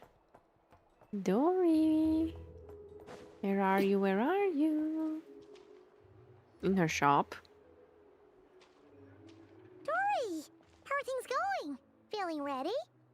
Oh, I was born ready. We only have 2 days. You think Lord Sangamabe would let an opportunity like this slip by? Don't forget, when something's in high demand, the people with the goods on hand get to charge the highest price of all. Even higher than the sellers taking advance orders. Ta-da! See? It's right here. Oh. Ah, it's so pretty. That looks like a really cool catalyst. I had no idea you were so skilled with your hands. No, I have a supplier. We go way back, so he made me a very attractive offer. Who might that be? Aha! No wonder you were talking about lucky charms at the meeting. You've been getting Kave to make them for you. Oh. That's not the full story. It actually started a while back as a project between me and the Dendro Archon. Mage Alice once warned me that this world won't stay safe forever. There may come a day when everyone faces a great crisis. Oh no. That's why she had that I trinket. passed this on to the Dendro Archon, and she secretly brought together a research team made up of Sumeru's top scholars to invent a technology that could keep people safe. I won't go into the details because it's all very complicated, but if you want to know more, you can ask the Dendro Archon about it sometime. When can we ask that? Anyway, point being, it was the Dendro Archon who asked Kave to build this little contraption. As one of the top Kasharawar talents, he was the obvious choice. Took him long enough. He stressed over it for ages. He Oh, must have poor gone through at least a Kaveh. dozen designs before producing a final product. But that's Kaveh for you. Marak delivered it to me a couple of days ago, along with a letter from Kaveh. Could I ask why I'm sending this technology to you? And what's your proposed use case? Has it been approved by the relevant authorities? He had his suspicions. So nosy. My fault for sending him the research permit to begin with. Surely Nahida must have told him you were involved in this project. He was probably just nervous because you're always so secretive about your business. Could be, could be. Anyway, I just replied, let's hope there never has to be a use case, because it would involve grave danger. We are in grave Sounds situation. like he was just being cautious. He probably felt responsible as the one who made it. Or maybe he was asking as a favor for his housemate. He's done that before. Not sure why, though. His housemate doesn't seem to really care that much about this kind of stuff. Either way, Kaveh and I'll hate to all's well mention. that ends well. I'm just glad to finally have my hands on the product. I wouldn't want to be without it, given the potential dangers that lie ahead. Huh? What does that look mean? Paimon's just super surprised. This must be the first time we've ever seen you actually get serious about something. This is not the Lord Sangamabe we are used to.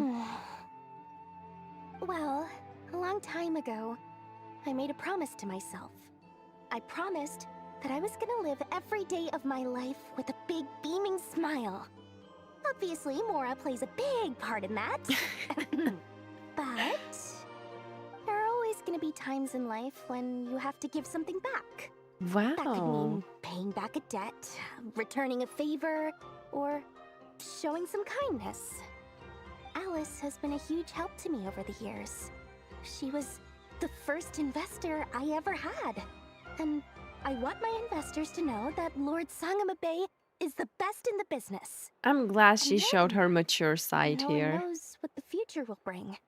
Whatever happens, I want to make sure the Dendro Archon and all of Sumeru is prepared to face whatever comes. So, back to the pendant. You never intended to ask for it back, did you? Oh, that? I was just making sure Nefer and I are square. It was all just Don't be thinking it was theatrics. some sort of benevolent act. I'm no saint, so don't treat me like something I'm not. My priority is doing the business that I want to do.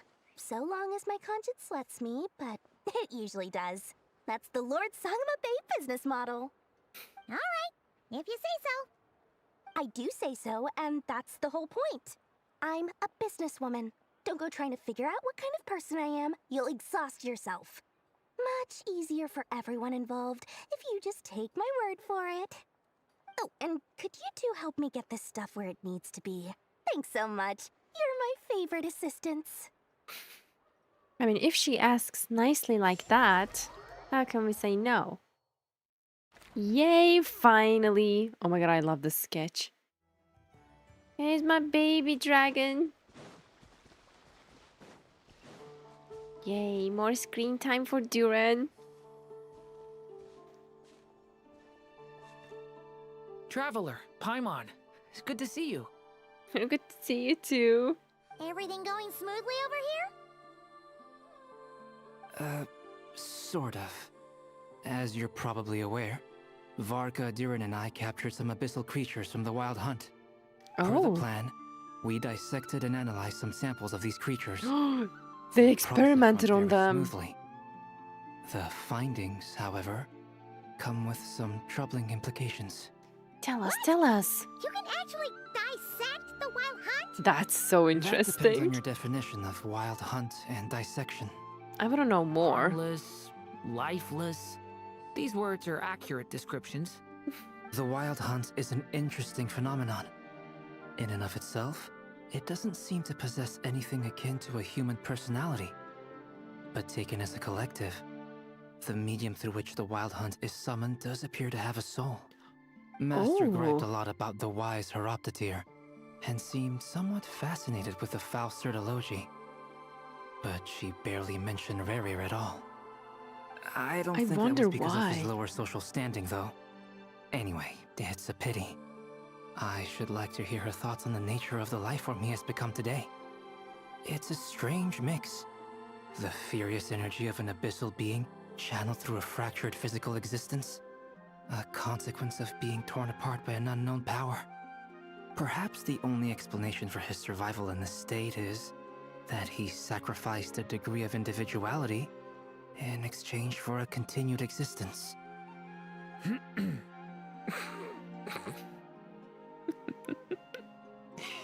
Well, don't go there. Oh, sorry. Once I get talking about interesting research, I have a tendency to go on indefinitely. Back to our research findings. Essentially, they confirm my hypothesis. Rerir's corpse is completely contaminated by the Abyss, and the effects are irreversible. I think so too. Durin's eyes are so pretty. You could think of this as Rerir in mutated form. But in my view, even that would be inaccurate. In reality, his whole being has been consumed by the Abyss. In other words, he is now nothing more than a manifestation of abyssal power. So it literally means there's nothing left of Rerir. Completely contaminated by the Abyss, and it's irreversible. So there is no possibility of, saving what was once Rerir. Unfortunately, at present, we have no means of completely eradicating abyssal power. Hence, we cannot fundamentally destroy the Reihir of Solnari either. What the hell are we gonna do then? Oh, that's terrible news! So, that's it? We can't defeat him? Not even if we get the power of the Three Moons?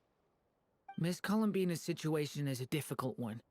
She can never achieve wholeness when the world does not accept her presence. It's as if her creator banished her to a place she can never be accepted. It means she spends most of her energy just on her own survival. That's so tiring and sad. Given the circumstances, it's only natural to despair. But we must see this plan through to the end. Time to kick off the backup plan. Oh, Paimon almost forgot! This is for you. Dory asked us to bring it. Ah, how wonderful.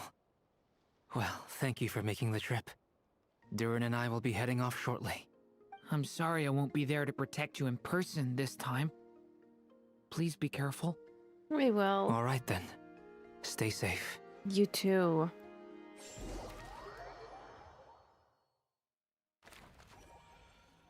I love these sketches. They're so adorable. Go to the Frostman Enclave.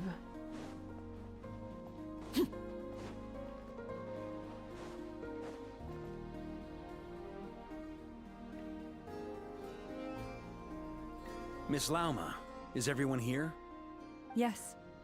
The fate of my flock is in your hands, Grandmaster Varka. Please keep them safe. My lady, what are you saying? Within the next 24 hours, we will face the biggest crisis the world has ever seen. This is not a burden that we deserve to bear. But I believe that we reap what we sow in this life. So I intend to act. I must do what I think is right. For me, that means fighting for the future of Krai. This gentleman is the Grand Master of the Knights of Favonius, Varka, Knight of Boreas. In my absence, please follow his lead. Hey, everyone. He's so cute. Guess I should introduce myself. Well, to start with, I know my way around a battlefield.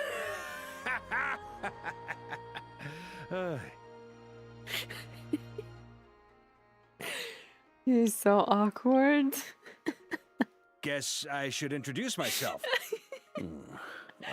Well, to start with, I know That my way laugh? around a battlefield.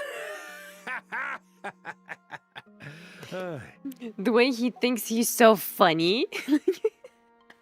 Biggest strengths are honesty and hard workingness. Anyway, point is, I don't intend to let Lauma down.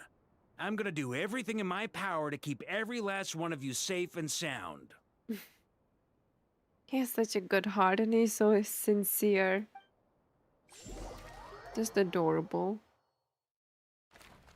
Yay. Dainsleif and Columbina time. It's giving Mika impersonating him with his laugh, not mine. That was so hilarious. He was like, ha ha ha ha. His laugh, not mine. He didn't even try to impersonate him. Something on your mind? Ah, she's so ethereal. Miss Columbina, was it? I believe that's how the others addressed you. That's right. Names are funny things. Have you always been called Dainsleif? Yes. I take it your own name has a more complicated history. I have a different relationship with names than other people. To be honest, I'm not even sure that Columbina is my name. At least, not in the same way that Dainsleif is yours. Oh, she has a point. But it's what everyone calls me, and I go along with it. A lot of my life has been that way. I get so used to things that I forget to question why they are so. I never used to think much about where names come from, or what they mean to people. Maybe something's wrong with me. Oh, absolutely not. You're different from other people. I sensed it the first time we met. You're more perceptive than most. I'm sure your long life and rich range of experience explains that. Do you ever find yourself missing Conria, Mr. Dainsleif? Oh. Difficult to answer. I have dreamed of the past many, many times. Sometimes I'm fighting tooth and nail. Other times I'm lying on the ground, defeated. It's really sad that there must be some parts of the past that he's missing, but it's so sad that the same thing that brings him like peace but excruciating pain at the same time is the same thing. You know what I mean? I don't recall any happy moments from that time. No. It has been too long. And probably he forgot the happy ones. Is that because hatred survives longer than love and affection? That would not be for me to say. I make no excuses for the grudges I bear. But whatever the reason, I remember little that was beautiful or sentimental. Thank you for your help with the Rerir situation. Without your efforts, I never could have learned the hidden truth of his story. You're welcome. I know he's your friend. Friend? He betrayed me. And I never really understood what he was going through in life. Some friendship, that is. Okay. So, how sad. Do you plan to fight him with us? Oh, poor Dainsleif is still conflicted. You see, you're torn. Now you know what really happened. You see the things he's done in a new light. I need some time. Of course. I completely understand. Anyone else in your position would feel conflicted too. Actually, I went through something similar myself recently. Something happened that changed my perspective on a situation. A situation I took for granted at the time, but now I feel very grateful for it. You mean the Harbingers who still support you, even though you've left the Fatui? Yes. I always thought they were only helping me because Harbingers are forced to work together. But then I abandoned them. A warrant was even put out for my arrest. And even now, they still support me. Which means I was wrong about them all along. And this whole conversation is just so sweet, but so bittersweet at the same time. Like, I feel soft at heart, but it makes me sad too. Clearly, For they both view of you as a them. friend. And she never understood this up until now. I feel a little guilty now. I regret not seeing her help for what it was, and not treasuring it. Wait, did she say her help? But it says they are here. Wait, I want to hear it again. I feel a little guilty now. I regret not seeing her help for what it was, Yes. and not treasuring it. Her help, but it should have been there. I see the guilt that you're feeling now, because I feel it too. Hopefully, talking about it will do us both some good. I mean, it should have been there because she's talking about Arlecchino and Sandroni, but maybe that was there, but it sounded like there, so I understood it as her. Have you noticed that the Traveler and Paimon are over there? I think they've been listening. Oh, very perceptive of you. I've been listening to this whole conversation. Huh. Shall we say hello? Sure. Hello. Why is she so cute? Why is she so cute? Hello. Hello. Hello, that's... Oh my gosh, she's so adorable. They caught us! Sorry, we were concerned about you.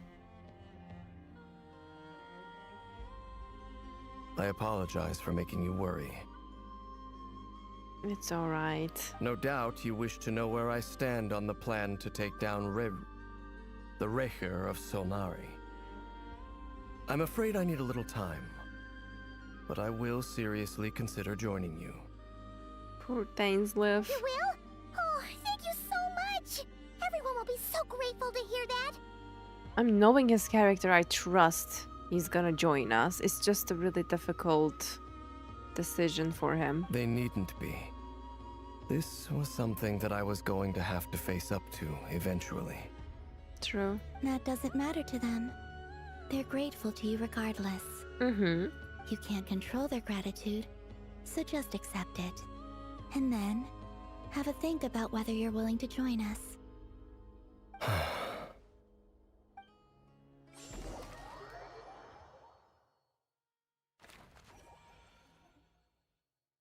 It's nearly showtime! Let's go rendezvous with the others. You know the place. I'm nervous, but excited at the same time. I really want to see how this is gonna unfold. Oh, is that Flint's? Hey, Flint's.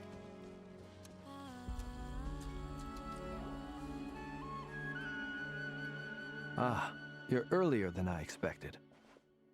Hey, Flint's! Been waiting here long? Not too long. I came a little early so I'd have some time to think. Are you nervous about the battle? Quite the opposite. I'm reminiscing on my past battles. When I was awakened by the Ratniki, I had not touched a weapon in many years. I felt like the battlefield was not where I belonged. But after waging war against the Wild Hunt for so long, I came to realize something. A life of absolute peace is simply not a possibility for me. My restless flame indicates that somewhere inside of me, there is a deep yearning to root out the evil in this world. Oh, that doesn't sound like such a bad thing. I agree. Well, in the past, when I was a Fae whose primary concern was hibernation, it was hardly ideal. But it certainly serves me well here in the present. And I am delighted to be able to join forces with you in this endeavor. Looks like I'm not the first to arrive. Ah, Miss Lauma. Did you sleep okay last night? I struggled to settle down at first, because of the nerves. But don't worry. I got enough sleep in the end. I'll be just fine. Thanks for everything. Please, I'm just doing my part. Never! Over here! This is kind of wholesome. Like, one by one, everyone is arriving. The goods have been delivered, and the backup plan is underway. Aino asked me to relay a message. She said Anefa will be on high alert and keep a close watch over all secondary districts where defense is required, providing support as necessary. Meanwhile, Aino herself will provide range support to us directly, using her latest invention. Excellent. My thanks to all involved. The chess set's looking a little unstable. Yeah, that doesn't look good. It won't hold him much longer. We should be prepared to engage at a moment's notice. It's showtime? No sense sitting around waiting. Let's make the first move while we still have the option. I agree. Paimon, I'm so excited. Place. Got it! Be careful, Traveler! I will.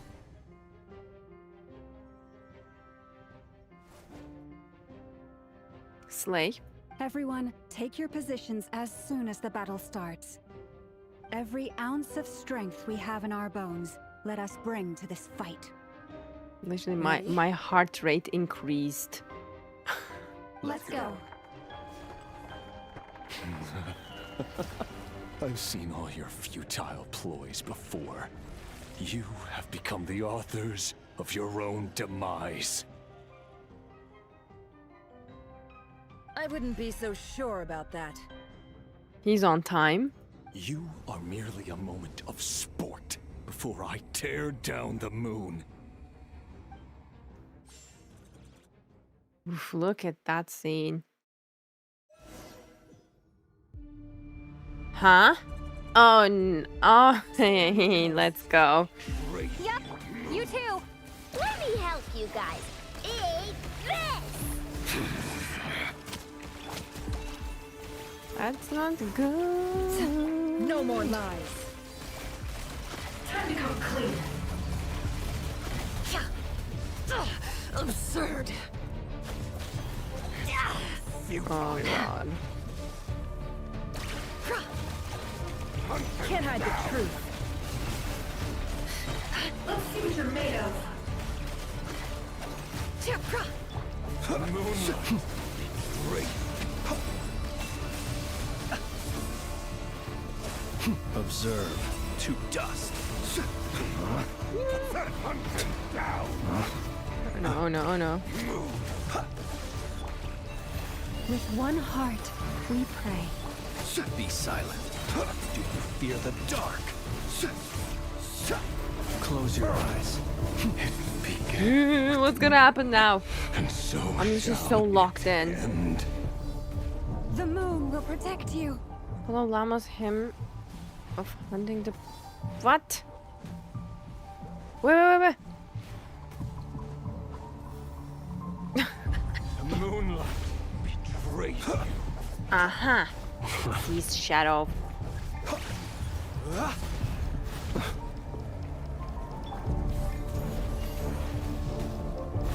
What the hell is this? Our lost lamb. Oh my god, help. Do you see now? Finally. Fenifamir, when will it be as you foretold? What if he lied? What the hell is this?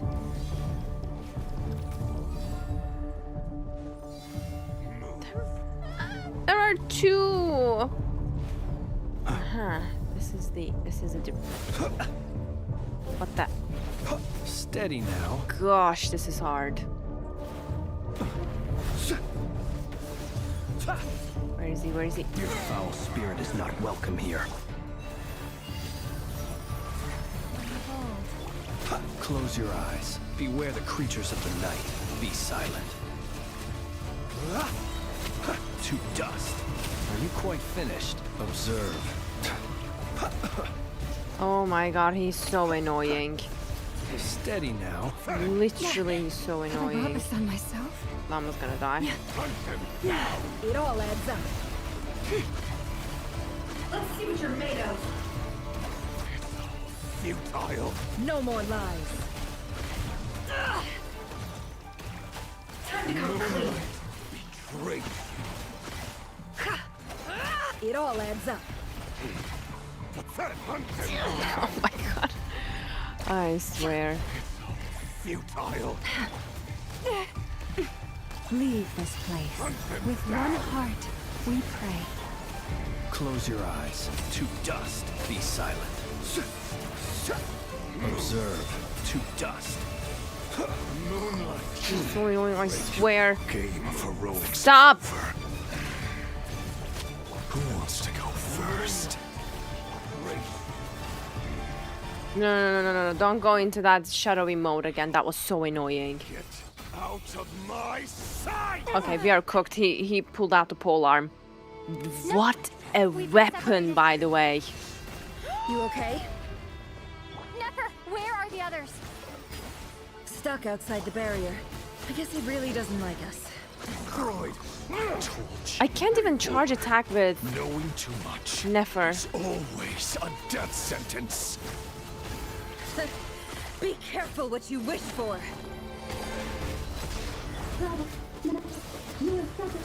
Ooh, it's almost trying to speak to us.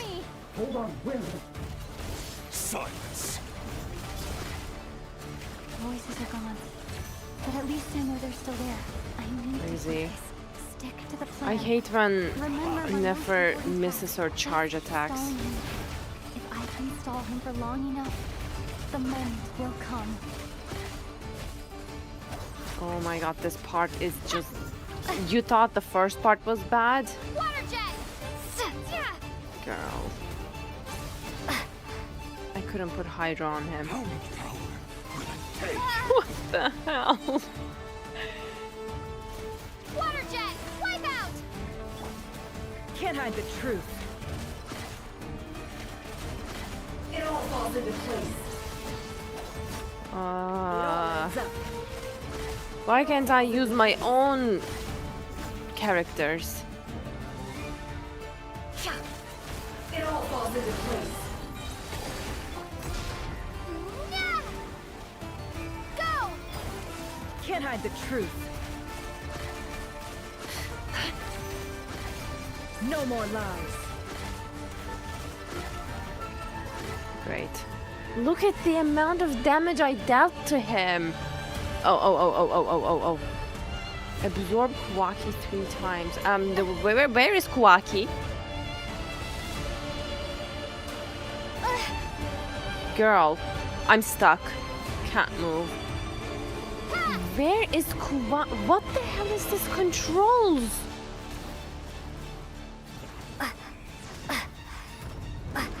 This is not the end.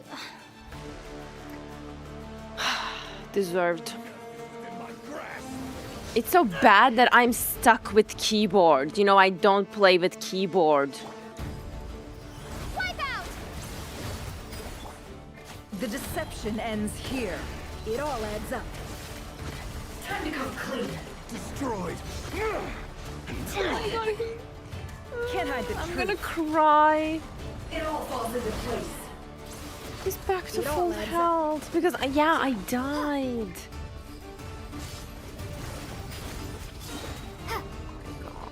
Bombs away! The mystery unravels. Can't hide the truth. I'm cooked. Destroyed. Reborn. When you say this... Oh god. Absorb shiny things. I'm not seeing any shiny things. It all adds up. Let's see what you're made of. Can't hide the truth. Destroyed. The deception ends here. Water jet! Ah, cool down. Bombs away! No more lies. It all falls into place. It all adds up. This again. It all falls into place. Great. I can't. The problem is, I almost can't go to those yellow things because of the stupid perspective. I've got this.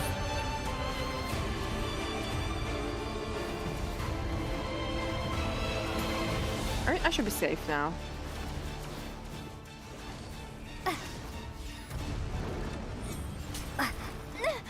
The shield's broken. I can't keep this up. Don't push your luck. I'm going to rage because of this Hydra application.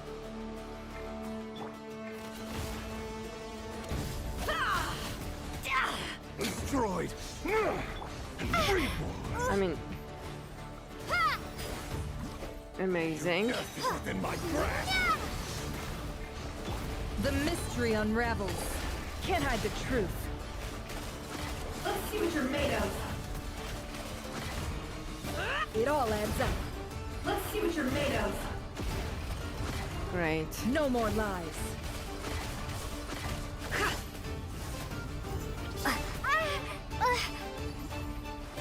Water jet! Water jet! Wipe out! Very It useful. all adds up. It all falls into place. I swear to... I hate this fight. I hate this fight. Why Hydra Traveler? Why two people? I want to use my Freya. Can't hide the truth. Let's see what you're made of.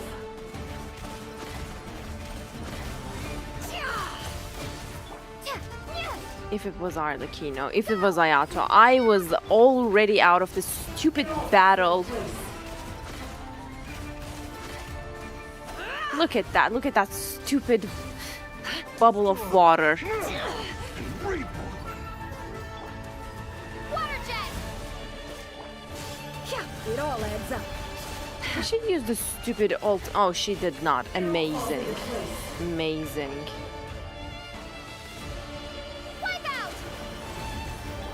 No more lies.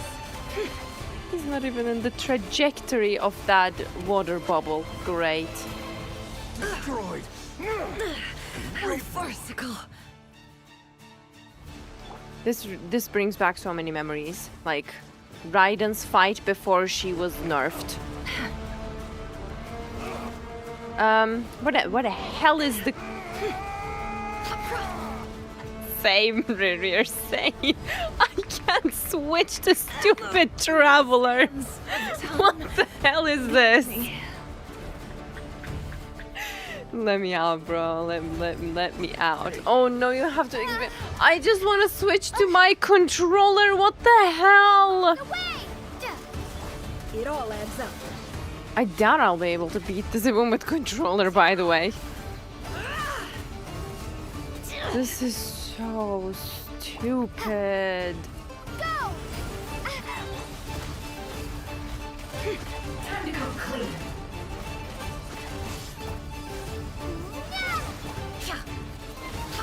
Let's see what you're made of. Nah. Let's see what you're made of. How unfortunate. Not gonna lie, I don't even want to fight anymore. No. No. No. No. No. Alright, I'm getting my controller. But again, I doubt it's gonna help. Maybe a little bit. But this is such a patience test.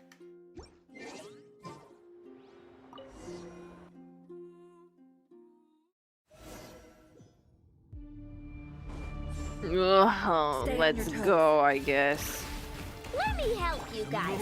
Eat this!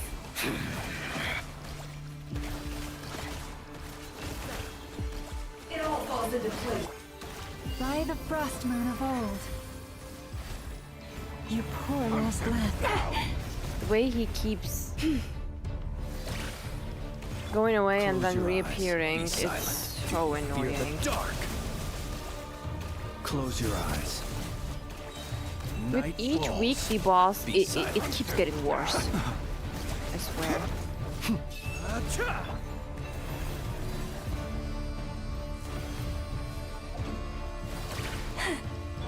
Can't hide the truth. Time to come clean. The deception ends here. Not great. With the moon, and so shall it end. The moon will protect you. Where the hell is he?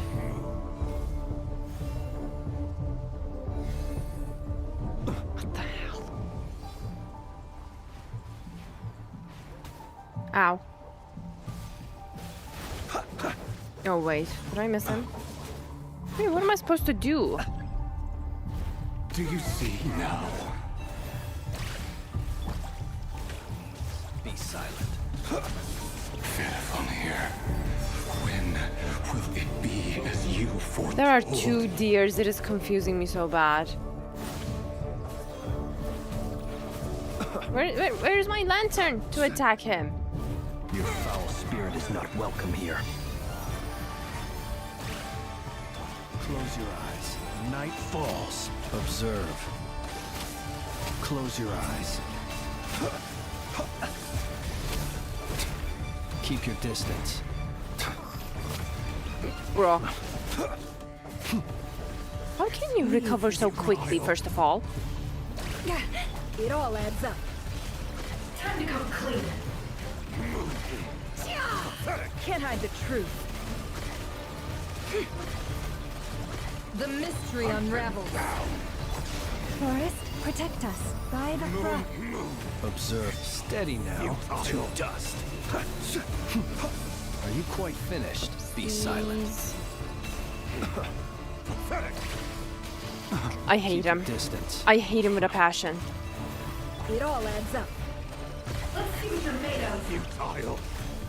I hate the fact that we have to fight him weekly from now on. Who wants to go first?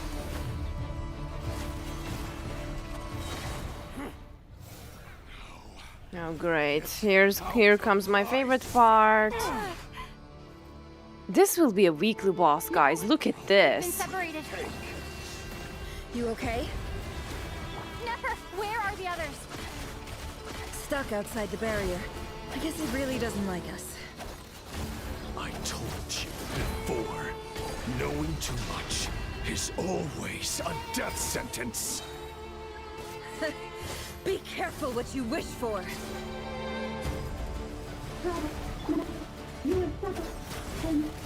Lauma! Can you hear me? Hold on, wait. Silence. Voices are gone. But at least I know they're still there. I need to focus. Stick to the plan.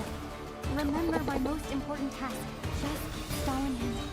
If I can stall him for long enough, the moment will come. Yeah, the mystery unravels. Yeah. Hydra Traveler is so useless, I swear. Wipe out! It all adds up. No, look, I swear.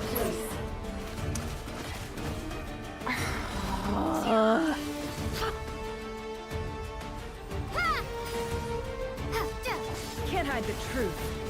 It all falls into place. No more lies. Great.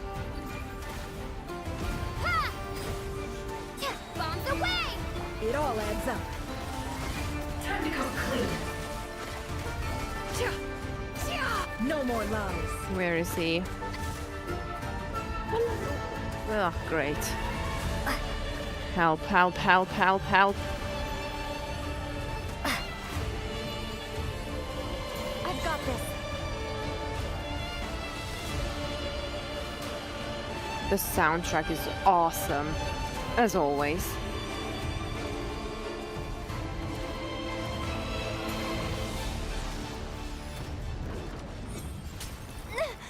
The shield's broken. I can't keep this up. Don't Great. He sucked our energy.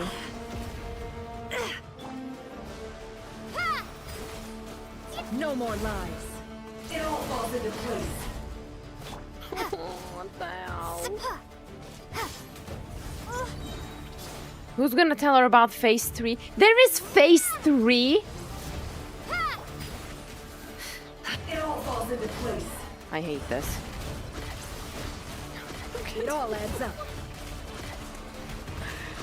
It all falls in. Hydro Traveler, I never want to see you again. I never want to see you again. That was rage bait? Oh, great. I'm so relieved. Seek within. Bombs away! Ha! It all adds up.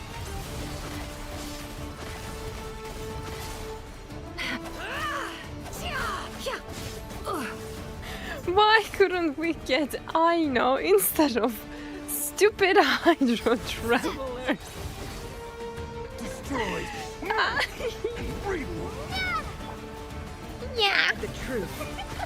It all falls into place. It all adds up. Time to come clean. Where did he go? Ah, let's go.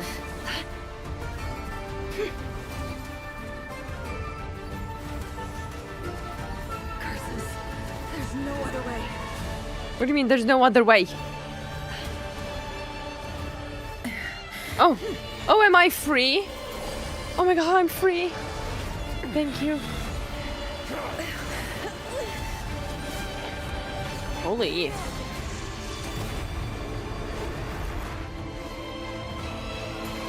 The only way to defeat Rarer is to borrow his own power.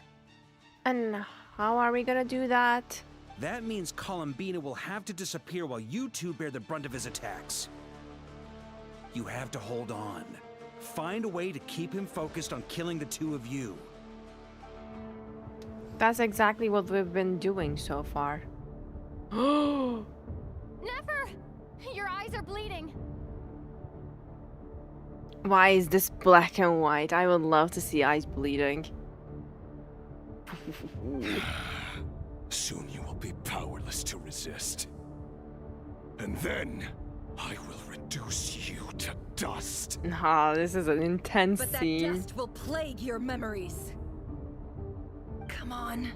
Keep holding on. Never, you can do it. Any other tricks up your sleeve? Let's see them. Oh, you haven't even As seen entertaining as you they haven't even are, seen the half of it. You've backed yourself into a corner. His pole arm is so cool. You don't fool me. I see your fear clear as day. I have to stoke his rage. Make him unleash everything. You fear what you could never defeat. You fear the thought of never being able to save your beloved. You cannot win the fight against fate, Rarir. Is that what you think? Well, now it's your turn to feel afraid. Ooh. You fear the sound of your own name? Is it us you hate? Or Or is it what never. you've become? Oh. Let's see what becomes of you! Holy.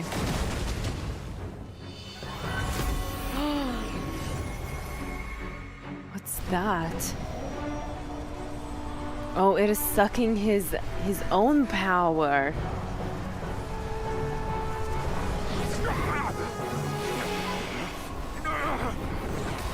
What's happening? That power. I've seen it before. Perhaps it's something. Oh my god, Durin is flying. His power is on another level. We'll need to use an alchemical array to convert his power into a usable form. I was about to say Then probably he quickly learned it channel into from Columbina, Ryan Daughter. rendering her powerful enough to compete with him. I'll join you. I can help. If I release enough abyssal energy into a confined space, it'll create a potential difference, allowing us to extract a huge amount of elemental energy. Next, I'll synchronize with everyone's minds using pyro, then give you temporary access to their abilities and fields of view. But it won't last long.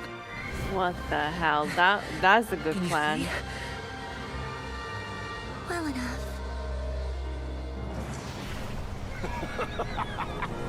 So, we have a student of Gold Rheindotter in our midst.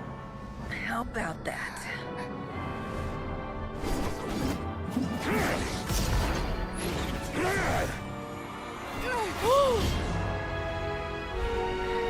Did she get hit? No, she did not, because I saw that smirk. Yeah, round 2.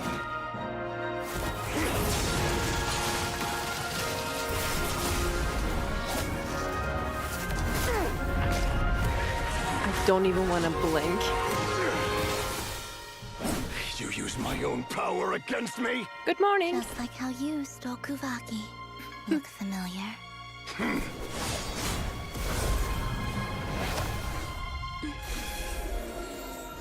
No, my girl is too powerful now. Hehe. How does it feel to be binded? Are we throwing him into the abyss? Or...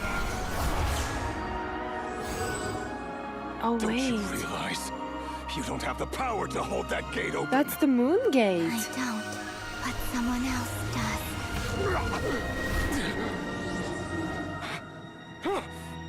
Goodbye, Rerir.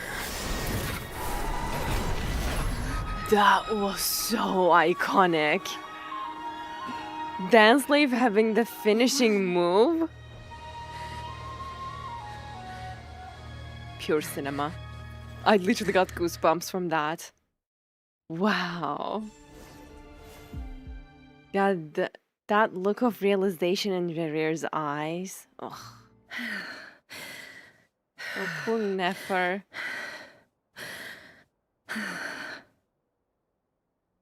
She took the most damage in the whole Archon quest. Nefer, how are your eyes? They're fine.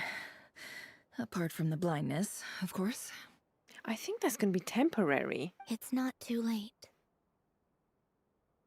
Let me handle it.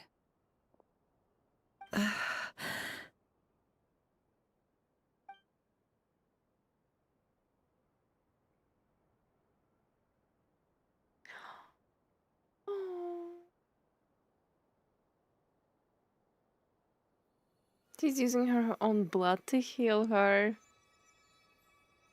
Miss Nefer, it's not like you to lose your composure. That was the most reckless thing I've ever seen you do. Reckless how? The situation was critical. Our lives were at stake. We had to do something. Even so. Okay. I guess you're right. Under the circumstances, it was a wise decision. You traded your eyes for an incredible victory. Wait, that's not temporary? No, no. In business terms, I suppose that's a huge return on investment. I'd be hard-pressed to argue otherwise. Still, I don't like this outcome. Same. And I don't want you to lose your sight for good. People suffer when they make sacrifices they shouldn't have to make. Whether that means faith, strength, or in this case, your ability to even see. Alright, C1 Lauma doing her thing. I had hoped you could win without sacrificing so much as a single hair on your head. Oh. I hope that works. Thank you. Really. All done. Don't try and open your eyes just yet. We'll see how you're doing in a couple of days. Until then, please follow your recovery plan to the letter. I'll send full details through Yehoda. For now, just get yourself home, relax, and rest. My dear friends, we have fought bravely and achieved a spectacular victory. A dark cloud has been lifted from the skies of Krai. All in this land will be grateful for what you have done. The moon will remember this day. Thank you both. Aww. Yehoda shows up and helps Nefer get home. And you, of course, have Paimon to escort you back. Where is Durian, Albedo, and others? The sight of Nefer navigating the road with her eyes closed is a new one for you. She proceeds cautiously, but as her silhouette disappears into the distance, you notice she seems almost smug. There's something I want to let you know.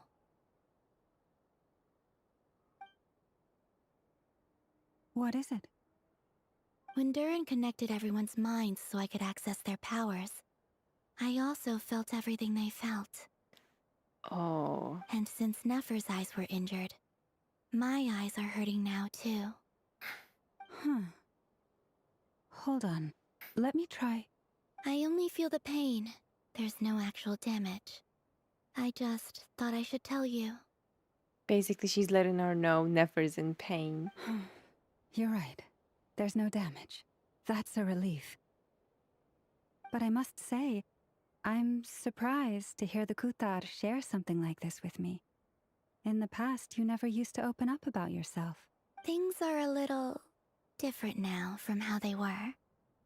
I'm learning to share how I truly feel with my friends. She's calling them her friends. Friends. How sweet. You have no idea how glad I am to hear that. Me too.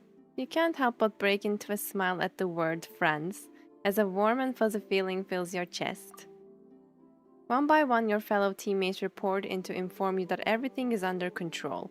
At Laumo's insistence, you lie down. You fought on the front line against Rerir, and now you need rest.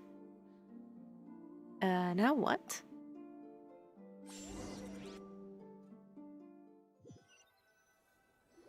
That was such an amazing battle. I'm still under the influence of it. Yay! You're awake! How are you feeling? Any aches and pains? Did you sleep well? I'm doing all right, Paimon. No need to worry about me. Phew! Well, that's good. Paimon's been sitting on the edge of the bed worrying about you for ages. You slept the whole day and night. She needed that. Paimon had to eat all by her lonesome. Glad to hear you didn't starve. How is the food? Well, it wasn't the same without you there to share it. Sweet. Honestly, Paimon just can't relax when you're not your usual self. She couldn't enjoy the food and settle down to sleep. Well, I'm back to normal now. Oh yeah, and Albedo swung by earlier. He said to tell you to head to the tavern when you woke up. Varker and the others are organizing a victory feast and they want to celebrate with you. He also dropped off some medical supplies, but you seem fit as a fiddle, so guess you won't be needing those. If you're feeling up to it, let's head over now. Wouldn't want to keep them waiting.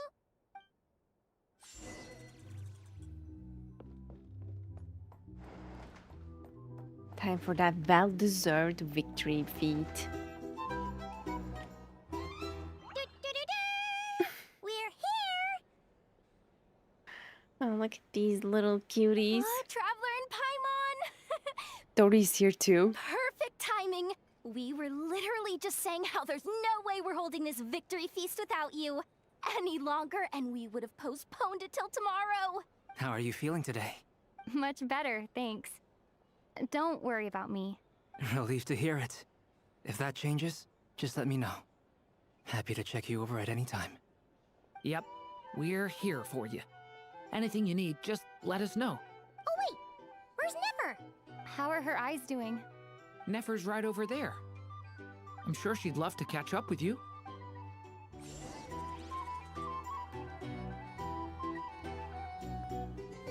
Oh, hey, Dory. Hello, you. Recovered from the battle? Mostly recovered, thanks. I'm touched that you'd ask. Come on, what do you mean? Of course I'm gonna ask. I care about my friend's well-being.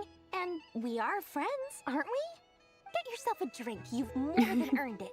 In fact, today, your drinks are on me. Lord Sangama Base got you covered. Oh, how generous. Wow, really? What about Paimon? Has she earned it too? Has she? Please? Well, you haven't been through quite as much as the Traveler, but... what the heck, sure. Yay! Wow! Drinks on Dory! What a historic day. That's something I will never forget. Hey, keep your voice down, or everyone else is gonna want in too. You... Have you heard anything I've been saying recently? Doing business in Krai has been an absolute nightmare. If I'm buying for everyone, oh... Okay. Paimon will speak more quietly. Jeez. That's more like it. Don't you forget, Lord Sangama Bay doesn't just go around buying drinks for anyone and everyone. Oh, that's definitely making me feel special.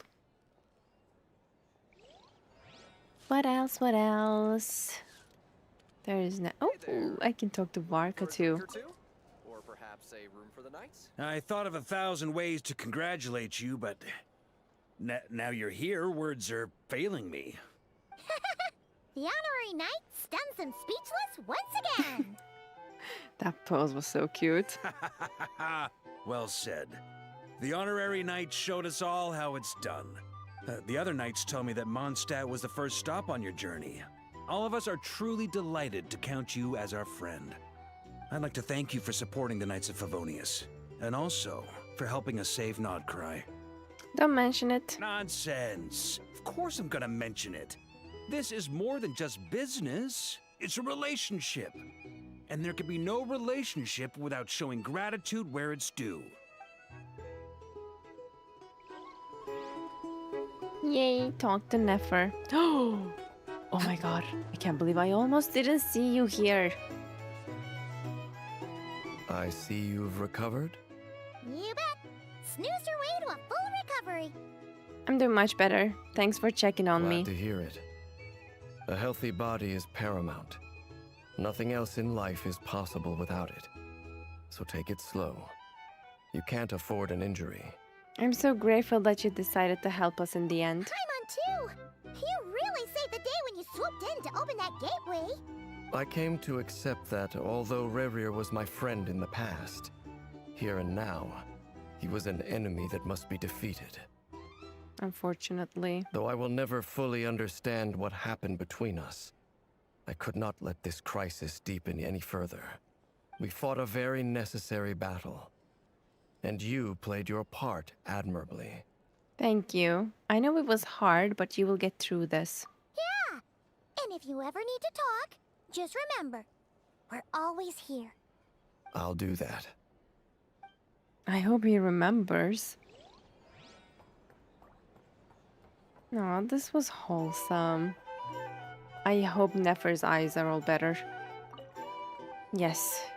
At least she has them open. Traveler, Paimon, are you recovering well?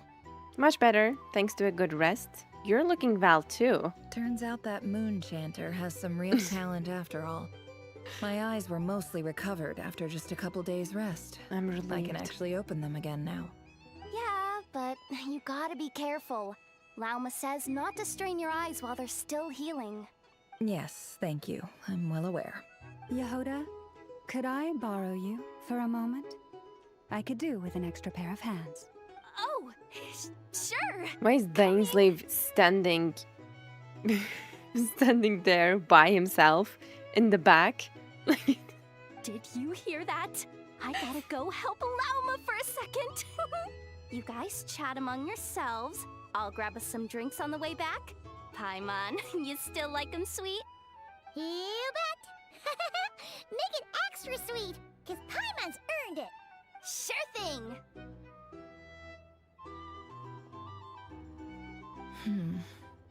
What is it? What's on your mind? The Raker of Solnari. Kind of a snake, don't you think? More of a wolf in my mind. No, definitely a snake. A poisonous one who spewed his venomous hatred everywhere. Anyone who seeks revenge out of hatred for other people has become a snake. That's something my dad used to say. I guess he didn't like seeing people go down the path of vengeance. Perhaps. I'm sure it sounds like a very wise and open-hearted perspective to your ears. But me?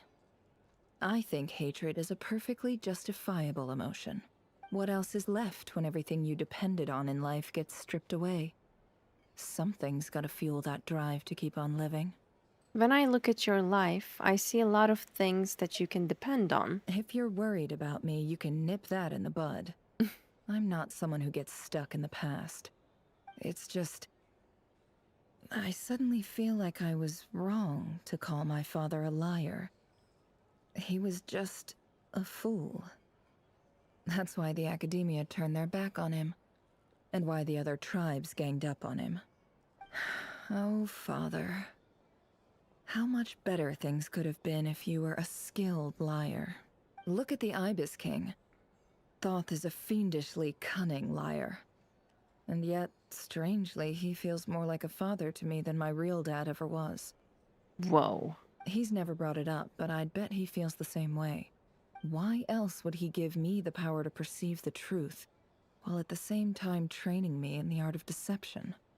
Sadly, I've never heard the Ibis King's voice. What's he actually like? Well, King Deshret banished him to Aru, which is essentially a prison, and posed 3 questions to him. He promised that he'd have his freedom if he could find the answers. His response was to take on a physical form and approach me, hoping that I could become his envoy and search for one of the answers on his behalf. Wow. Did he really think I'd fall for that? He's stuck there. He can't make me return what he gave to me. Sounds like he was nice enough to you. So that's enough for you to decide he's nice, is it? He's a prisoner, and he was scared. So he decided to perform some good deeds to win people's approval. He lives in fear because he's a deceiver. How is Rerir any different? You can't work as a spy your whole life and expect a happy ending.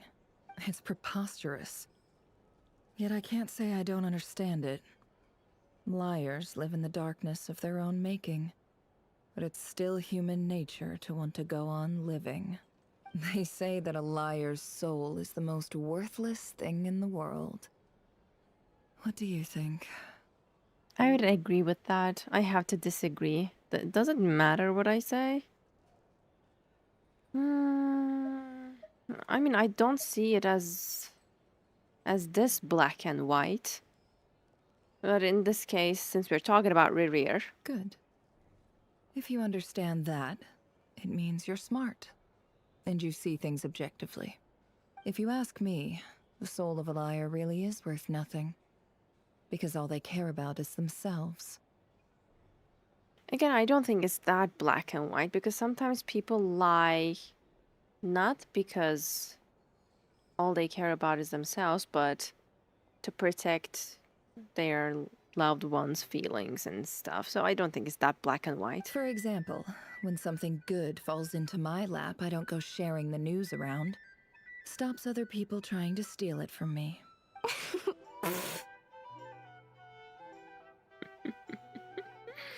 Right after that line, seeing Yehoda and Lauma giggling together is just nice.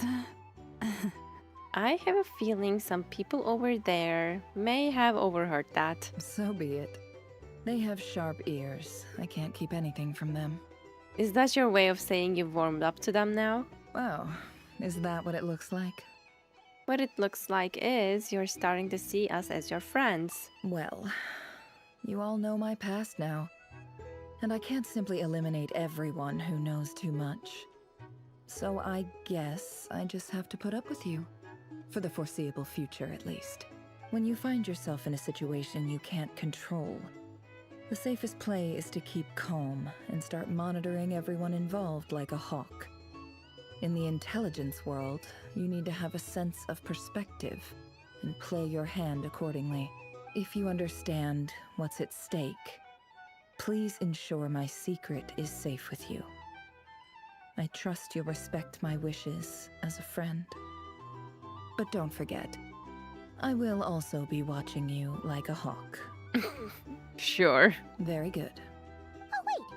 Now that the panic's over and we've all calmed down, Paimon suddenly remembered something. What is it? After all that build-up, our mystery ally never showed up even once.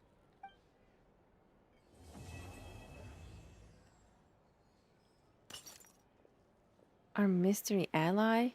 And noise is coming from indoors. Huh? Wait, I thought it was over. Am I imagining things?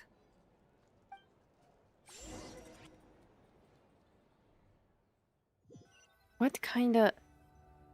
Who are we? So, that close colleague who stayed behind with you? What's he been up to recently? She's back. She is back. And I couldn't be happier seeing her. Are they talking about Dottore? Who stayed behind with you? Don't know, don't care. I get more normal human interaction from hanging out with Bosco too than him. I love Sanjorni. Although, now you mention it, he hasn't bothered me in a while. I wonder if... Don't know, don't care. If he's disappeared without a trace, it's the biggest gift he ever gave to the world. But I somehow doubt that's what's going on. I love how Arlecchino dislikes Dottore. He won't lie low forever. So we'd better stay on guard.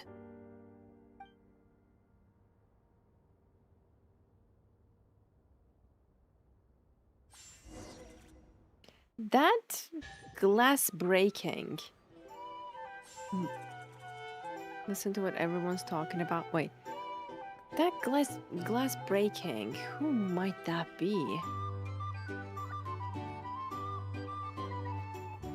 I want to listen to this group first.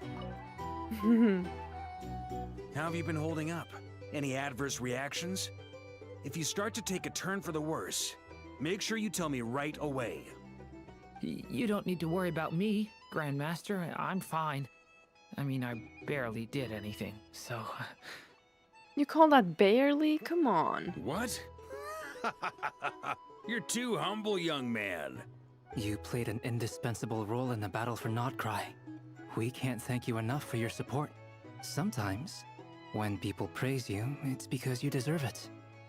The best thing is to accept it calmly and with grace. It's important to learn how to respond to words of admiration. That's something he must learn. Let's do a quick demonstration. Albedo, that was an incredible feat of alchemy. The pressure was on, but you worked flawlessly at lightning speed to get the job done. Thank you. I can't take all the credit, though.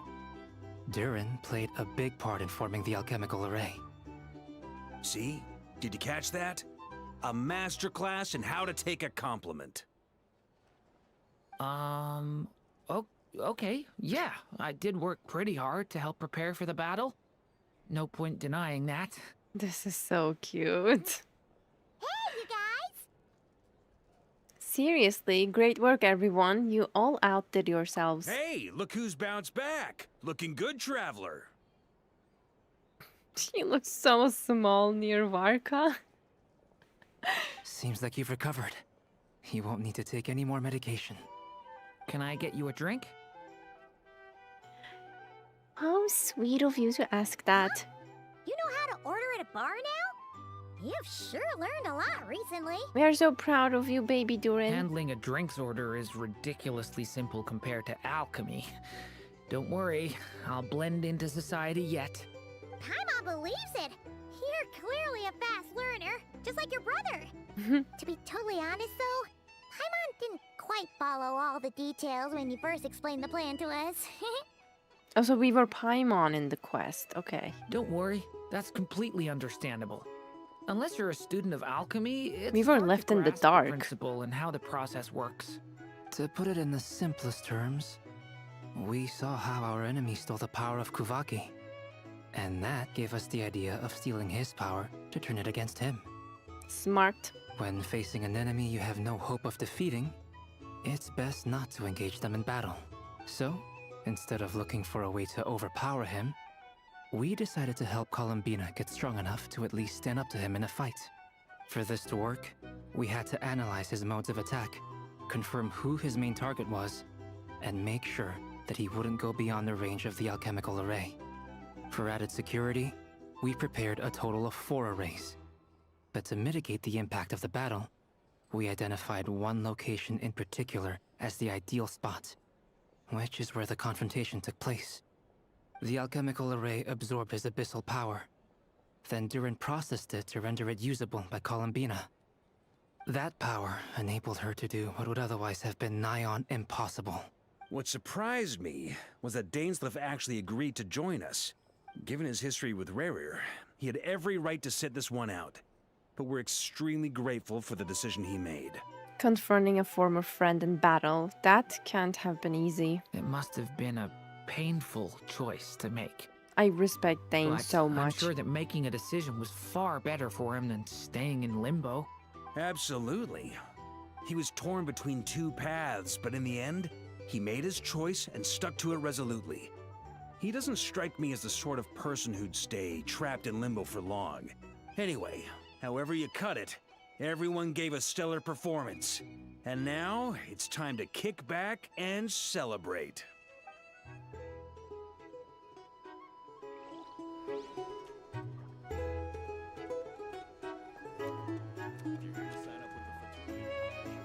Don't mind me, I'm just eavesdropping.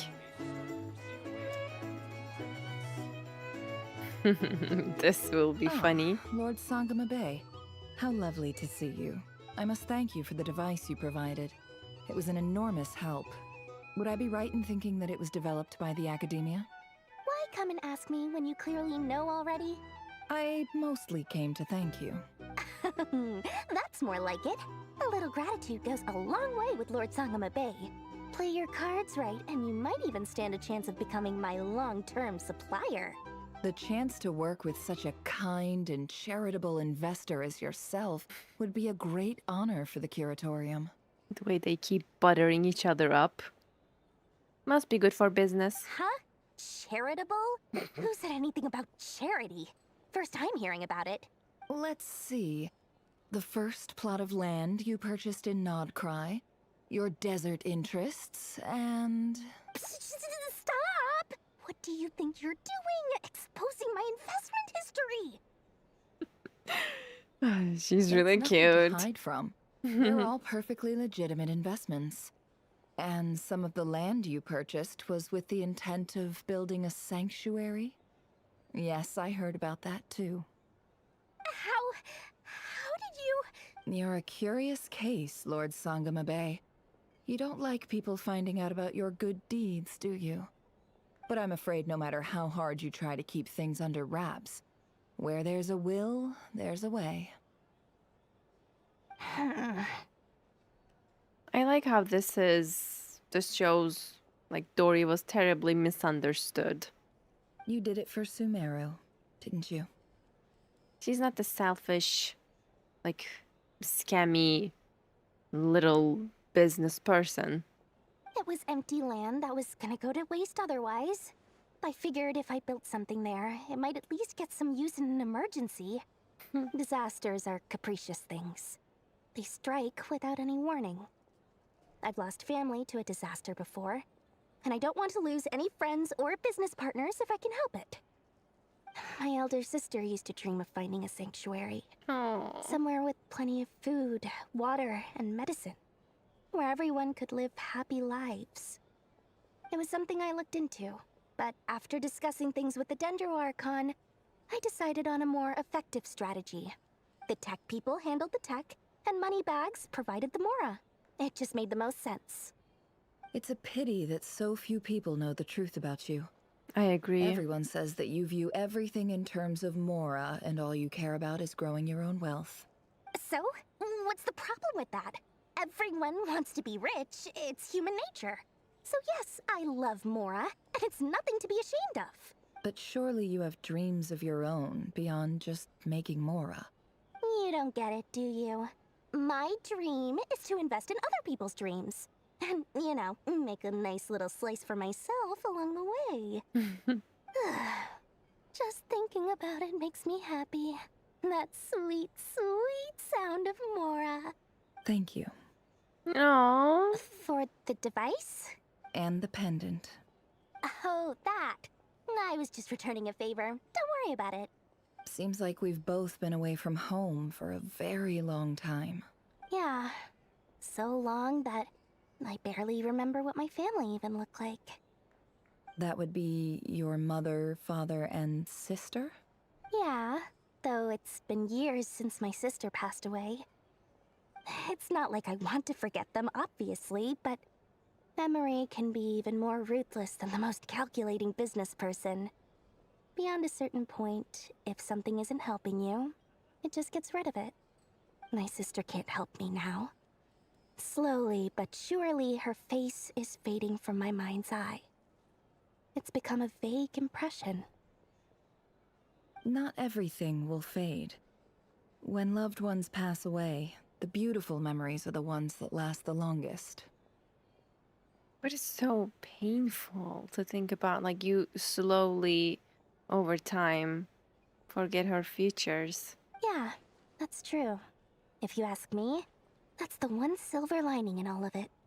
Well, That made me plus, emotional. I'm sure that life is much better now than it was back then. Oh, absolutely. I have tons of Mora, a big beautiful house, business is booming, and I'm as happy as can be. You've got a lot going for you too. Boss of the Curatorium of Secrets? I'm sure there's plenty of Mora to be made in that line of work. I appreciate the vote of confidence.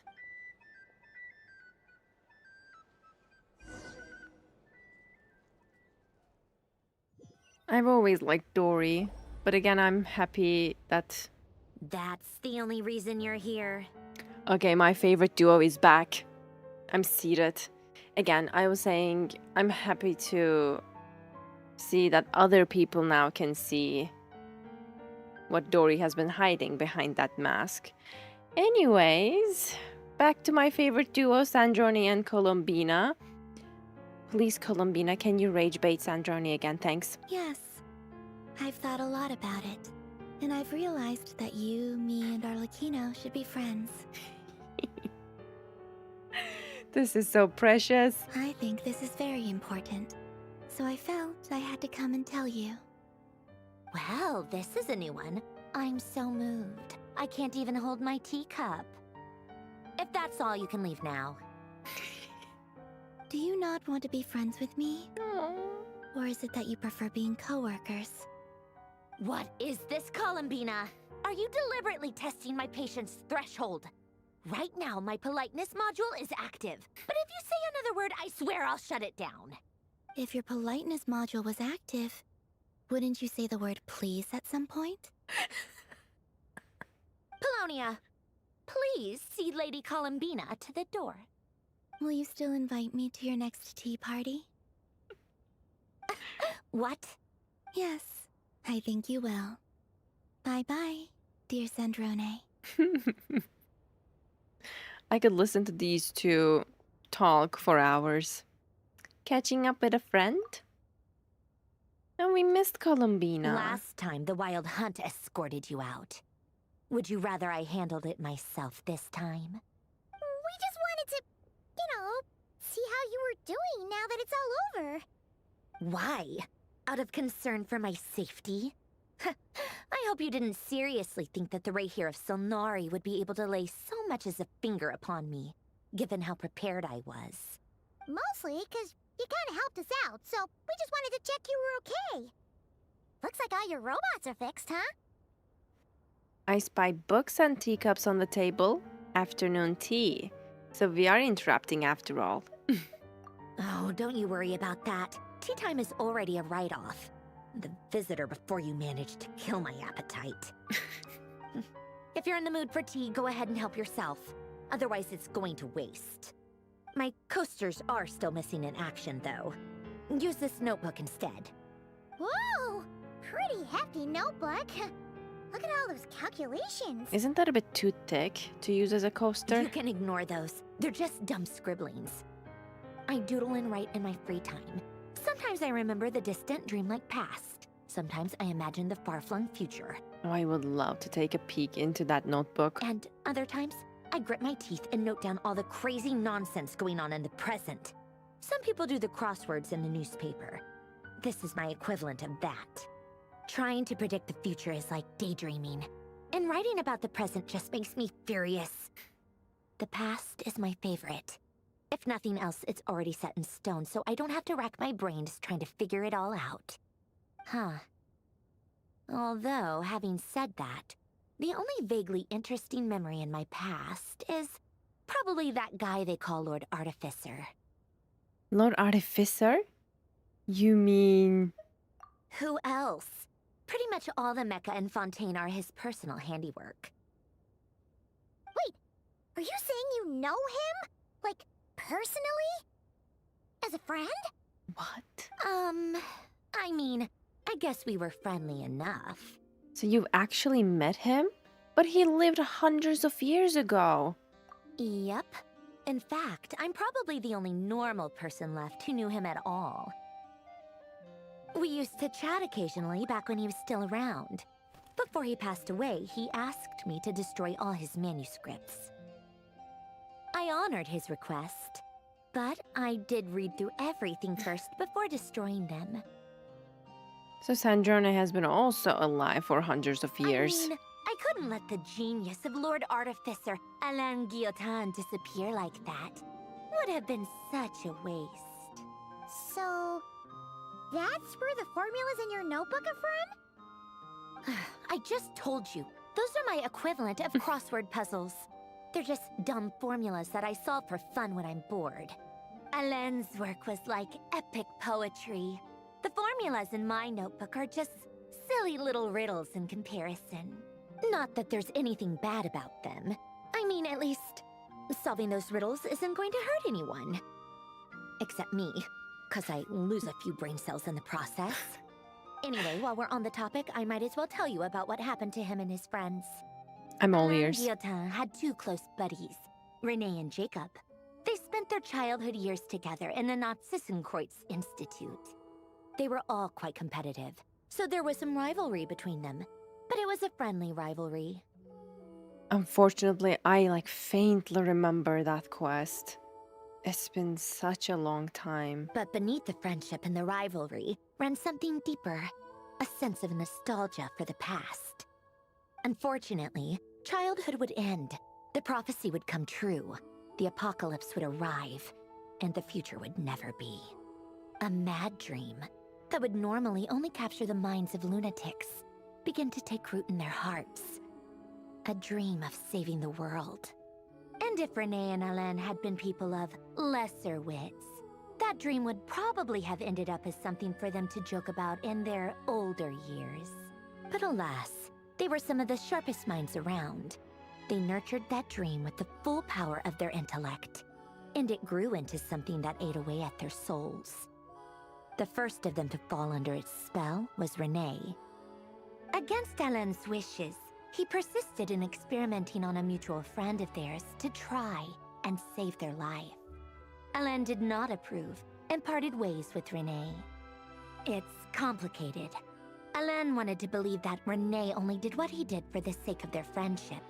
But when he told me about what happened, I could tell he still had some suspicions about Renee's motives.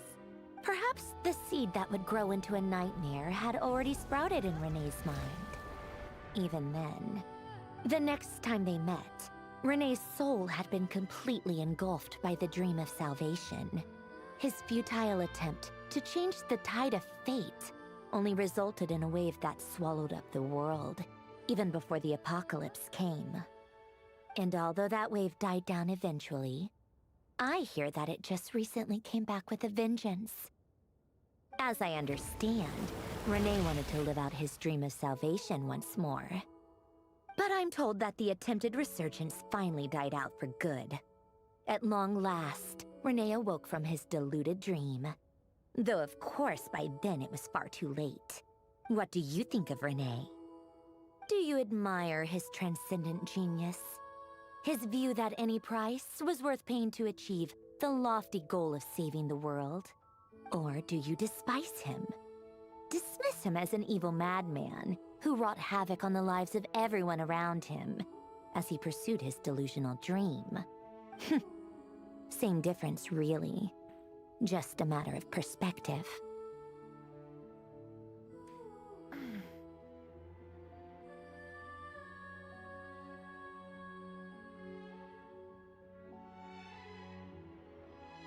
I think there are both parts that to admire and not to admire, so I'll just say I don't know. What a cop-out. But I suspect you'd have a more incisive and insightful answer if we dug into it further. What about you? What's your take on Renee? I don't like fanatics who give up their whole lives for their ideology. Nor do I like fools who let their delusions take control. Both ends of that spectrum is not good. Maybe I could understand if Renee had just been an ordinary person. But he had a sage-like intellect. And still managed to get himself lost in a labyrinth of his own desires. Anyway, that's enough about Renee. Now, moving on to Alain Guillotin, the Lord Artificer. He managed to put a stop to the first storm whipped up by Renee. But after that, Alain lost his friends and family. I like this little wrap-up and summary. To his credit, I suppose, the loss of his family and friends was purely a tragic accident. It's not like Alain sacrificed them for his cause or anything. After that, the only thing supporting his work was the same dream that had dragged his closest friend down to the abyss. But although the desire to save Fontaine drove him to found the Fontaine Research Institute, Alain continued to reject any form of transcendental knowledge or power. He was suspicious and fearful of it, having seen the way it had affected his closest friend. I think that formulas and machines derived solely from human intellect were the only thing that gave him a sense of spiritual comfort. Yet Alain's intellect was simply too great. It barely left him space to breathe in his lifetime. Once he realized that the end of his life was approaching, he finally accepted the truth. The Nazissenkreuz Institute needed someone, and a human being, to see its story through to the end. He quit working on his formulas, trading them in for the fairy tales that had played such a formative role in his childhood, but which he barely touched in his adult life. He told me that the director of the Nazissenkreuz Institute used to read those fairy tales to the children as bedtime stories. Apparently, they worked wonders at sending kids off to sleep. I think that all he wanted at that time in his life was to be able to sleep deeply without being plagued by depression.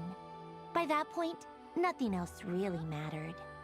At the very end, he laid down to rest in the ruins of the former Nazissenkreuz Institute orphanage, while the Fontaine Research Institute he had founded continued tirelessly with its work.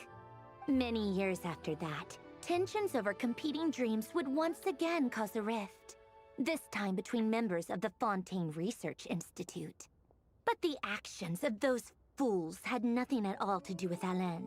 And that is the story of two people from the Nazissenkreuz Institute who both wanted to save the world. One went all in on his fantasy of salvation without ever looking back, and ended up calmly sinking to the bottom of the deepest sea. The other sought desperately to burn bright in his life, even though he wasn't sure where he was going. I do sometimes wonder, why is it that people like them have such grand hopes of saving the world? Even the grandest tree starts as a tiny seed. So perhaps, for each of them, their mission to save the world began with a very simple desire: to save themselves. They were young children with friends and family who mattered to them, desires to explore the meaning of life, ambitions to have a successful career. They didn't want to see all of that taken away in one fell swoop. Or maybe they just wanted to find something to anchor themselves within the chaos, to stop them getting quietly swept away by the storms of life. But instead, the search for their own salvation took them down the rocky road laid out by fate. Not gonna lie, I wasn't expecting this lore bomb dropped suddenly by Sanjorni. Do you think the desire to save oneself is enough of a justification to try and save the world?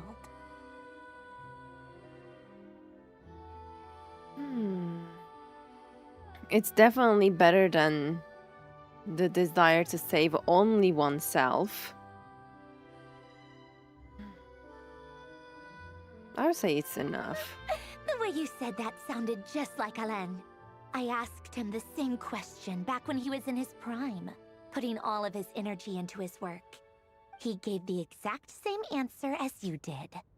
No elaboration, just a quick short answer before getting right back to his work. He was always that way. All right, tea time's over. I owe Arlecchino a favor for telling me these stories. I'll have to bring a whole sack of gifts the next time I visit the House of the Hearth. I'm gonna go tinker with Polonia now. You guys can do whatever you want, As long as it doesn't involve interrupting me. So those stories were told by Arlecchino to Sanjoni. Polonia, exit hibernation mode.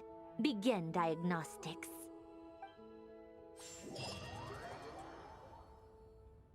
I need to read through the Narcissus and Kroi's part again. I've become so rusty ever since I played it. Was that the end? Oh, that was the end. Holy.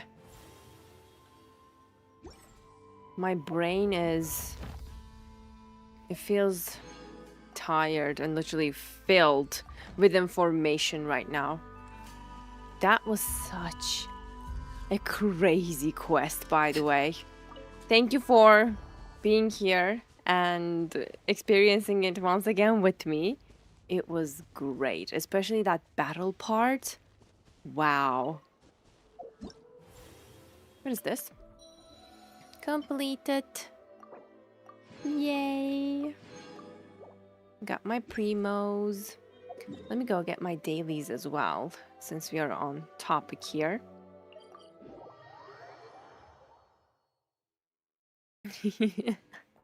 Thank you for being here. I think we all deserved a good rest after that. It has been how many hours? Holy, almost 6 hours. Wow. It was a wild quest. I really liked it, by the way.